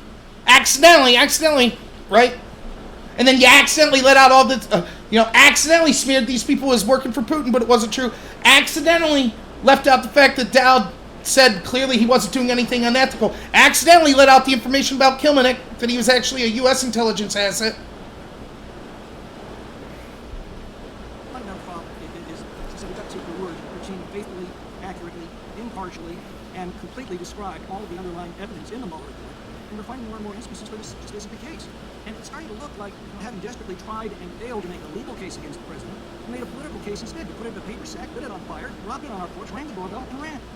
I don't think you will review a report that is as thorough, as fair, as consistent as the report that we have in front of us. Then why is the time of the gentleman has expired? The gentleman from Maryland is ready. And that's what a garbage statement by Mueller. What absolute garbage. As thorough? You were supposed to investigate Russian interference. You don't have one word about the Kremlin officials that were Michael Steele's swords or Christopher Steele's swords? Not one word? And you have the nerve to say thorough? You were just told 3 examples of leaving out, omitting evidence, or flat out being wrong and being excoriated by a judge. And you're like, no, it's super thorough. We can see all through it how you actually showed exactly how people like the Podesta group committed the exact same crime with the exact same people that Manafort did when it came to failing to register as a foreign lobbyist, but you didn't charge them. We can see that you say Joseph Mifsud lied to the FBI, but you didn't charge him. And you want to talk about thoroughness and fairness? I mean, the nerve of this guy. Director Mueller, let's go to a 4th episode of obstruction of justice in the form of witness tampering, which is urging witnesses not to cooperate with law enforcement, either by persuading them or intimidating them. Witness tampering is a felony punishable by 20 years in prison. You found evidence that the president engaged in efforts, and I quote, to encourage witnesses not to cooperate with the investigation. Is that right? That's correct. You have a citation? I'm page 7 on volume 2. Now, one of these witnesses was Michael Cohen, the president's personal lawyer, who ultimately pled guilty to campaign violations based on secret hush money payments to 2 women the president knew, and also to lying to Congress about the hoped-for $1 billion Trump Tower deal. After the FBI searched Cohen's home, the president called him up personally, he said, to check in, and told him to, quote, hang in there and stay strong. Is that right? Do you remember finding that? It's in the report as stated. Yes, it is right. Yes, also in the report, actually, are a series of calls made by other friends of the president. One reached out to say he was with the boss in Mar-a-Lago, and the president said he loves you. His name is redacted. Another redacted friend called to say the boss loves you, and a third redacted friend called to say everyone knows the boss has your back. Remember finding that sequence of calls? Generally, yes. When the news, and in fact, Cohen said that following the receipt of these messages, I'm quoting here, page 147, volume 2, he believed he had the support of the White House if he continued to toe the party line, and he determined to stay on message and be part of the team. That's it, page 147. Do you remember generally finding that? Generally, yes. Well, Robert Costello, a lawyer close to the president's legal team, emailed Cohen to say, quote, you are loved, they are in our corner, sleep well tonight, and you have friends in high places. And that's up on the screen, page 147. You remember supporting that. Okay. Now, when the news first broke that Cohen had arranged payoffs to Stormy Daniels, Cohen faithfully stuck to this party line. He said that publicly that neither the Trump organization nor the Trump campaign was a party to the transaction, and neither reimbursed him. Trump's personal attorney at that point quickly texted Cohen to say, quote, "Client says thank you for what you do." Mr. Mueller, who is the capital C client thanking Cohen for what he does? Can't speak to that. Okay, the assumption in the context suggests very strongly it's President Trump. I can't speak to that. Okay, Cohen later broke and pled guilty to campaign finance offenses and admitted fully they were made, quote, at the direction of candidate Trump. Remember that? Yes. After Cohen's guilty plea, the president suddenly changed his tune towards Mr. Cohen, didn't he? I would say I rely on what's in the report. Well, he made the suggestion that Cohen family members had committed crimes. He targeted, for example, Cohen's father-in-law and repeatedly suggested that he was guilty of committing crimes, right? Generally accurate. Okay. On page 154, you give a powerful summary of these changing dynamics. And you said, I'm happy to have you read it, but I'm happy to do it if not. I have it in front of me, thank you. Would you like to read it? I would. Can you read it out loud to everybody? I would be happy to have you read it out. Okay, fair. We'll read it at the same time. The evidence concerning this sequence of events could support an inference that the president used inducements in the form of positive messages in an effort to get Cohen not to cooperate, and then turned to attacks and intimidation to deter the provision of information or to undermine Cohen's credibility once Cohen began cooperating. I believe that's accurate. Okay, and in my view, if anyone else in America engaged in these actions, they would have been charged with witness tampering. We must enforce the principle in Congress that you emphasize so well in the very last sentence of your report, which is that in America, no person is so high as to be above the law. I yield back, Mr. Chairman. No one's above the law. Where was this guy when Hillary Clinton destroyed subpoenaed evidence? Nowhere to be found, right? Basically, the argument here is when Cohen was testifying and saying Trump didn't do anything, Trump was saying, hey, good job, boy. And when Cohen said, no, Trump's a dirty rat, even though Trump knew he wasn't, he was like, screw you. Okay. Just like when Eric Holder and, for example, Obama was saying favorable things about Hillary Clinton during the investigation of her. It turns out that we know that Obama actually lied and knew that Hillary Clinton had a private server and private email because he was actually communicating with her on it. Therefore, Hillary Clinton was a possible witness to crimes committed by Barack Obama. Yet he was saying positive things about Hillary Clinton as the president when Hillary Clinton wasn't throwing him under the bus. If she flipped and turned against Obama, who knows what he would have said. But it turns out that the DOJ under Obama wasn't really interested in justice and never tried to charge him with the crime in the first place. They didn't raid her lawyer's office in the middle of the night, did they? Nope.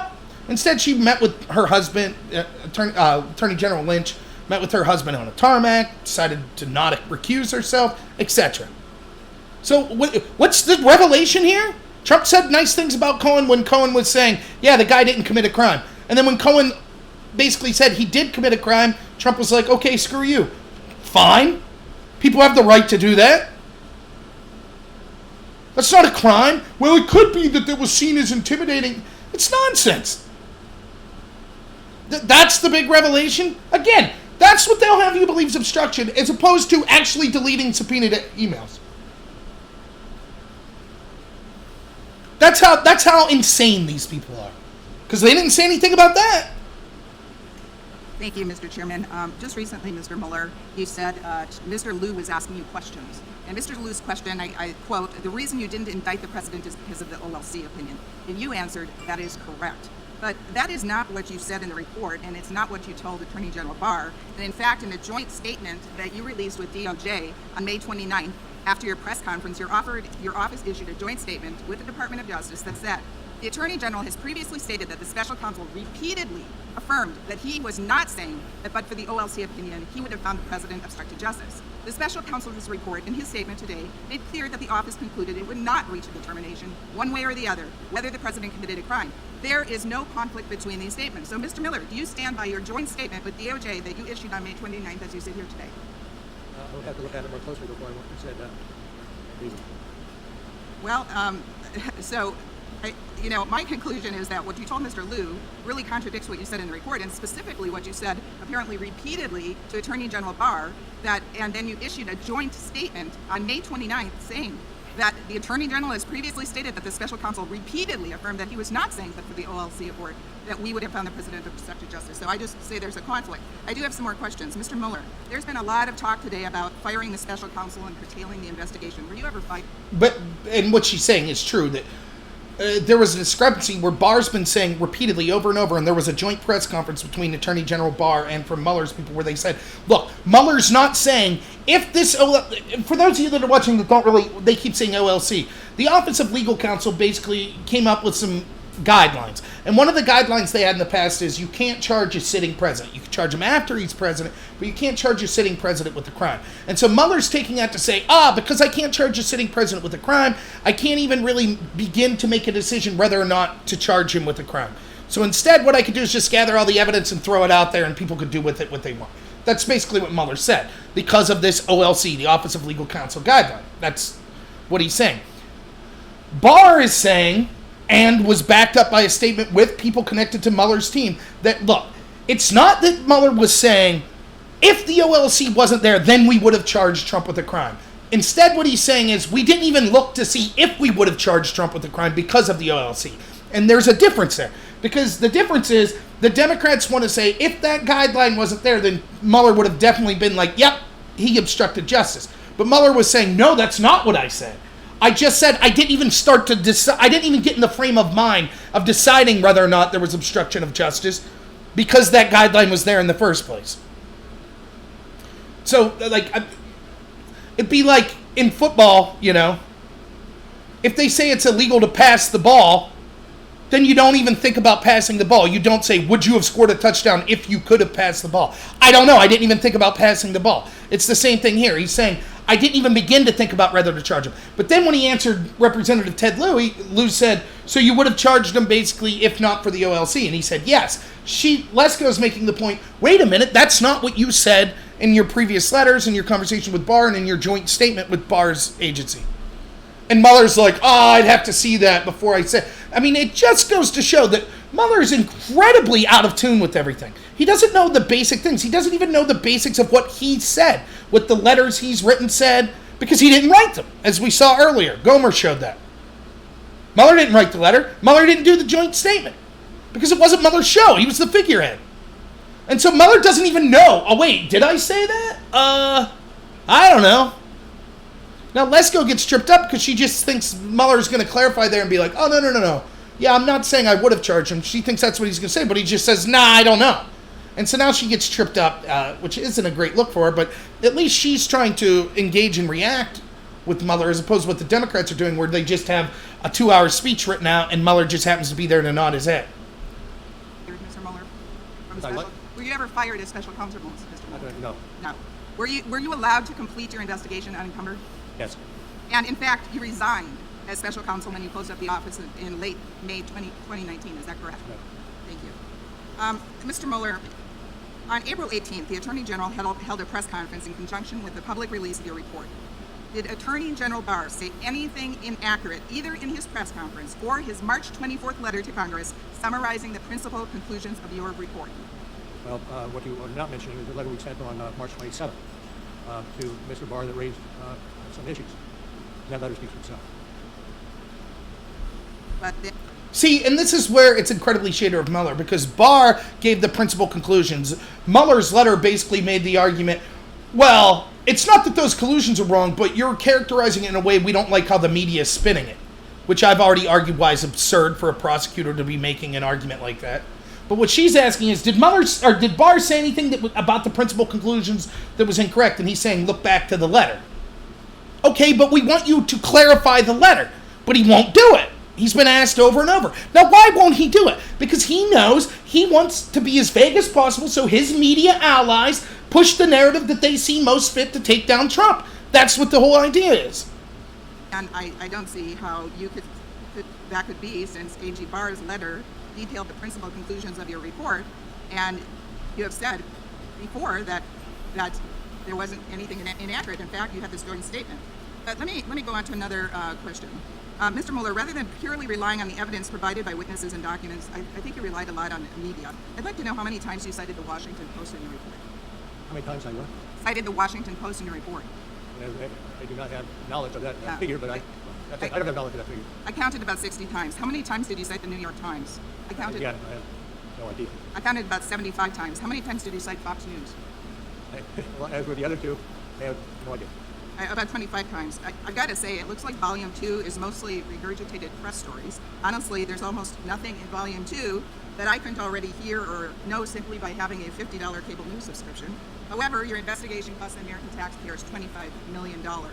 Mr. Mueller, you cited media reports nearly 200 times in your report. Then in a footnote, a small footnote, number 7, page 15 of volume 2 of your report, you wrote, I quote, "This section summarizes and cites various news stories not for the truth of the information contained in the stories, but rather to place candidate Trump's response to those stories in context. Since nobody but lawyers reads footnotes, are you concerned that the American public took the embedded news stories and..." Time of the gentlelady has expired. The gentlelady from Washington. Can Mr. Mueller answer the question? No, we're running short on time. I said the gentlelady from Washington. Thank you. Director Mueller, let's turn to the fifth of... So just real quick there, what she's saying is he cited a lot of news stories, and that's not necessarily a good thing. We saw this with the FISA application where Yahoo News and Michael Isikoff was cited as reason to buttress the claims that were made by Christopher Steele. But it turns out Isikoff's source for those claims was Christopher Steele. So in fact, what happened was Christopher Steele gives all this unverified evidence to the FBI. The FBI admits, we never verified it, but we trust Christopher Steele, so we're going to use it to get a FISA warrant to spy on people connected to Trump. Oh, and if you need a second source, check out Michael Isikoff as Yahoo News. But the source for Michael Isikoff was Christopher Steele. So it's Christopher Steele backing up his own claims, which turned out to be unverified. Similarly, that's the problem with citing these officials citing news sources in their actual claims. You better be able to back it up. Now, I will say that she's vague into what are these 200 citations. Did Mueller independently verify them and things like that. But in general, she's right to point out that we have a press that hates Trump, so just using them as information isn't necessarily the best thing to do. The obstruction episodes in your report, and that is the evidence of whether President Trump engaged in witness tampering with Trump campaign chairman Paul Manafort, whose foreign ties were critical to your investigation into Russia's interference in our elections. And this starts at volume 2, page 123. Your office got indictments against Manafort and Trump deputy campaign manager Rick Gates in 2 different jurisdictions, correct? Correct. And your office found that after a grand jury indicted them, Manafort told Gates not to plead guilty to any charges because, quote, he had talked to the president's personal counsel, and they were going to take care of us. Is that correct? That's accurate. And according to your report, one day after Manafort's conviction on 8 felony charges, quote, the president said that flipping was not fair and almost ought to be outlawed. Is that correct? I'm aware of that. In this context, Director Mueller, what does it mean to flip? Have somebody cooperate in a criminal investigation. And how essential is that cooperation to any efforts to combat crime? I'm not going to go beyond that, characterizing that. Thank you. In your report, you concluded that President Trump and his personal counsel, Rudy Giuliani, quote, made repeated statements suggesting that a pardon was a possibility for Manafort, while also making it clear that the president did not want Manafort to flip and cooperate with the government, end quote. Is that correct? Correct. And as you stated earlier, witness tampering can be shown where someone with an improper motive encourages another person not to cooperate with law enforcement. Is that correct? Correct. Now, on page 123 of volume 2, you also discuss the president's motive, and you say that as court proceedings move forward against Manafort, President Trump, quote, discussed with aides whether and in what way Manafort might be cooperating and whether Manafort knew any information that would be harmful to the president, end quote. Is that correct? And that was a quote from? From page 123, volume 2. I have it. Thank you. Yes. And when someone tries to stop another person from working with law enforcement and they do it because they're worried about what that person will say, it seems clear from what you wrote that this is a classic definition of witness tampering. Now, Mr. Manafort did eventually decide to cooperate with your office, and he entered into a plea agreement, but then he broke that agreement. Can you describe what he did that caused you to tell the court that the agreement was off? I refer you to the court proceedings on that issue. So on page 127 of volume 2, you told the court that Mr. Manafort lied about a number of matters that were material to the investigation, and you said that the Manafort's lawyers also, quote, regularly briefed the president's lawyers on topics discussed and the information that Manafort had provided in interviews with the special counsel's office. Does that sound right? And the source of that is? That's page 127, volume 2. That's a direct quote. If it's from the report, yes, I support it. And 2 days after you told the court that Manafort broke his plea agreement by lying repeatedly, did President Trump tell the press that Mr. Manafort was, quote, very brave because he did not flip? This is page 128 of volume 2. It's in the report. I support it as it is implemented. Thank you. Director Mueller, in your report, you make a very serious conclusion about the evidence regarding the president's involvement with the Manafort criminal proceedings. Let me read to you from your report. Evidence concerning the president's conduct toward Manafort indicates that the president intended to encourage Manafort to not cooperate with the government. It is clear that the president both publicly and privately discouraged Mr. Manafort's cooperation or flipping, while also dangling the promise of a pardon if he stayed loyal and did not share what he knew about the president. Anyone else who did these things would be prosecuted for them. We must ensure that no one is above the law. And I thank you for being here. No one's above the law. What did she have to say about Hillary Clinton deleting subpoenaed evidence and that obstruction of justice? Oh, that's right. She didn't say anything. So again, here what we have is Trump is saying nice things to Manafort. Trump didn't want Manafort to give dirt on him. Here's the thing, right? And here's what I've said all along. If Trump gets found out to commit any crime, so be it. He shouldn't be above the law. Take him down. But the problem is, how many billionaires or how many people at the top levels of politics in this country, if you raided their lawyer's house in the middle of the night, wouldn't you be able to find crime stuff? If you went back years and years and years, tried to get their lawyers to flip, tried to get their personal associates to flip, how many do you think that you wouldn't be able to find crimes of? Probably not many, right? So what they did with Trump was Give me the person and I'll find the crime. So yeah, I'm sure Trump was like, I don't want this to be brought, I don't want Manafort to be talking to them. That's not a crime to talk about. Let's read the comments here real quick. We're entering the home stretch. Now, I might end it after the last Republican goes because the final Democrats don't really say anything more. But let me see if there's any comments.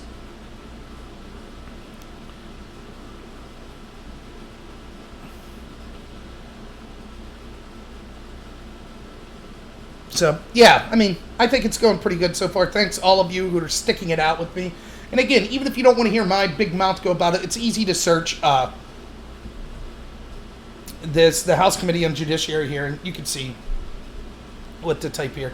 But we're entering the home stretch. Like I said, I do have things to do today, so I don't know if I could stick it through, but you're starting to get the idea, and we'll keep going for a while here.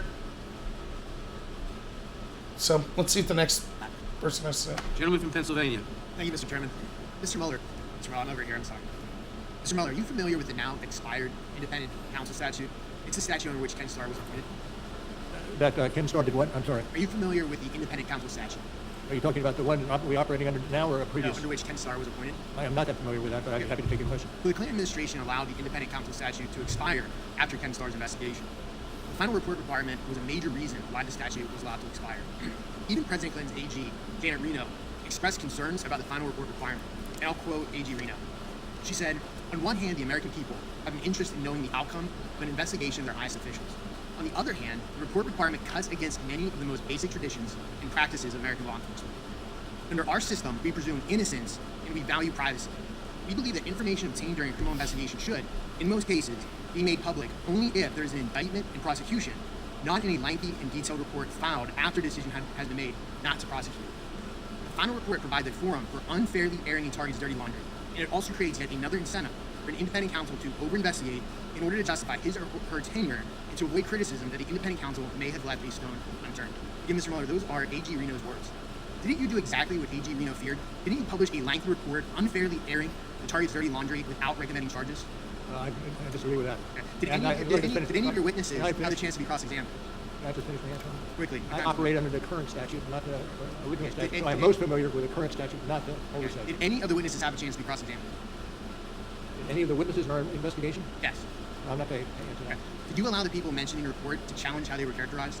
I'm not going to get into Okay. Given that AG Barr stated multiple times during his confirmation period that he would make as much of the report public as possible, did you write your report knowing that it would likely be shared with the public? No. Did knowing the report could and likely would be made public, did that alter the contents which you included? I can't think of that.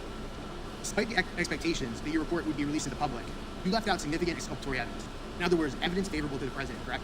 Well, I actually disagree with you. I think we strove to put into the report I think exculpatory evidence as well. I got into that with you, where you said there was evidence you left out. You make a choice as to what goes into Isn't it true, Mr. Mueller, isn't it true that on page 1 of volume 2, you state, when you're quoting the statute, you had an obligation to either prosecute or not prosecute?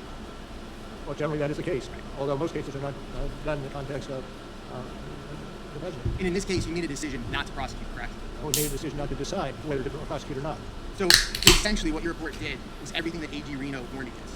I can't agree with that characterization. Okay. Well, what you did is you compiled nearly 450 pages of the very worst information you gathered against the target of your investigation, who happens to be the President of the United States. And you did this knowing that you were not going to recommend charges and that the report would be made public. Not true. Mr. Mueller, as a former officer in the United States JAG Court, I prosecuted nearly 100 terrorists in a Baghdad court. I cross-examined the butcher of Fallujah in defense of our Navy SEALs. As a civilian, I was elected a magisterial district judge in Pennsylvania, so I'm very well versed in the American legal system. The drafting and the publication of some of the information in this report without an indictment, without prosecution, frankly flies in the face of American justice. And I find those facts, this entire process, un-American.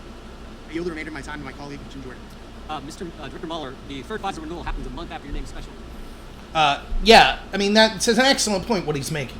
I mean, basically what he's saying is, Janet Reno said after, because we had, for those of you who don't know, there was a special investigator into Bill Clinton over a bunch of allegations he had, and that's where they found the Monica Lewinsky stuff, but it wasn't started over a sex crime or anything like that. It was started over all sorts of other allegations of Whitewater and other things that were going on. But in the course of that, Ken Starr found about Monica Lewinsky, and then Clinton lied about Monica Lewinsky, and that's what it became about. And so Janet Reno, who's the Attorney General under Bill Clinton, they basically scrapped those special investigator process because it was too much. Because you realize what happened was it's a never-ending investigation. You just say, okay, go get that guy. And the special investigator has every incentive in the world to find something. So they just keep digging. They need to justify their own work. They dig and dig and dig and dig. You go back dozens of years if necessary to find crimes. And you find something. Eventually you can find something on almost anyone. And so that's what they're trying to avoid. And it can start all these allegations, sexual allegations and things like that are being spread forward. And then ultimately, as they're leaking out, Clinton then has, in an attempt to defend himself, lies. So Janet Reno, when they're scrapping this, she's saying specifically, look, this is un-American. You can't just air all this dirty laundry as a special investigator to the public to smear someone when you know you're not going to charge them for this crap. And this representative is absolutely right. That's exactly what Comey did. Exactly what he did. And he's like, well, I'm operating under a different statute. Yeah, but you're still falling into the exact same criticism that Janet Reno had, who was a Democrat. And that you're just airing dirty laundry because this is going to be a political game used to smear the target of your investigation, who you couldn't take down on a legitimate crime. Counsel, what role did your office play in the third FISA renewal? Carter Page? Not going to talk to that. I mean, the gentleman has expired. The gentlelady from Florida. Of course, he's not going to talk about the third FISA, because Mueller's team was appointed by the time the third renewal of Carter Page's FISA application came. Now, Carter Page was spied on. You go to what's called a FISA court, which is a secret surveillance court. As American citizens, you can't violate things like our Fourth Amendment rights. You can't wiretap us. You can't collect our emails and things like that, theoretically, without first having a warrant. Well, these secret courts are used to justify warrants on Americans under national security, the impetus of protecting national security. So, for example, they have to prove that they think you're a spy. Then this court says, okay, you could spy on this spy, etc. Well, by the time the third renewal came around of the FISA application for Carter Page, they'd already known that the Steele dossier was garbage. And that was basically the impetus for getting this application to spy on Carter Page in the first place. So because Mueller was running his investigation then, what role did he have in playing in getting that application? And he says, I can't answer, of course. Director Mueller, a couple of my colleagues right here wanted to talk to you or ask you about lies. So let's talk about lies. According to your report, page 9, volume 1, witnesses lied to your office and to Congress. Those lies materially impair the investigation of Russia interference, according to your report. Other than the individuals who pled guilty to crimes based on their lying to you and your team, did other witnesses lie to you? I think there are probably a spectrum of witnesses in terms of those who are not telling the full truth and those are outright liars. Thank you very much. Outright liars. It is fair to say then that there were limits on what evidence was available to your investigation of both Russia election interference and obstruction of justice. That's true and usually the case. And that lies by Trump campaign officials and administration officials impeded your investigation. I would generally agree with that. Thank you so much, Director Mueller. You will be hearing more from me in the next hearing, so I yield the balance of my time to Mr. Correa. Thank you. I didn't hear her say anything about Hillary Clinton deleting subpoenaed evidence. Didn't hear anything about that, or her lies about thinking the C meant alphabetical order and not classified, or Cheryl Mills and Huma Abedin, two of Hillary's lawyers and friends, admittedly lied. We now have proof lied to Peter Strzok, the FBI investigative agent, when they said they didn't know about her server until after she was Secretary of State. We know via emails that that's not true. They knew as early as 2009, 2010. So, funny, those lies don't matter, right? And what's the point she's trying to make? Well, you could never fully be completely confident in an investigation because someone could lie to you. Yeah, that's the legal system. That's how it works. But she's trying to, have it out. Like, this is just like with Barr, when they said, what do you mean, Barr? You didn't look at every single piece of evidence? No, that's not the way it works. But they think that the average person doesn't understand that, and so they could use this talking point to somehow besmirch them. It's the same here. So you're saying someone could theoretically have lied, so you maybe don't know the exact truth behind Russia interference? Yeah, I guess I'm saying, okay. It's just stupid. Mr. Mueller, first of all, let me welcome you. Thank you for your service to our country. You're a hero, Vietnam War vet, wounded war vet. We won't forget your service to our country. I may begin, because of time limits, we have gone in depth on only 5 possible episodes of obstruction. There's so much more. And I want to focus on another section of obstruction, which is the President's conduct concerning Michael Flynn, the President's National Security Advisor. In early 2017, the White House counsel and the President were informed that Mr. Flynn had lied to government authorities about his communications with the Russian ambassador during the Trump campaign and transition. Is this correct? By the way, the FBI agents that interviewed Flynn said they did not believe that he had lied on purpose and did not recommend charges. Mueller, though, decided he was going to charge Flynn because this was all about getting to Trump. So if you get to the people closest to Trump, hope they flip, and then maybe you could get something on Trump. That was the entire idea. So yeah, let's hear now how horrible Trump is because he thought that it was ridiculous they were going after. Remember, they went after Flynn, but they didn't go after Joseph Mifsud for lying to the FBI. Remember, Mueller said, well, I can't talk about that, even though his document admits Mifsud lied 3 times. They didn't go after Christopher Steele. These are foreign agents interfering in our election. They didn't go after them. No, instead they went after a guy who supposedly lied about his talks with a foreign ambassador for Russia as the incoming national security advisor, trying to tell that person, hey, tell Putin not to freak out about these sanctions. Don't retaliate or do anything bad. That's the lie. That's the lie they got Flynn for. If a hostile nation knows that a U.S. official has lied publicly, that can be used to blackmail that government official, correct? I'm not going to speak to that. I don't disagree with it necessarily, but I'm not going to speak to any more to that issue. Thank you very much, sir. Flynn resigned on February 13, 2016. And the very next day, when the president was having lunch with New Jersey Governor Chris Christie, did the president say, open quotes, now that we fired Flynn, the Russia thing is over, close quote. Is that correct? Right. And is it true that Christie responded by saying, open quotes, no way, and this Russia thing is far from over, close quote? That's the way we have in the report. Thank you. And after the president met with Christie, later that same day, the president arranged to meet with then FBI Director James Comey, alone in the Oval Office, correct? Correct, particularly if you have the citation to the report. Page 3940, Volume 2. Thank you very much. And according to Comey, the president told him, I hope, open quote, I hope you can see your way to letting this thing go, to letting Flynn go. He's a good guy, and I hope you can let it go. Close quote. Page 40, Volume 2. Accurate. What did Comey understand the president to be asking? I'm not going to get into what was in Mr. Comey's mind. Comey understood this to be a direction because of the president's position and the circumstances of the one-to-one meeting. Page 40, Volume 2. Well, I understand it's in the report, and I support it as being in the report. Thank you, sir. Even though the president publicly denied telling Comey to drop the investigation, you found, open quote, substantial evidence corroborating Comey's account over the presidency. Is this correct? Correct. The president fired Comey on May 9th. Is that correct, sir? I believe that's the accurate date. That's page 77, Volume 2. You found substantial evidence that the catalyst for the president's firing of Comey was Comey's, open quote, unwillingness to publicly state that the president was not personally under investigation.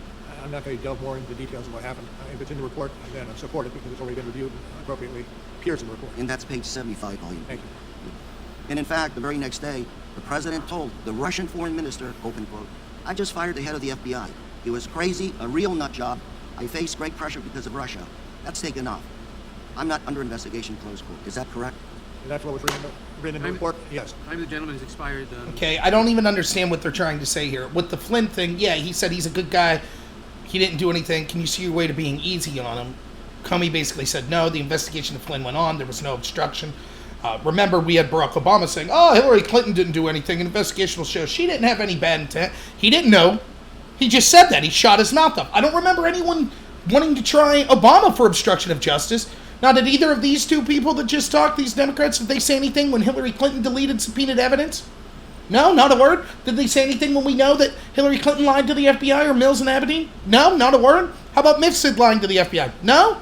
Christopher Steele? No. They weren't upset about any of those lies? They weren't upset about Obama when he was saying, oh, the investigation of Hillary? No, she's great. She didn't do anything. National security was never at risk. When he came out and publicly said that, no, they didn't have a problem with that. It's just nonsense. Flynn was never taken, wasn't given an easy path. He was gone after. Trump was just saying, I hope you could go easy on the guy. He's a good guy. He didn't say, you have to drop the investigation or I'm going to do X. Trump's allowed to say things. He's allowed to do that. If he threatened Comey or something, and then, well, he talked to Russians and said, he said to Christie, now that Flynn's gone, the investigation he's done, he talked to the Russians and said, I fired Comey, so I don't have to worry about I'm not the target of a Russian investigation. That's what Comey was telling Trump. You're not the target. Okay, great. I got rid of Flynn. I got rid of Comey. That's that. I was never the target. How's that obstruction? They make it sound like this is somehow shady. The guy's repeatedly telling Trump, you're not the target of investigation. Trump keeps saying, can you please tell that to the public? Now I can't. Now we know why. Now we know why Comey couldn't tell the public, because Trump was being lied to by James Comey.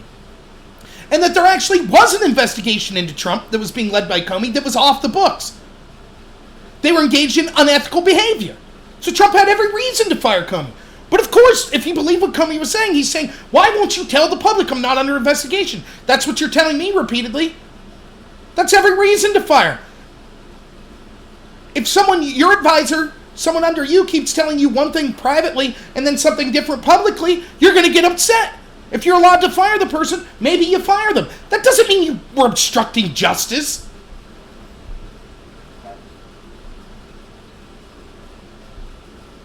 Oh, what's going on here?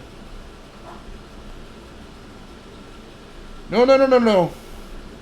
Thank you, Mr. Chairman. Mr. Mueller. Oh. Let's see if I can get back here. I don't know what happened.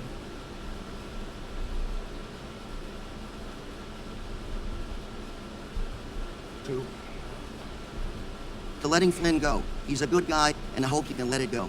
Close quote. Page 40, volume 2. Accurate. What did... I'm not under investigation, close quote. Is that correct? And to read the statute, whoever corruptly alters... Okay. Sorry about that. Let's continue. Ooh. Maybe not.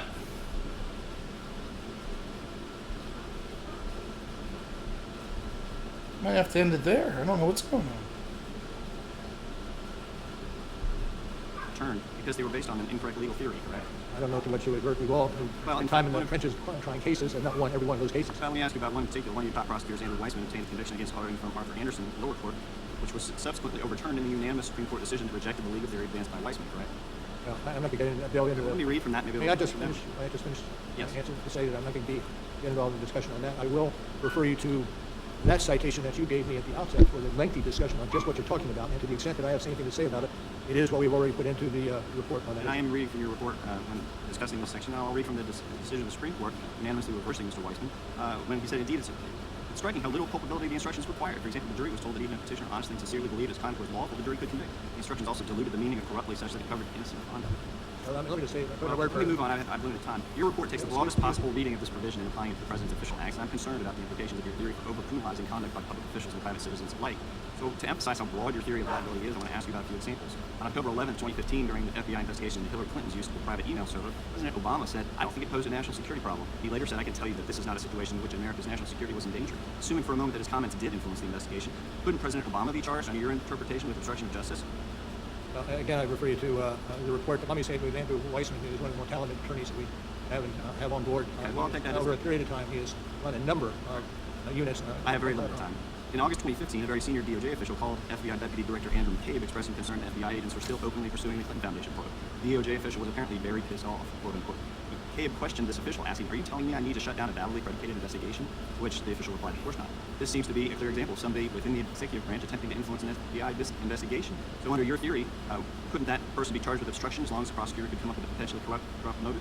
I refer you to our lengthy dissertation on exactly those issues that appears in the end of the report. Mr. Mueller, I argue that says above the Supreme Court, equal justice under law. I mean, the gentleman has expired. Not stretched. Our intent was...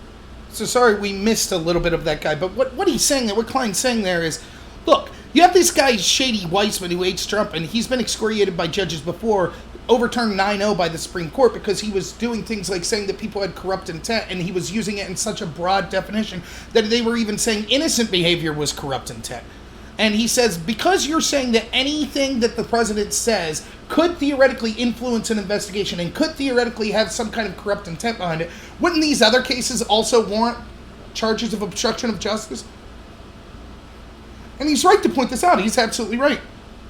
So yes, when Obama came out and said, no, national security wasn't at risk and Hillary didn't do anything wrong, theoretically that could have influenced the people under Obama. Obama's their boss. Obama says that, so Loretta Lynch is like, oh, okay. The boss says that she didn't do anything wrong. So therefore, that could be obstruction of justice. Or when this DOJ official under Obama comes in and says that she wants the investigation into Hillary to be stopped, that's obstruction of justice because they're influencing the investigation. So why weren't those things charged? Where were the Democrats on that? And Mueller worms out and says, no, this time's different. Doesn't say why, he just says read. But he doesn't give any examples why. And the fact that the Democrats weren't concerned about those examples proves that they're hacks. Our intent was to conclude this hearing in 3 hours. Given the break, that would bring us to approximately 11:40. With Director Mueller's indulgence, we will be asking our remaining Democratic members to voluntarily limit their time below the 5 minutes so that we can complete our work as close to that time frame as possible. I recognize the gentlelady from Pennsylvania. Thank you, Director Mueller. I want to ask you some questions about the President's statements regarding advanced knowledge of the WikiLeaks dumps. So the President refused to sit down with your investigators for an in-person interview, correct? Right. So the only answers we have to questions from the President are contained in Appendix C to your report. Right. Okay, so looking at Appendix C on page 5, you asked the President over a dozen questions about whether he had knowledge that WikiLeaks possessed or might possess the emails that were stolen by the Russians. I apologize. Sure. Could you start it again? Okay, sure. So we're looking at Appendix C. Right. And in Appendix C, page 5, you asked the President about a dozen questions about whether he had knowledge that WikiLeaks possessed the stolen emails that might be released in a way helpful to his campaign or harmful to the Clinton campaign. Is that correct? You asked those questions? Okay. In February of this year, Mr. Trump's personal attorney, Michael Cohen, testified to Congress under oath that, quote, Mr. Trump knew from Roger Stone in advance about the WikiLeaks drop of emails, end quote. That's a matter of public record, isn't it? Well, are you referring to the report or some other public record? This was testimony before Congress by Mr. Cohen. Do you know if he told And you? I'm not familiar with, explicitly familiar with what he testified to before Congress. Okay. Let's look at an event described on page 18 of volume 2 of your report. Now, and we're going to put it up in a slide, I think.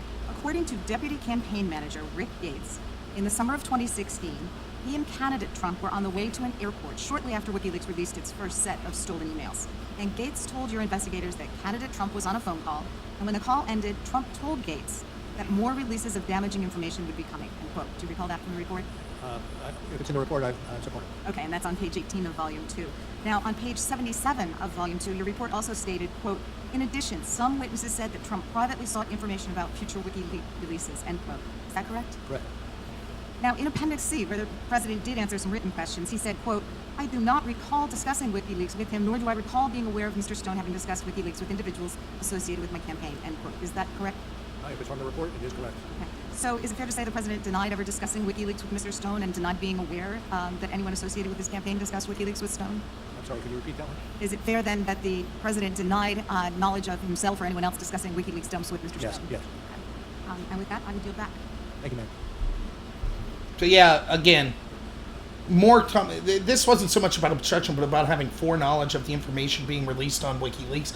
We already had the media say, Don Jr. knew before it was released. It turns out he didn't. He knew after it was released. There's been no proof that Trump knew before the information was released. Wanting to see if more information's coming out, even if it's coming from WikiLeaks or Russian, isn't a crime. Just like I'm sure there were people that knew that whatever network it was sitting on the Billy Bush grabbed by the P-word tape. That's not a crime either, knowing that they're sitting on that and about to release private information. Just like it's not a crime for people to be, if they're given information like Trump's tax returns, like Rachel Maddow released on her show. There might have been people saying, is there more damaging information coming out? That doesn't prove that they were somehow involved in the illegal acquisition of those tax returns. So I don't know what point she's trying to make here, but it is funny. Another person didn't hear her saying anything about Hillary Clinton deleting subpoenaed evidence, right? That obstruction of justice didn't matter. Again, it seems like with Trump, the argument's always been, well, because the information that came out was gotten through shady means, then it's somehow illegal because he encouraged it. But again, whoever got Trump's tax return, that was done in illegal means. Whoever put all the leaks that were coming from the FBI and the intel agency to make people like Flynn and Trump-connected people look bad, that was all obtained by illegal means. But I don't remember the Democrats saying, no, please don't release it. No one listen to this information. Don't listen to it. It was all illegal to come out like that. No, instead they were on TV spreading it. That's what they wanted to do. So again, it's a double standard. If someone illegally gets information against Trump and blasts it all over TV, everyone cheers and say, yes, good, great. No one sits around and says, wait a minute, you're cheering for the access to illegal information? But when it's the other way around, now all of a sudden Trump's a bad guy. Thank you, Mr. Chair. Mr. Mueller, over here. Mr. Mueller, did you indeed interview for the FBI director job one day before you were appointed as special counsel? My understanding is not applying for the job. I was asked to give my input on what it would take to do the job, which triggered the interview you're talking about. So you don't recall on May 16, 2017 that you interviewed with the president regarding the FBI director job? I interviewed with the president, and it regarding was the FBI director job? was about the job and not about me applying for the job. So your statement here today is that you didn't interview to apply for the FBI director job? Correct. So did you tell the vice president that the FBI director position would be the one job that you would come back for? I don't recall that one. You don't recall that? Given your 22 months of investigation, tens of millions of dollars spent, and millions of documents reviewed, did you obtain any evidence at all that any American voter changed their vote as a result of Russia's election interference? I can speak to that. You can't speak to that? After 22 months of investigation, there's not any evidence in that document before us that any voter changed their vote because of their interference, and I'm asking you based on all the documents that you reviewed. That was outside our purview. Russian meddling was outside your purview? But the impact of that meddling was undertaken by other agencies. Okay, you stated in your opening statement that you would not get into the details of the Steele dossier. However, multiple times in Volume 2 on page 23, 27, and 28, you mentioned the unverified allegations. How long did it take you to reach the conclusion that it was unverified? It's actually in your report multiple times that it's unverified, and you're telling me that you're not willing to tell us how you came to the conclusion that it was unverified. When did you become aware that the unverified Steele dossier was included in the FISA application to spy on Carter Page? I'm sorry, what was the question? When did you become aware that the unverified Steele dossier was included in the FISA application to spy on Carter Page? I'm not going to speak to that. Your team interviewed Christopher Steele, is that correct? I'm not going to get into that. You can't tell this committee as to whether or not you interviewed Christopher Steele in a 22-month investigation with 18 lawyers. As I said at the outset, that is one of the investigations that is being handled by others in the Department of Justice. Do you see how ridiculous this is? Even if there's an investigation being handled by others, why couldn't he say, yes, we interviewed him? I can't talk about the specifics, but yeah, we interviewed him. He can't even say that. He can't even say if he knew that this information was used as a FISA warrant. He talks about it specifically 3 times at least in Volume 2 even, but he can't address any of it because other people are looking into it. That's absurd. Then he should have left it out of his report. You're here testifying about this investigation today, and I am asking you directly, did any members of your team or did you interview Christopher Steele in the course of your investigation? And I'm not going to answer that question, sir. You had 2 years to investigate. Not once did you consider it worthy to investigate how an unverified document that was paid for by a political opponent was used to obtain a warrant to spy on the opposition political campaign. Did you do any investigation in that whatsoever? I do not accept your characterization. What would be your characterization? So you can't speak anymore to it, but you're not going to agree with my characterization. Is that correct? Yes. The FISA application makes reference to Source 1, who was Christopher Steele, the author of the Steele dossier. The FISA application says nothing Sources 1's reason for conducting the research into candidate 1's ties to Russia, based on Sources 1's previous reporting history with FBI, whereby Source 1 provided reliable information to the FBI. The FBI believes Source 1's reporting herein to be credible. Do you believe the FBI's representation that Source 1's reporting was credible to be accurate? I'm not going to answer. So you're not going to respond to any of the questions regarding Christopher Steele or your interviews with him? Well, as I said at the outset this morning, that was one of the investigations that I could not speak to. Well, I don't understand how if you interviewed an individual in the purview of this investigation that you're testifying to us today, that you closed that investigation, how that's not within your purview to tell us about that investigation and who you interviewed. Nothing to add. Okay, well, I can guarantee that the American people want to know. And I'm very hopeful and glad that H. Barr is looking into this and the Inspector General is looking into this because you're unwilling to answer the questions of the American people as it relates to the very basis of this investigation into the president and the very basis of this individual who you did interview. You're just refusing to answer those questions. Can't the president fire the FBI director at any time without reason under Article 1 of the Constitution? Yes. Article 2? Yes. That's correct. Can't he also fire you as special counsel at any time without any reason? I believe that would be the case. Under Article 2? Well, hold on just a second. You said without any reason. I know that special counsel can be fired, but I'm not certain it extends to for whatever reason. Well, and you've testified that you weren't fired. You were able to complete your investigation in full. Is that correct? I'm not going to add to what I stated before. Time's expired. Gentleman's time has expired. The So yeah, I mean, the important part there is, yes, clearly, legally, Trump could fire Comey, Trump could fire Mueller, as I've already said. We're kind of just rehashing stuff here, but he's right about the Christopher Steele business. If you investigated him and you talked to him and you included information about that in your report, you should be allowed to discuss that, even if there's an ongoing investigation about him in a criminal investigation in some other manner. If it's so important to other ongoing investigations, then you shouldn't have included it in your document. It should have been redacted. These investigations into Steele aren't going to be as thorough as the investigation that we had into Russian interference. So again, I'm calling for a second special counsel or a second investigation into specifically Democrat and intelligence people connected to Russians. Because it is clear that Mueller said, I couldn't touch any of that, it was outside of my purview. Even though it wasn't. Even though it was specifically in his purview to investigate all Russia interference. It is clear that he interpreted that as, I can only do that to people connected to Donald Trump. Therefore, there should be a second investigation, because we know, for example, we know that Glenn Simpson from Fusion GPS had connection to the same Russian lawyer. We know, for example, that, the case we were just talking about there. The Steele dossier, that it was sourced by Kremlin officials. And that was paid for by Democrat money, DNC money. So, almost finished here. Pennsylvania. Texas. Thank you, Mr. Chairman, and thank you, Mr. Mueller, for being with us most of the afternoon now. Director Mueller, now I would like to ask you about the President's answers relating to Roger Stone. Roger Stone was indicted for multiple federal crimes, and the indictment alleges that Mr. Stone discussed future WikiLeaks email releases with the Trump campaign. Understanding there's a gag order on the Stone case, I will keep my questions restricted to publicly available information. Mr. Stone's indictment... Let me just say at the outset, I don't mean to disrupt you, but I would like some demarcation of that which is applicable to this, but also in such a way that it does not hinder the other prosecution in this case. I understand that I'm only going to be talking about the questions that you asked in writing to the president that relate to Mr. Stone. Mr. Stone's indictment states, among other things, the following, quote, Stone was contacted by senior Trump officials to inquire about future releases of Organization 1 being WikiLeaks. The indictment continues, quote, Stone thereafter told the Trump campaign about potential future releases of damaging material by WikiLeaks. So in short, the indictment alleges that Stone was asked by the Trump campaign to get information about more WikiLeaks releases, and that Stone, in fact, did tell the Trump campaign about potential future releases, correct? Yes, ma'am, but I see, according from the indictment, even though the indictment is a public document, I feel uncomfortable discussing anything having to do with the Stone prosecution. Right, the indictment is of record, and we pulled it off of the very straight front. Well, turning back to the President's answers to your questions, Dan, on this very subject, the President denied ever discussing future WikiLeaks releases with Stone, and denied knowing whether anyone else on his campaign had those discussions with Stone. If you had learned that other witnesses, putting aside the President, if other witnesses had lied to your investigators in response to specific questions, whether in writing or in an interview, would they be charged with false statement crimes? I'm not going to speculate. I think you're asking me to speculate, given a set of circumstances. Well, let's put it more specific. What if I had made a false statement to an investigator on your team? Could I go to jail for up to 5 years? Yes. Yes. Although there's Congress. So. Well, that's the point, though, isn't it? That no one is above the law. Sure. Not you, not the Congress, and certainly not the President. And I think it's just probably to have to hear some of these things. And that's why the American people deserve to learn the full facts of the misconduct described in your report, for which any other person would have been charged with crimes. So thank you for being here. And again, the point has been underscored many times, but I'll repeat it. No one is above the law. Thank you. Thank you, ma'am. Was Hillary Clinton above the law? Her team deleted subpoenaed evidence. None of them were charged, and I didn't hear Ms. Garcia complain about that. Oh, that's because that was her candidate for president that she wanted to win. Meanwhile, what's this about people lying to the FBI? Again, we see proof that people like Misfit lied to the FBI. We see people like Mills and Aberdeen and Hillary Clinton herself lied to the FBI, but none of them were charged. So again, it's selective hearing. It's selective responses. The case into Roger Stone's ongoing. Trump didn't lie to the FBI. We'll see what happens with Roger Stone. But again, it's just more of the same. Yep.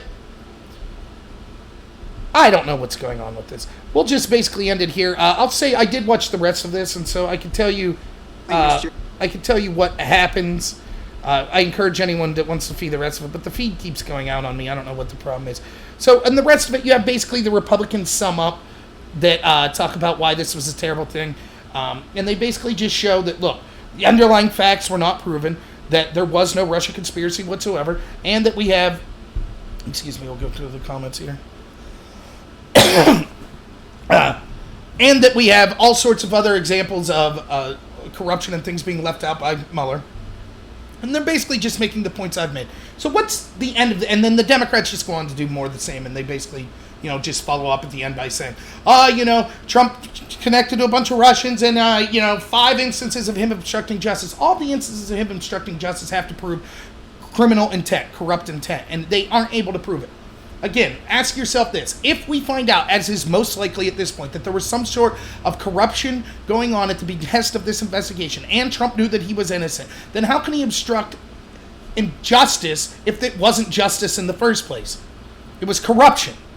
He knew it was corruption. He knew he didn't commit a crime, and he knew that there was all sorts of things like leaks being used to make him look bad and being set up by intelligence agencies like Comey, or agents like Comey, who he meets with one day, and then the P dossier is being sourced on CNN the very next day based on his meeting with Comey, etc.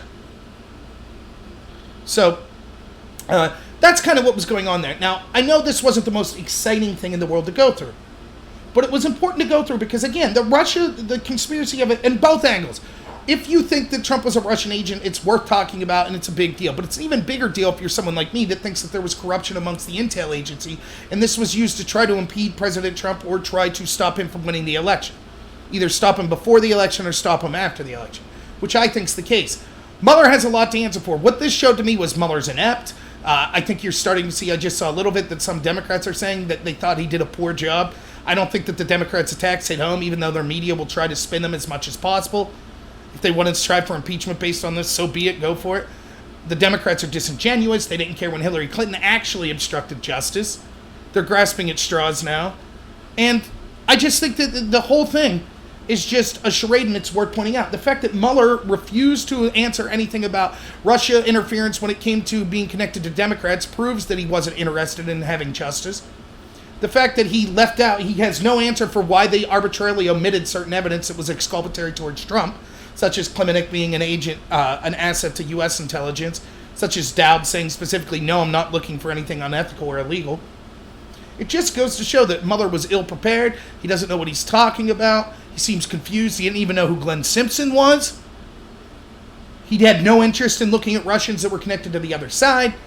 He had every interest in acting as a political motivator and getting dirt out on Trump. It was unethical. It was terrible. He has no legal basis for this. He admits that.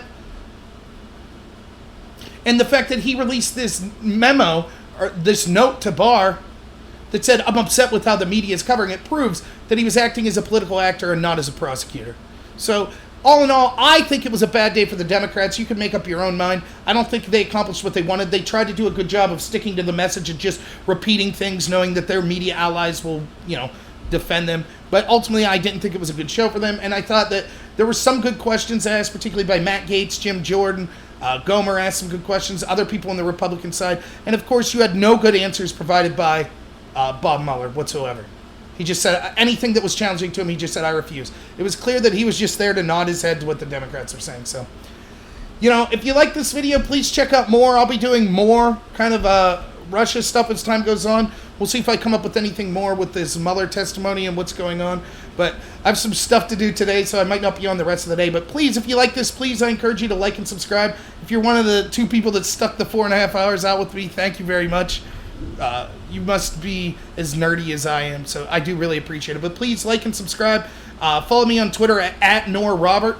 And thanks a lot again. Have a good one, everyone.